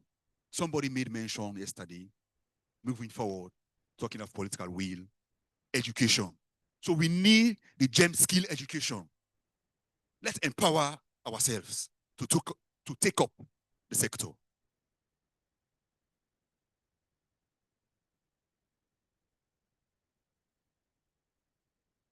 We need a harmonized fiscal regime and revenue management plan.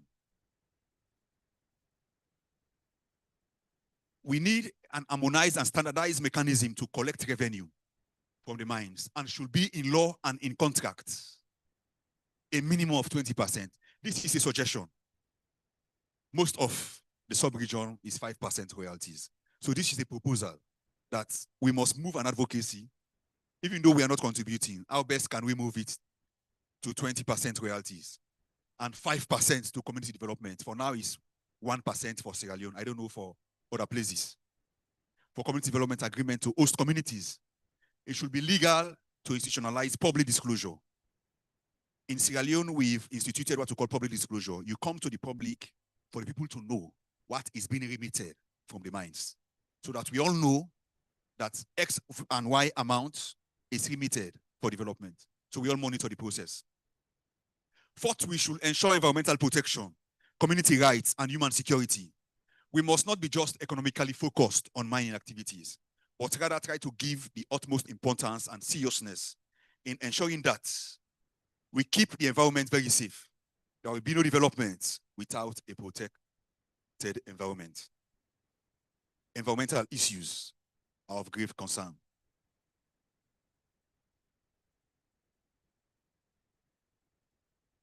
Improve formalization of the artisanal mining subsector. Some people call it Galamsey in Accra. Artisanal mining is very important for people living in the rural interior. It is the means of survival, livelihood, and daily survival for most people. It is mostly reserved to be undertaken only by citizens. Now, this is a problem we're experiencing in Sierra Leone. Most of your Ghanaian brothers are disturbing us in Sierra Leone. They are involved in this process. You have a district called Tonkoli District along the Papana River. You have plenty of Ghanaians. They are the experts in gold mining. Improve deformalization will mean to domesticate the Washington Declaration of 2012, which talks about improving the social condition in artisanal mining. Now, there is a thin line of distinction between illegalized mining and formalized mining. When you say it is legalized, it's a process which you obtain license to do the process. When we talk of formalization in this context, as embedded in the Washington Declaration, it goes beyond legalization. To obtain the license for you to mine legally is the first step of formalization. It goes further to provide for access to markets, forming cooperatives, enough knowledge and information between the buyers and investors, environmental protection. It has up to 10 standards you must go through to consider this sector formalized. Sixth, we need a progressive and participatory political economy. Political economy has to do with the political decisions that are taken over the governance of the sector. To what level are our policy actors consulting relevant stakeholders? This is the problem. Political discussion are the governance of the mineral sector should be in the best interests of the people and not selfish reason. For this to be palpable, there should be a sincere consultation and collaboration with relevant stakeholders and a shrinking space for extractive host communities and civil society must be open and respected for the voice and views to be heard. Communities' consultations on extractive policies and legislative reformation processes should be widely spread and effectively targeting people affected by mining activities. Most of the time when they do consultation, they consult people by opinion, not by experience. They don't go to people who are experiencing the pains to share their thoughts based on experience. We must have an asset recovery and management plan. In as much as the extractive sector is highly influential and political, it has the tendency for political figures to involve in corrupt practices and investing in other countries. For this to be achieved, we must all adhere to the asset recovery and management provision under Chapter 5 of the United Nations Convention Against Corruption, UNCAD 2003, and under Article 4 of the Draft Common African Positions on Asset Recovery 2020, and the ECOWAS Assets Management Policy that addresses the issues of corruption, asset recovery, and the management illicit assets. So most political figures who are involved in these malpractices do not invest in the host country, they do it abroad. So these are best practice treaties, convention, understanding that you use to go after bad politicians.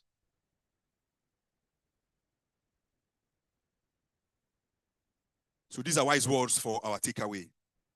This is a proud African, a proud Ghanaian we are all proud of. Kofi Annan said, information is liberating. Information and freedom are indivisible. The information revolution is unthinkable without democracy. And true democracy is unimaginable without knowledge that we all need to liberate ourselves here and freedom of information. Ayn Rand, a Russian-American writer and philosopher, said, when you see that in order to produce, you need to obtain permission from men who produce nothing. When you see that money is flowing to those who deal not in goods but in favors. When you see that men get richer by craft and by pull than by work, and your laws do not protect you against them, but protect them against you. When you see corruption being rewarded and honesty becoming a self-sacrifice, then you will know that the society is doomed. Albert Einstein, the world will not be destroyed by those who do evil, but by those who watch them without doing anything. Is the Catholic man here? What I have done and what I have failed to do.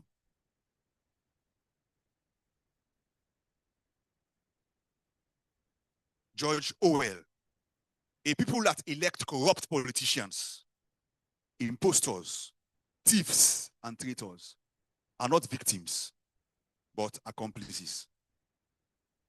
So by his position, we are all accomplices.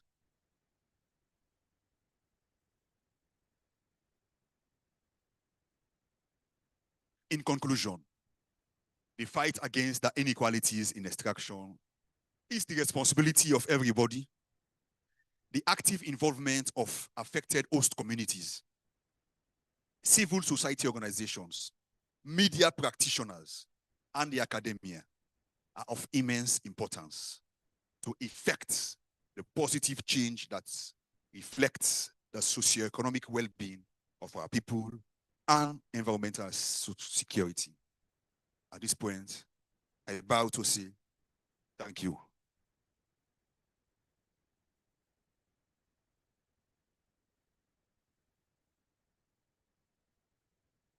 Commander-in-Chief, thank you very, very much. Wow, that was really, really revelatory. I don't know about you, but I learned a lot. I learned a lot. I'm sure a lot of people have a lot of questions and they have some things they want to inquire from him, but I really learned a lot. The key thing, political will and corruption.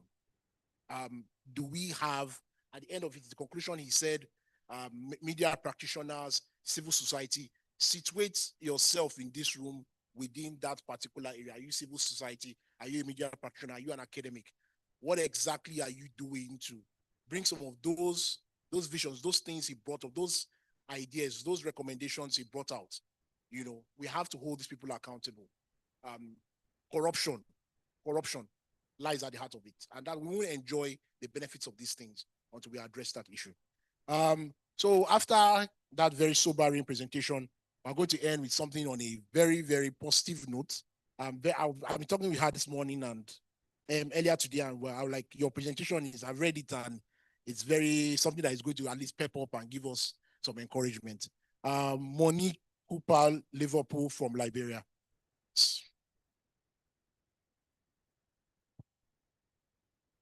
Wow. I have to say, I don't have an easy task to close us out today, nor do I have the grace of our MC to keep us all alive. But I will say, if you need to stand, it will not distract me as a presenter. Please stand. I appreciate I'm the end of this day. And the only solace I can give you is that I only have 6 slides, including my cover page. So he's already said that it's positive. I will also try to make it short and sweet. And today, I am speaking a little bit about a Liberia example and sharing that positives are possible. I think we've heard and deliberated a lot about the problems that we face. And I should start by saying none of this means that we have it all figured out in Liberia. Let's just be clear. None of it.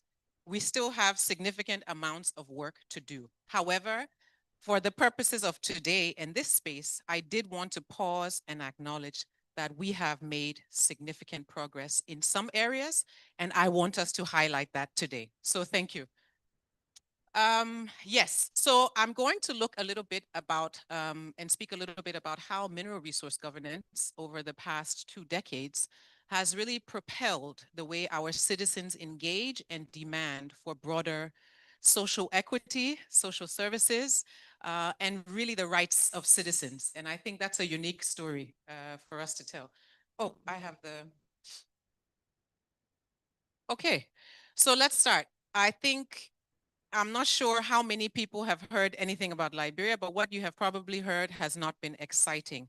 On yesterday, I had the chance to sit at a table with Nana General, and he was sharing his time in Liberia. So many people have shared moments of their experience in Liberia, but it has always been from an entry point of us having a difficult past.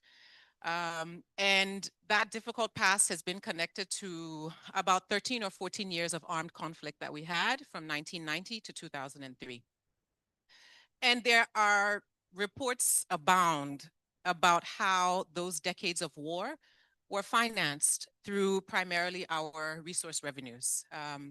And we didn't get away scot-free with that. So in 2001, that was still under our former President Charles Taylor, we had UN Security Council sanctions placed on our export of rough diamonds.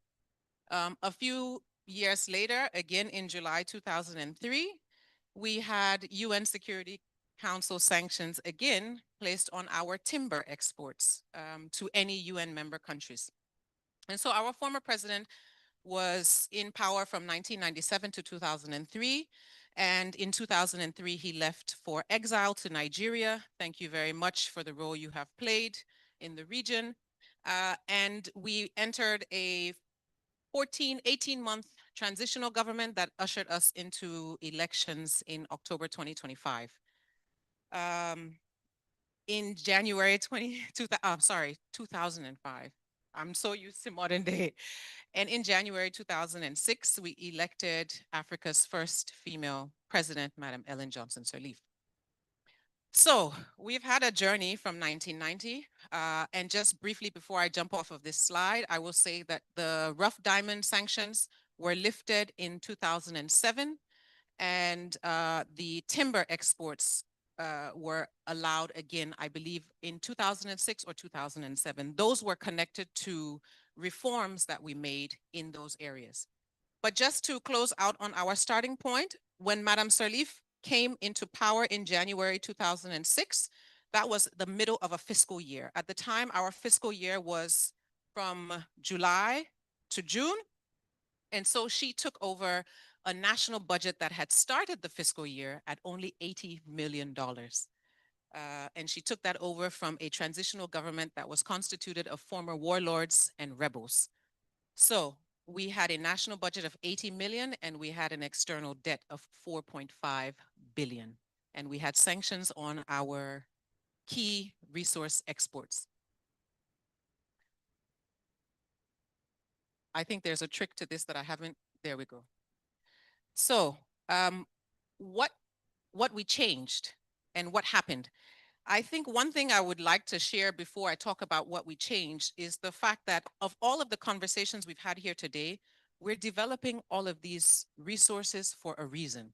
We're not developing them for development's sake of the resources. We're ultimately developing them because the conversations we want to have are about social benefits sharing.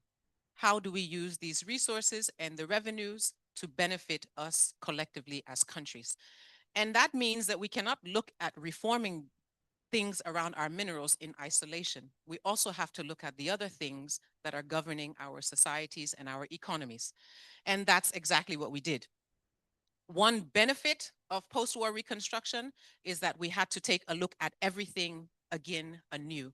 And so our reform initiatives did just that. They did not only focus on our mineral and extractive sectors, they focused on other things as well.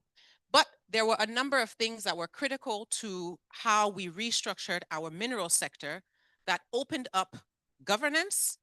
It created and demanded more governance in mineral resources, and that laid the foundation for how our citizens begin to expect engagement around governance initiatives.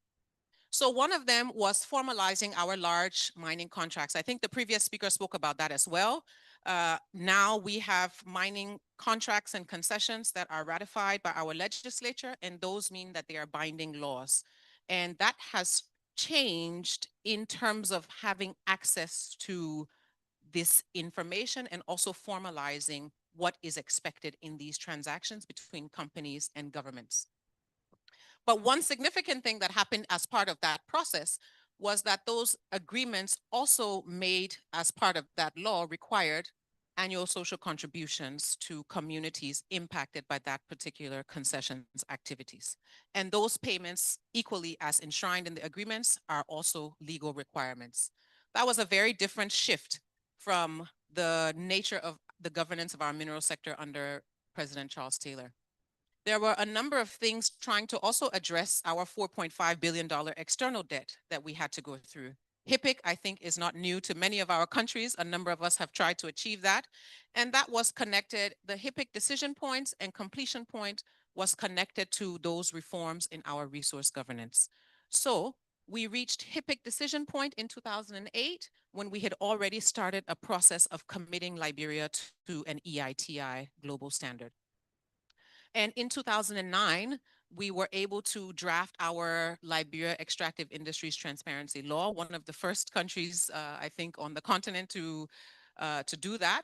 And that opened up, I guess, international confidence that we were serious about doing business and changing our economic structure. And so we achieved HIPIC debt relief in 2010. But there, as I said, there were a number of other things that we also had to bring along beyond just these mining contracts. We established a National Bureau of Concessions, whose sole mandate was to monitor the concession agreements across industries that the government established. And one thing I will say about our EITI initiative is we were also one of the first countries to include commercial agriculture in our reporting industries. So for Liberia, we have 4 reporting industries. For EITI, that is mining, oil and gas, which we only have a very limited amount of, forestry, and commercial agriculture. And the National Bureau of Concessions in 2010 was established to be able to monitor concession agreements across all 4 sectors. And they did that by also developing technical skills in those respective sectors. In 2012, we also established a revenue authority. Previous to that, that function had been embedded in our Ministry of Finance and Development Planning. And so 2020 saw us establish a revenue authority. And 2 years later, one of the first things we did within that authority was also to establish a specific natural resource tax unit that focuses on collecting, gathering, auditing, all of the information that has to do with taxes paid from natural resource companies. This also saw an introduction of World Bank financing into public investment projects, and that came with also expectations of different governance mechanisms, and that extended into really the World Bank expecting the implementation of its environmental and social frameworks, IFC principles, and the free, prior, and informed consent. But before I leave this slide, although we did EITI, the one defining characteristic of our EITI process has been the extent to which we have done public disclosures. Our EITI has taken it as a mandate to serve as a national repository for all contracts and agreements and to make that information accessible. That's number 1. So today, October 15, 2025, you can log onto Liberia's EITI website and you can pull down any single contract or concession agreement that our government has entered. That's powerful. The second defining characteristic of our EITI is also the nationwide dissemination of that information. So not just having it accessible online for people like you and I who have data to spare, who have air conditions blowing us, but our EITI Secretariat took each published report and did a nationwide tour to share this information in rural areas. And those consultation sessions were catered to make sure they were representing a microcosm of those areas. So we had, and this happened year in and year out. Every year when we had an EITI report published, every year our EITI team had to go out and do this across the country. We have 15 political subdivisions. We are a centralized country, and they would, as much as possible, get to each of those 15, ensuring that the conversations were including women, youth representatives, elders, people with disabilities, business communities, local authorities, customary leaders, to share that information and allow citizens to engage and understand taxes that have been paid and declared. Where did we go? Where did we go? Where did we go? Just before this slide, sorry. 2018, we also established a Local Governance Act, and that brought in a structure called county councils. County councils are local, in this context, I'm saying local to being subnational bodies that are representative, that routinely they convene quarterly and they make decisions regarding infrastructure development across the county, allocation of resources and funds that have been distributed from the central government to those counties, but most primarily for those counties that have mining operations, that have those legal payments from concession agreements. These county council sittings are where decisions are made, even on those mineral resources. One thing I have not added here was also in 2020 that was fundamental is we in Liberia passed a land rights law. And that also changed the conversation about access to land, ownership of land, and it even went back to reassess how concession companies access land. So in that law, what has happened now is that when the existing concessions expire, they are no longer expected to go back directly to central government to renegotiate their access to that land. Central government will also now have to include those landowners at the local level regarding that land ownership of where those concessions have been granted. So obviously the improved governance has made significant difference in our revenue trends over the years. And this is just to show, as I mentioned, this is reflecting our extractive revenues broadly, inclusive of those 4 sectors. However, I will just use the one example of the last year here that's shown, which is 2021 to 2022. On this graph, we're showing a collective extractive revenue for that fiscal year of about $182 million. Of that 182, that's across those 4 reporting sectors. Of that $182 million for that 1 year, 2 mining companies alone reported taxes of $100 million. So 100 of $182 million for 2021-2022 was from 2 single mining companies' reported taxes. So we cannot underestimate the weight of mineral resources in our national budget, but then also even within our extractive sector, it is on average about 60 to 70% of all of our extractive revenues for Liberia. So the power that we have in how we govern our mineral resources really has been a driving force for how we are governing resource distribution at the subnational level. And because from these budgets or from these mining companies, they are making payments to communities that the communities and the local authorities now have information about. They are also comparing this now to their expectations from national government for what is national government's own investment in these same areas and communities. Host communities are finding and feeling that they are the resource owners. They are hosting these resources and these companies. And while they are getting some investments from these companies, they are not equally getting investments from their central government. And that demand for central government's accountability is now increasing. Over the years of this graph, we can also see what Liberia's national budget has been. Even in this highest year of 2021-2022 of the 182 million, we were still not at our highest national budget year, despite how much mineral resources are contributing to the economy. And yes, this is correct. Our national budget has still never reached 1 billion. Yes. And while this has been the case with mineral resources, we have not seen an equal amount of investment in health and education and social services through our national budget. In fact, we have seen it wane year in and year out. Some years, health education, health budgets have gone up to maybe 4% of the national budget. Some years it's 7%, and for each year that health budget increases, education decreases, or vice versa. But what we have not seen is a correlation between increased mineral revenues and increased investment from government in those core social services.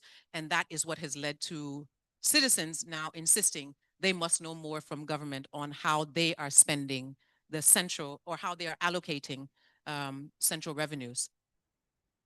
I think I've gone backwards on that. Sorry, 1 second. There we go.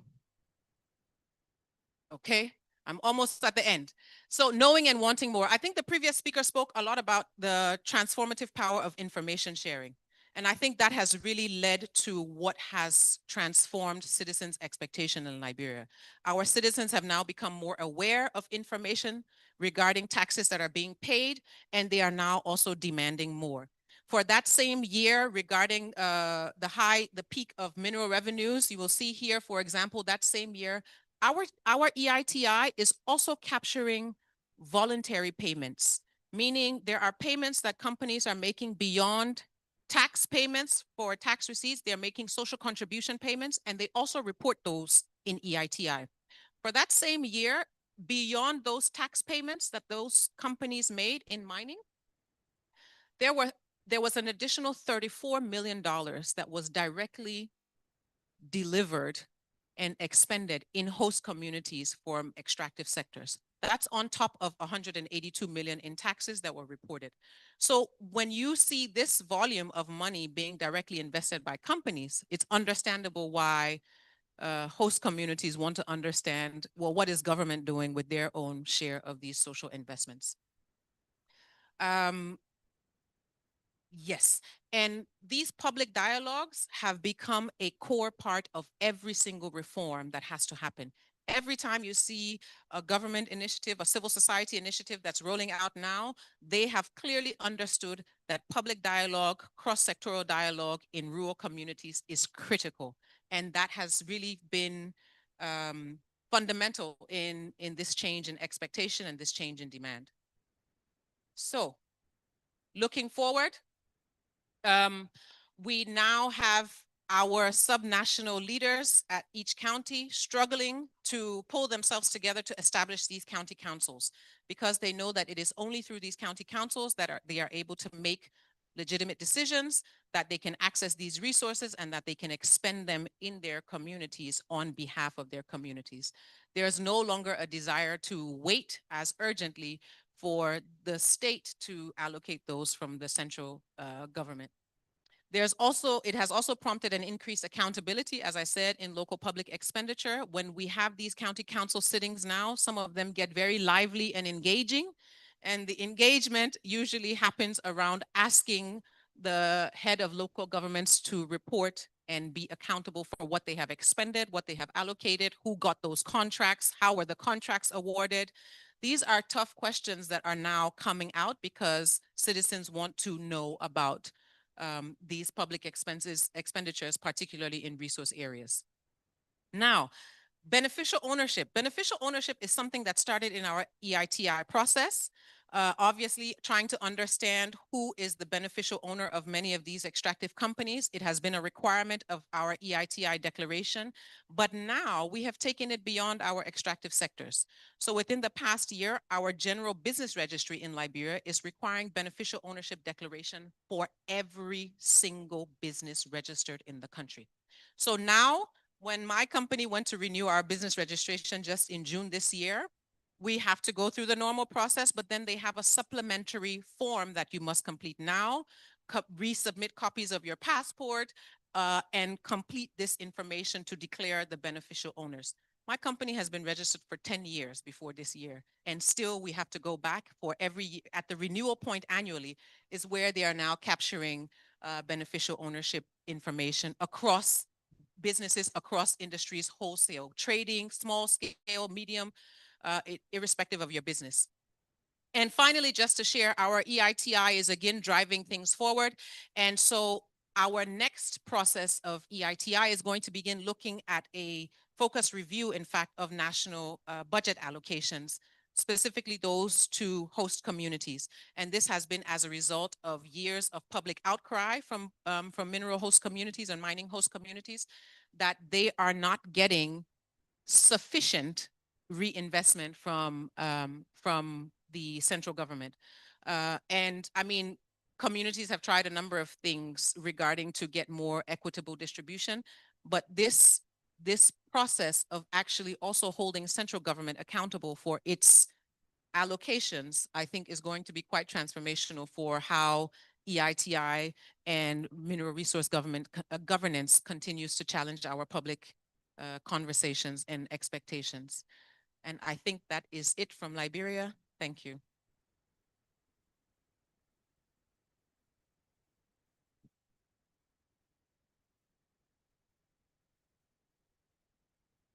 Wow, that was a lot of positivity.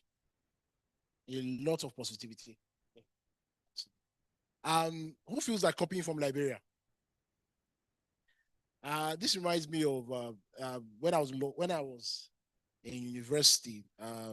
There was a time when we were doing a land law test, and somebody, one very very big guy like this, classmate of mine, sat next to me, and he said, bros, Alpha, you know what to do. So I didn't want to complain too much, so I just put my paper. I was writing. After all, I'm writing. It doesn't matter whether he's copying me. But as I was writing, I now looked across at his paper. I now noticed that this guy was copying word for word. Where I put full stop, he put full stop. Where I put comma, he put comma. And I said, chairman, I beg, don't copy my name. I now said, bros, I beg, haven't you heard of paraphrasing? I mean, if I say it's like this, at least use your sense and just rewrite it in another way. Let it not be so obvious that you're copying me. The guy said, see, I don't have time for that. Imagine you are copying from my paper and you are telling me that you don't have time for that. You don't have time to paraphrase. So I beg, as we are copying from Liberia, let us be careful. So I'm sure there are some questions in the room and some people might have comments. So can we just raise up your hand if you have comments and questions? So 1, 2, 3, 4, 5, 6, 7. Please, as you can see, it is almost 5 o'clock. So let's be succinct, straight to the point. Hit the nail on the head. Number 1, sir. Thank you very much. My name is Stephen Kojasaki. First of all, let me commend the presenters so far, particularly the last speaker who just presented her paper. And the main selling points that I gathered from her submission is that we should move away from complaining and then begin to take action.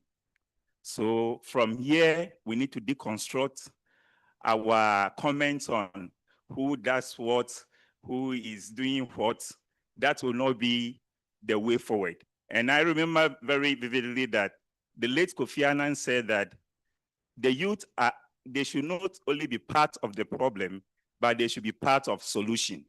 So as we are seated here, I remember clearly one of the speakers said that we should not be emotional about the issues. Whatever be the case, the problem has been created. What is the way forward? The way forward is that all of us have a shared responsibility, like Liberia coming from the ashes and see the progress that they have made so far. We can do it. The Western powers cannot solve our problem for us. We, the Africans, or we in the room, can change the narrative. And if our ancient forebears, when they were not even abreast with the knowledges that we have, preserve our environment for us to inherit a very beautiful continent and environment, why is it that we, the academicians, we, the people that we call ourselves technocrats and imbue with a lot of knowledge sets, we continue to destroy our land? So one of the speakers said that we should specialize in data knowledge, spatial knowledge, or spatial knowledge, like he said. Let us begin to walk the talk and stop the talking and action as we move from here. Thank you very much. God bless you.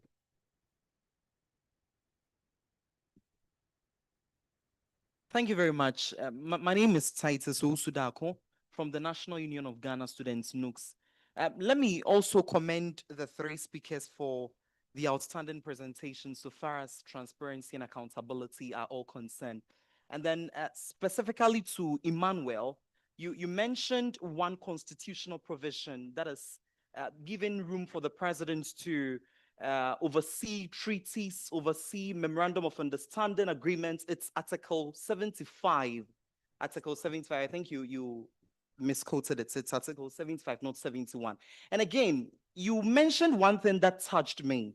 You said the president has the right to oversee these treaties. And so if the presidents really want to end illegal mining or end the destruction of our natural resources, he can or she can. What are some of the practical things? I mean, practically, what are some of the practical things you think we, the citizens, can demand from the president to put an end to the destruction of resources in this country? Thank you. Number 3. Hello. Thank you. Regarding resource ownership, a lot has been said about we not having the power to negotiate because we don't contribute much in developing our resources. My question goes to my brother from Sierra Leone. What are we doing to mobilize pension funds, just like any other investor that may go out there in the West, to mobilize funds to invest in our mineral resources and then take the larger chunk of it back? As CSOs, what are we doing to educate our people or government influence in such a way that we will be able to resort to some of our mutual funds that are available to also invest and keep the profits or the larger chunk of whatever that comes from mining within the continent? Thank you. Let me take a side pass from here.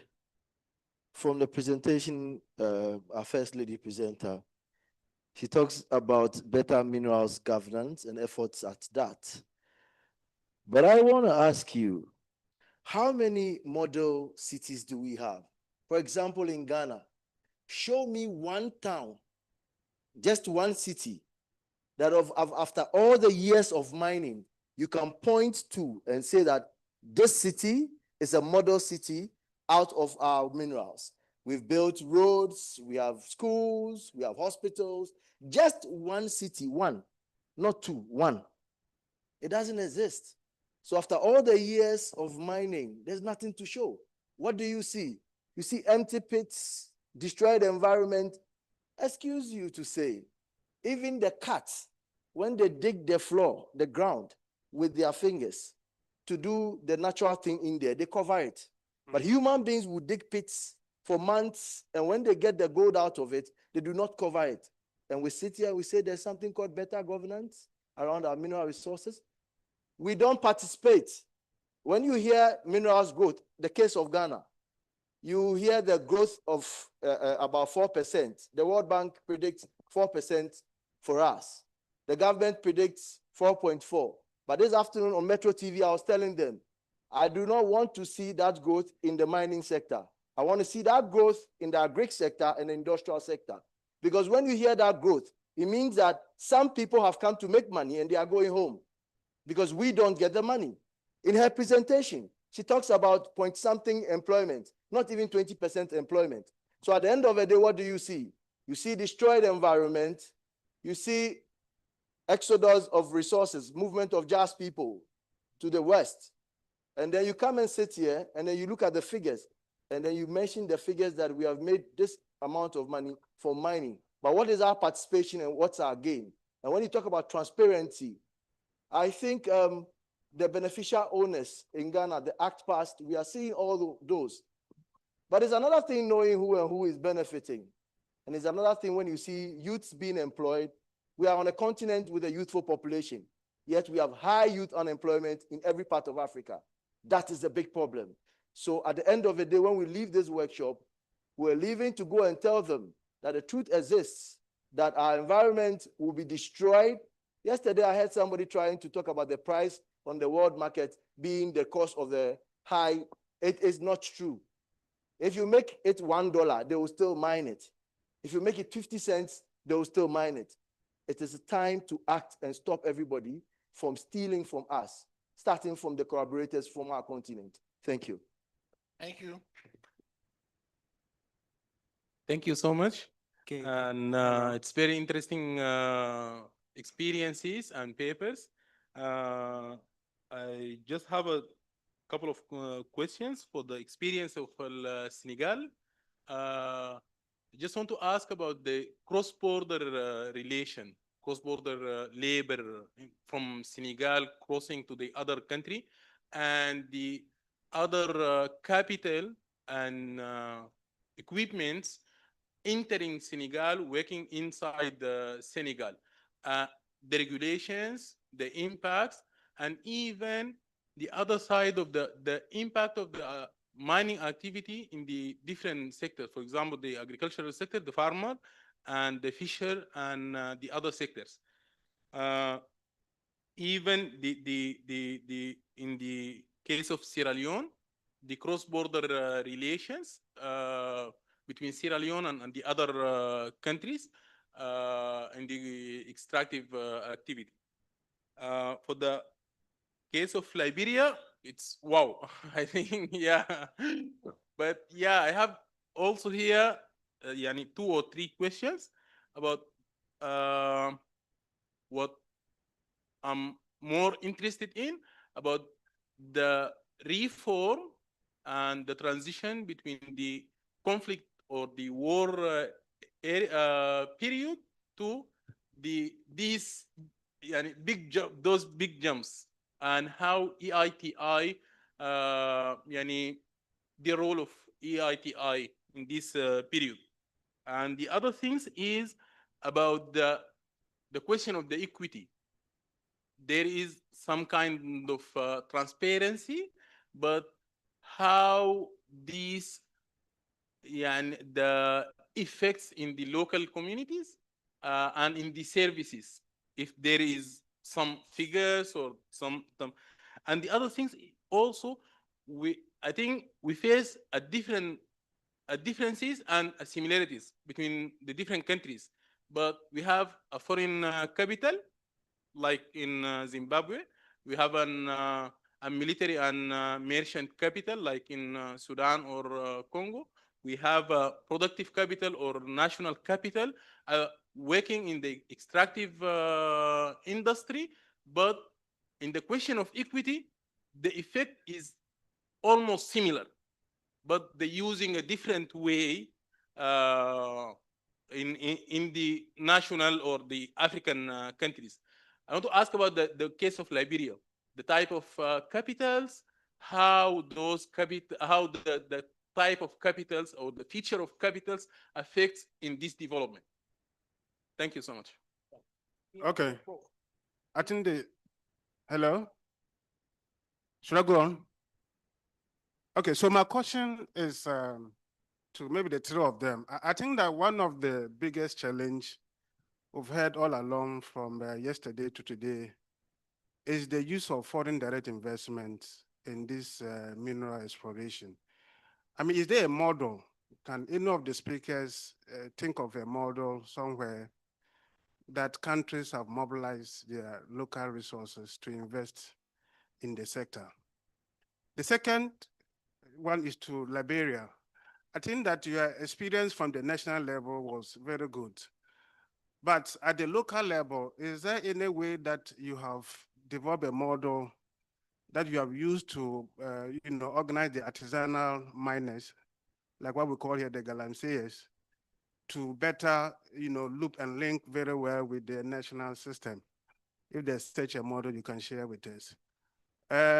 Another thing that I think that we can take away as civil society actors from this conference is to begin to act. Let's get down, let's do the mobilization, let's contribute to do the direct intervention by helping these miners, small-scale miners, to develop alternative livelihoods. And I think by doing that, we'll be contributing significantly to the fight. Thank you. Thank you. So, Je parle un peu français, mais je vais essayer. Je vais poser une question à Madame Indeye. OK. Madame, j'adore votre présentation. C'était excellent. J'ai une question simple. Selon votre présentation, vous avez dit que au Sénégal, il y a des problèmes de mise en œuvre, implementation. Donc, je vais savoir comment la gouvernance minière au Sénégal s'aligne celle pour la vision minière de l'Afrique pour une mise en œuvre réussie. Thank you.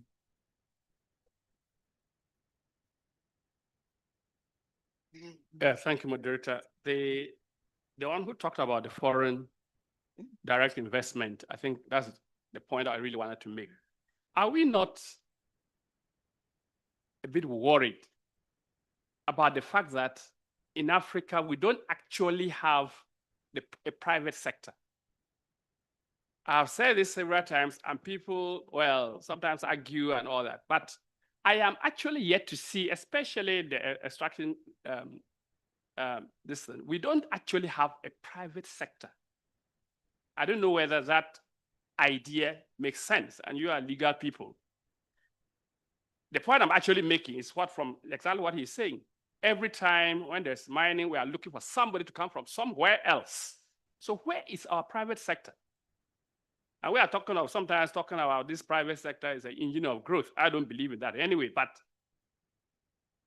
if the engine of growth is somewhere else, there definitely cannot even be an engine of growth because it's somewhere else. That links into our so-called democracy. Don't we really have a problem with our democratic process? In other words, if we have a problem with our democratic process and we have no indigenous private sector, then definitely we have nothing. I don't know whether I'm making sense, but I'm just making us to think and see.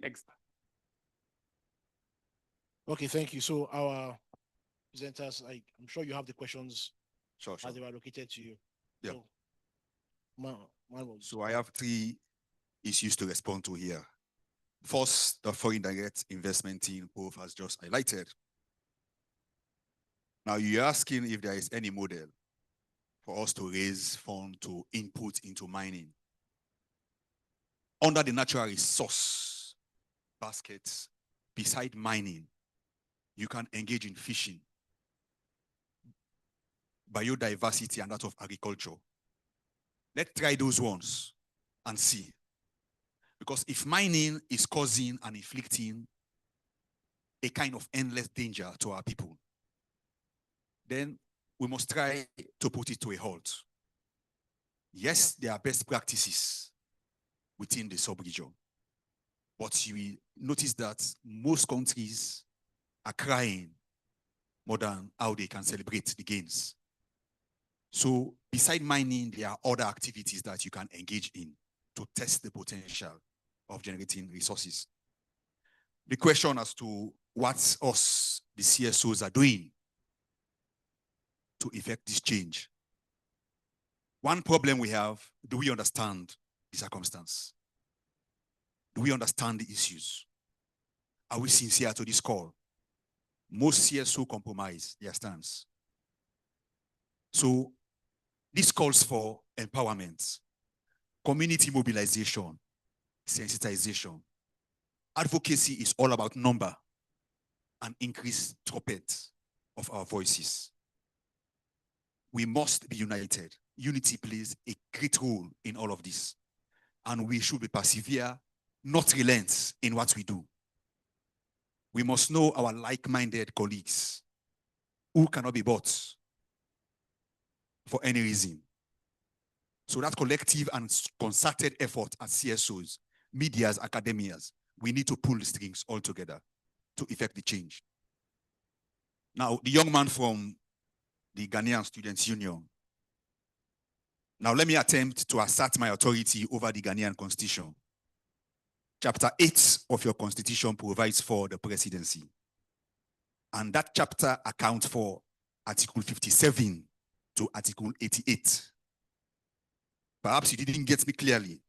The authority I cited is Article 75, subsection 1. Gives the power and authority to your president to enter into treaties and convention. Sub-article 2 of that authority subjects that treaty into parliamentary approvals. That was the authority I cited. I am a battle-tested, fit and proper, barrister at law and solicitor. All right, so now, one way moving forward, we should tempt our politicians in terms of manifestos before going to power. Let's include all our wishes as we are discussing. Let's tempt them to include this into their manifestos. So we have time to hold them accountable that you've not met your commitment under the sector. That's one way I think we can go about it. I thank you.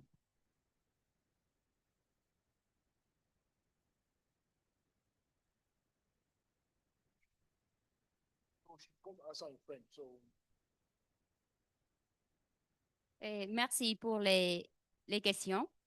Donc, je vais essayer d'y répondre.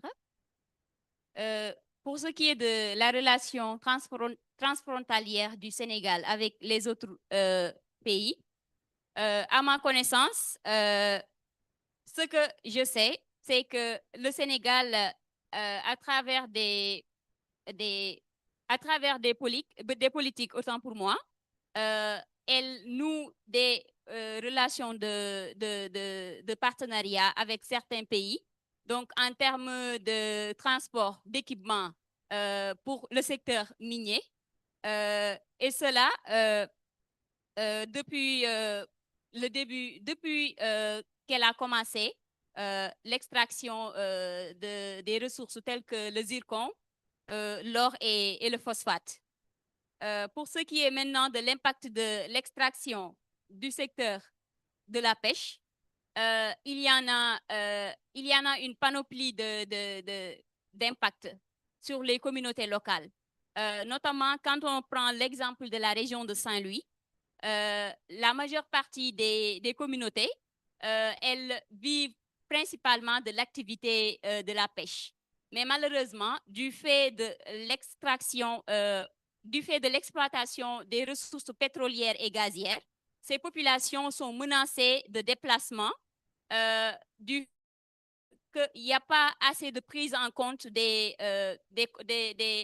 impacts de l'extraction de ces ressources gazières et pétrolières sur ces populations. Donc, c'est ce qui fait qu'elles sont obligées d'être relogées dans d'autres secteurs. Merci. Maintenant, en termes de... je n'ai pas bien compris la question du monsieur qui est derrière. Vous avez parlé de la vision du Sénégal. Est-ce que la vision du Sénégal s'aligne avec celle de l'Afrique en termes de gouvernance minière? Je dis que je veux savoir comment la gouvernance minière du Sénégal s'aligne sur la vision minière de l'Afrique pour une mise en œuvre réussie. OK. Bon, à ma connaissance, le Sénégal a fait des progrès en termes de gouvernance minière, comme nous l'a donné l'indice de gouvernance de la Natural Resource Governance Institute. Mais cette vision, la vision du Sénégal en termes de gouvernance minière n'est pas totalement alignée avec celle de l'Afrique.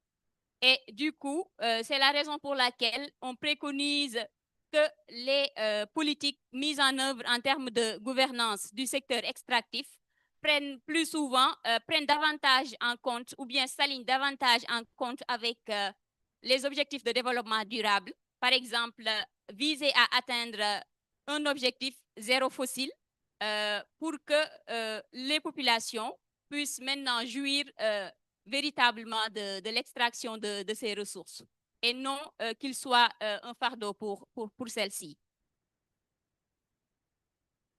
Je pense que c'est la dernière question.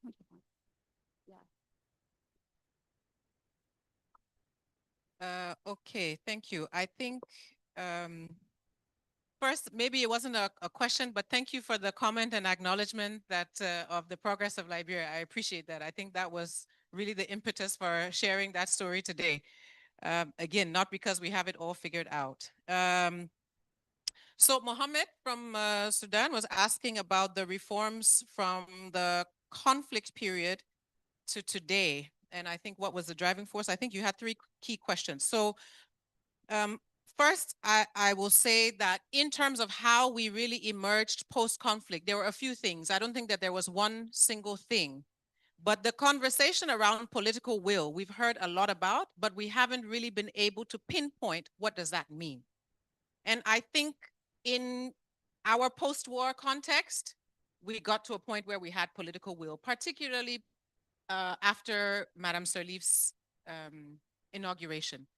But for the period between the end of conflict and that election, that transition period, I don't know if General was there then, but I mean, it was a wild, wild west.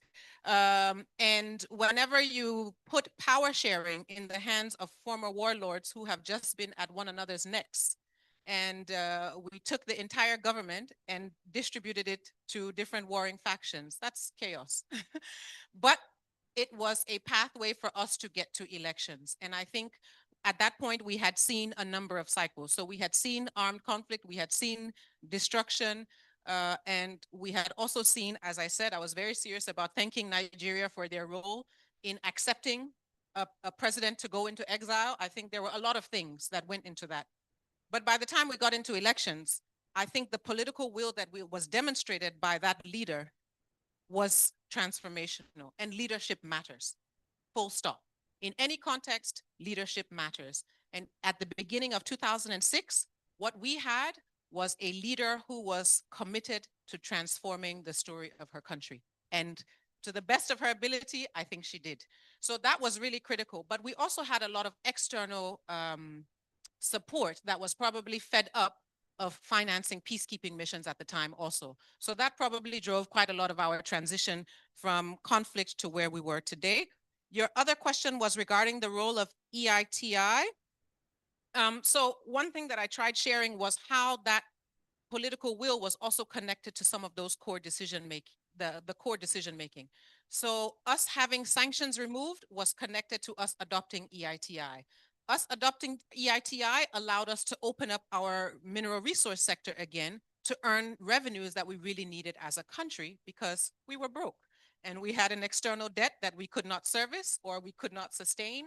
And the only pathway to getting any fiscal space to breathe was to do the right thing. So some of it was internally demand driven because we were broke.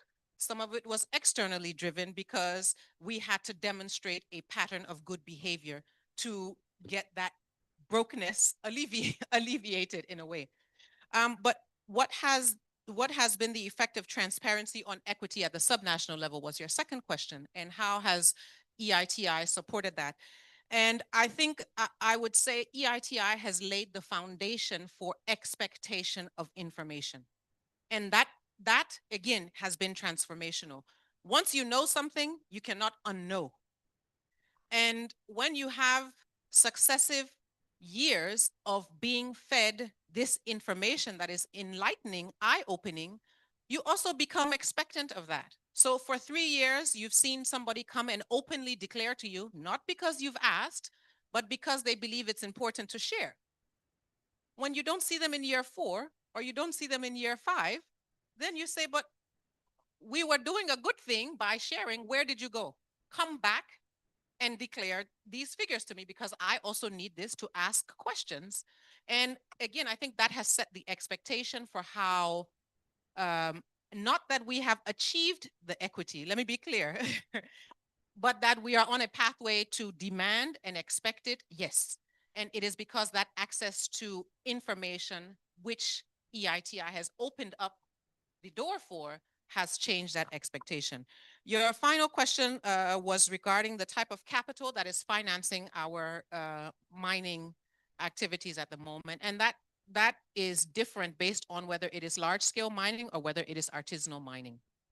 Emmanuel from Sierra Leone said something that didn't feel nice to hear, but in our small and artisanal mining activities in Liberia, who is leading that? Yes, absolutely. We have the involvement of local communities, but we also have the involvement of our Ghanaian brothers.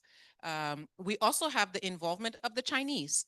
And in medium-sized operations, we have a significant participation from the Chinese. In large-scale operations, though, it changes. So in concessions, we have private capital from other global countries, but we do not have military participation in the same way of other countries anymore, nor do we have paramilitary participation as we did under the years of Charles Taylor. So I hope that answered, but happy to pick that up also offline, Mohammed. The other question was regarding whether there are any models for non-foreign direct investment as a financing for our sectors, and whether there are examples of mobilizing domestic resources for investments in mining. I think that was your first question. Short answer, not that I'm aware of in Liberia. The second question was also whether there's any organization of artisanal mining in response to concerns around illegal, what did Prof say we should be calling it? Not galamsey, illegal, medium-size, capitalistic. Thank you for that. It's fundamental for us to change the way the terminology we use for concepts. In terms of organization, at a national level, I would say no. At a smaller level, there are attempts to do that, to organize people around cooperatives, to organize people around geographic areas. But the level of success of that, I think, continues to struggle because we have not quite gotten responsible regulation of artisanal and small scale mining. I also think we need to delineate those, in my personal view. And I think the last question on the existence of indigenous private sector is a bit too big, but I definitely have some thoughts on it that I will share after. Thank you. Thank you very much. We've just been informed that we're out of time. Thank you very much to our speakers. I hope they answered sufficiently the questions you had. Yes. Okay. Final thoughts on what's the major thing that was what I picked up, and the final thought I would say, why do we mine? I think he asked that question. Why? If you can figure out the why, that's the most important thing. I think that will lead you to what you are eventually trying to get from that activity. Why do we mine? And I hear said there are other methods, there are other things you can do to raise your income. There are a lot of countries that are doing relatively well without these natural resources. So we have natural resources, and why is it that by having those natural resources, they are now becoming a pain to us? That's something we need to leave the room with thinking and having at the back of our mind. So thank you very, very much. Thank you. Yes, good photo, please. Round of applause for our presenters. Good photo.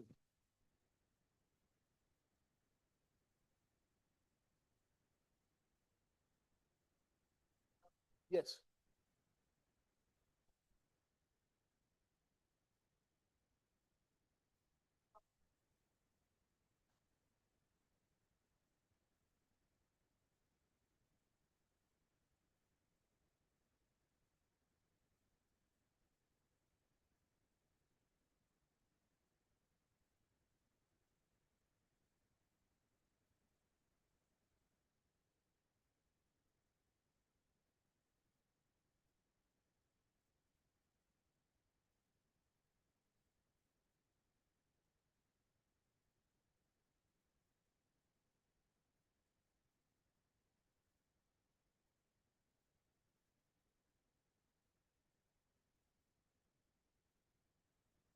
Right, thank you very much, ladies and gentlemen. We're about closing.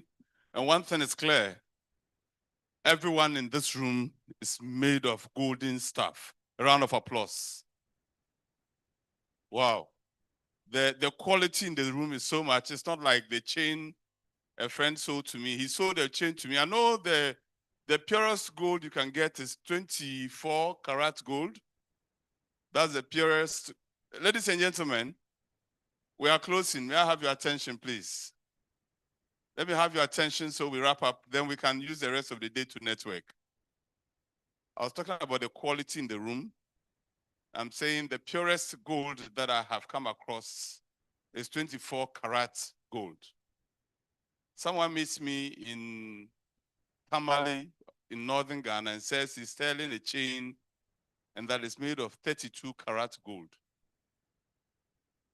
I thought, well, maybe gold had been refined so much so that it's gone beyond the 24 karat that I know. I said, how much? Where I should have suspected I was about to be scammed was when he asked me in return, how much do you have?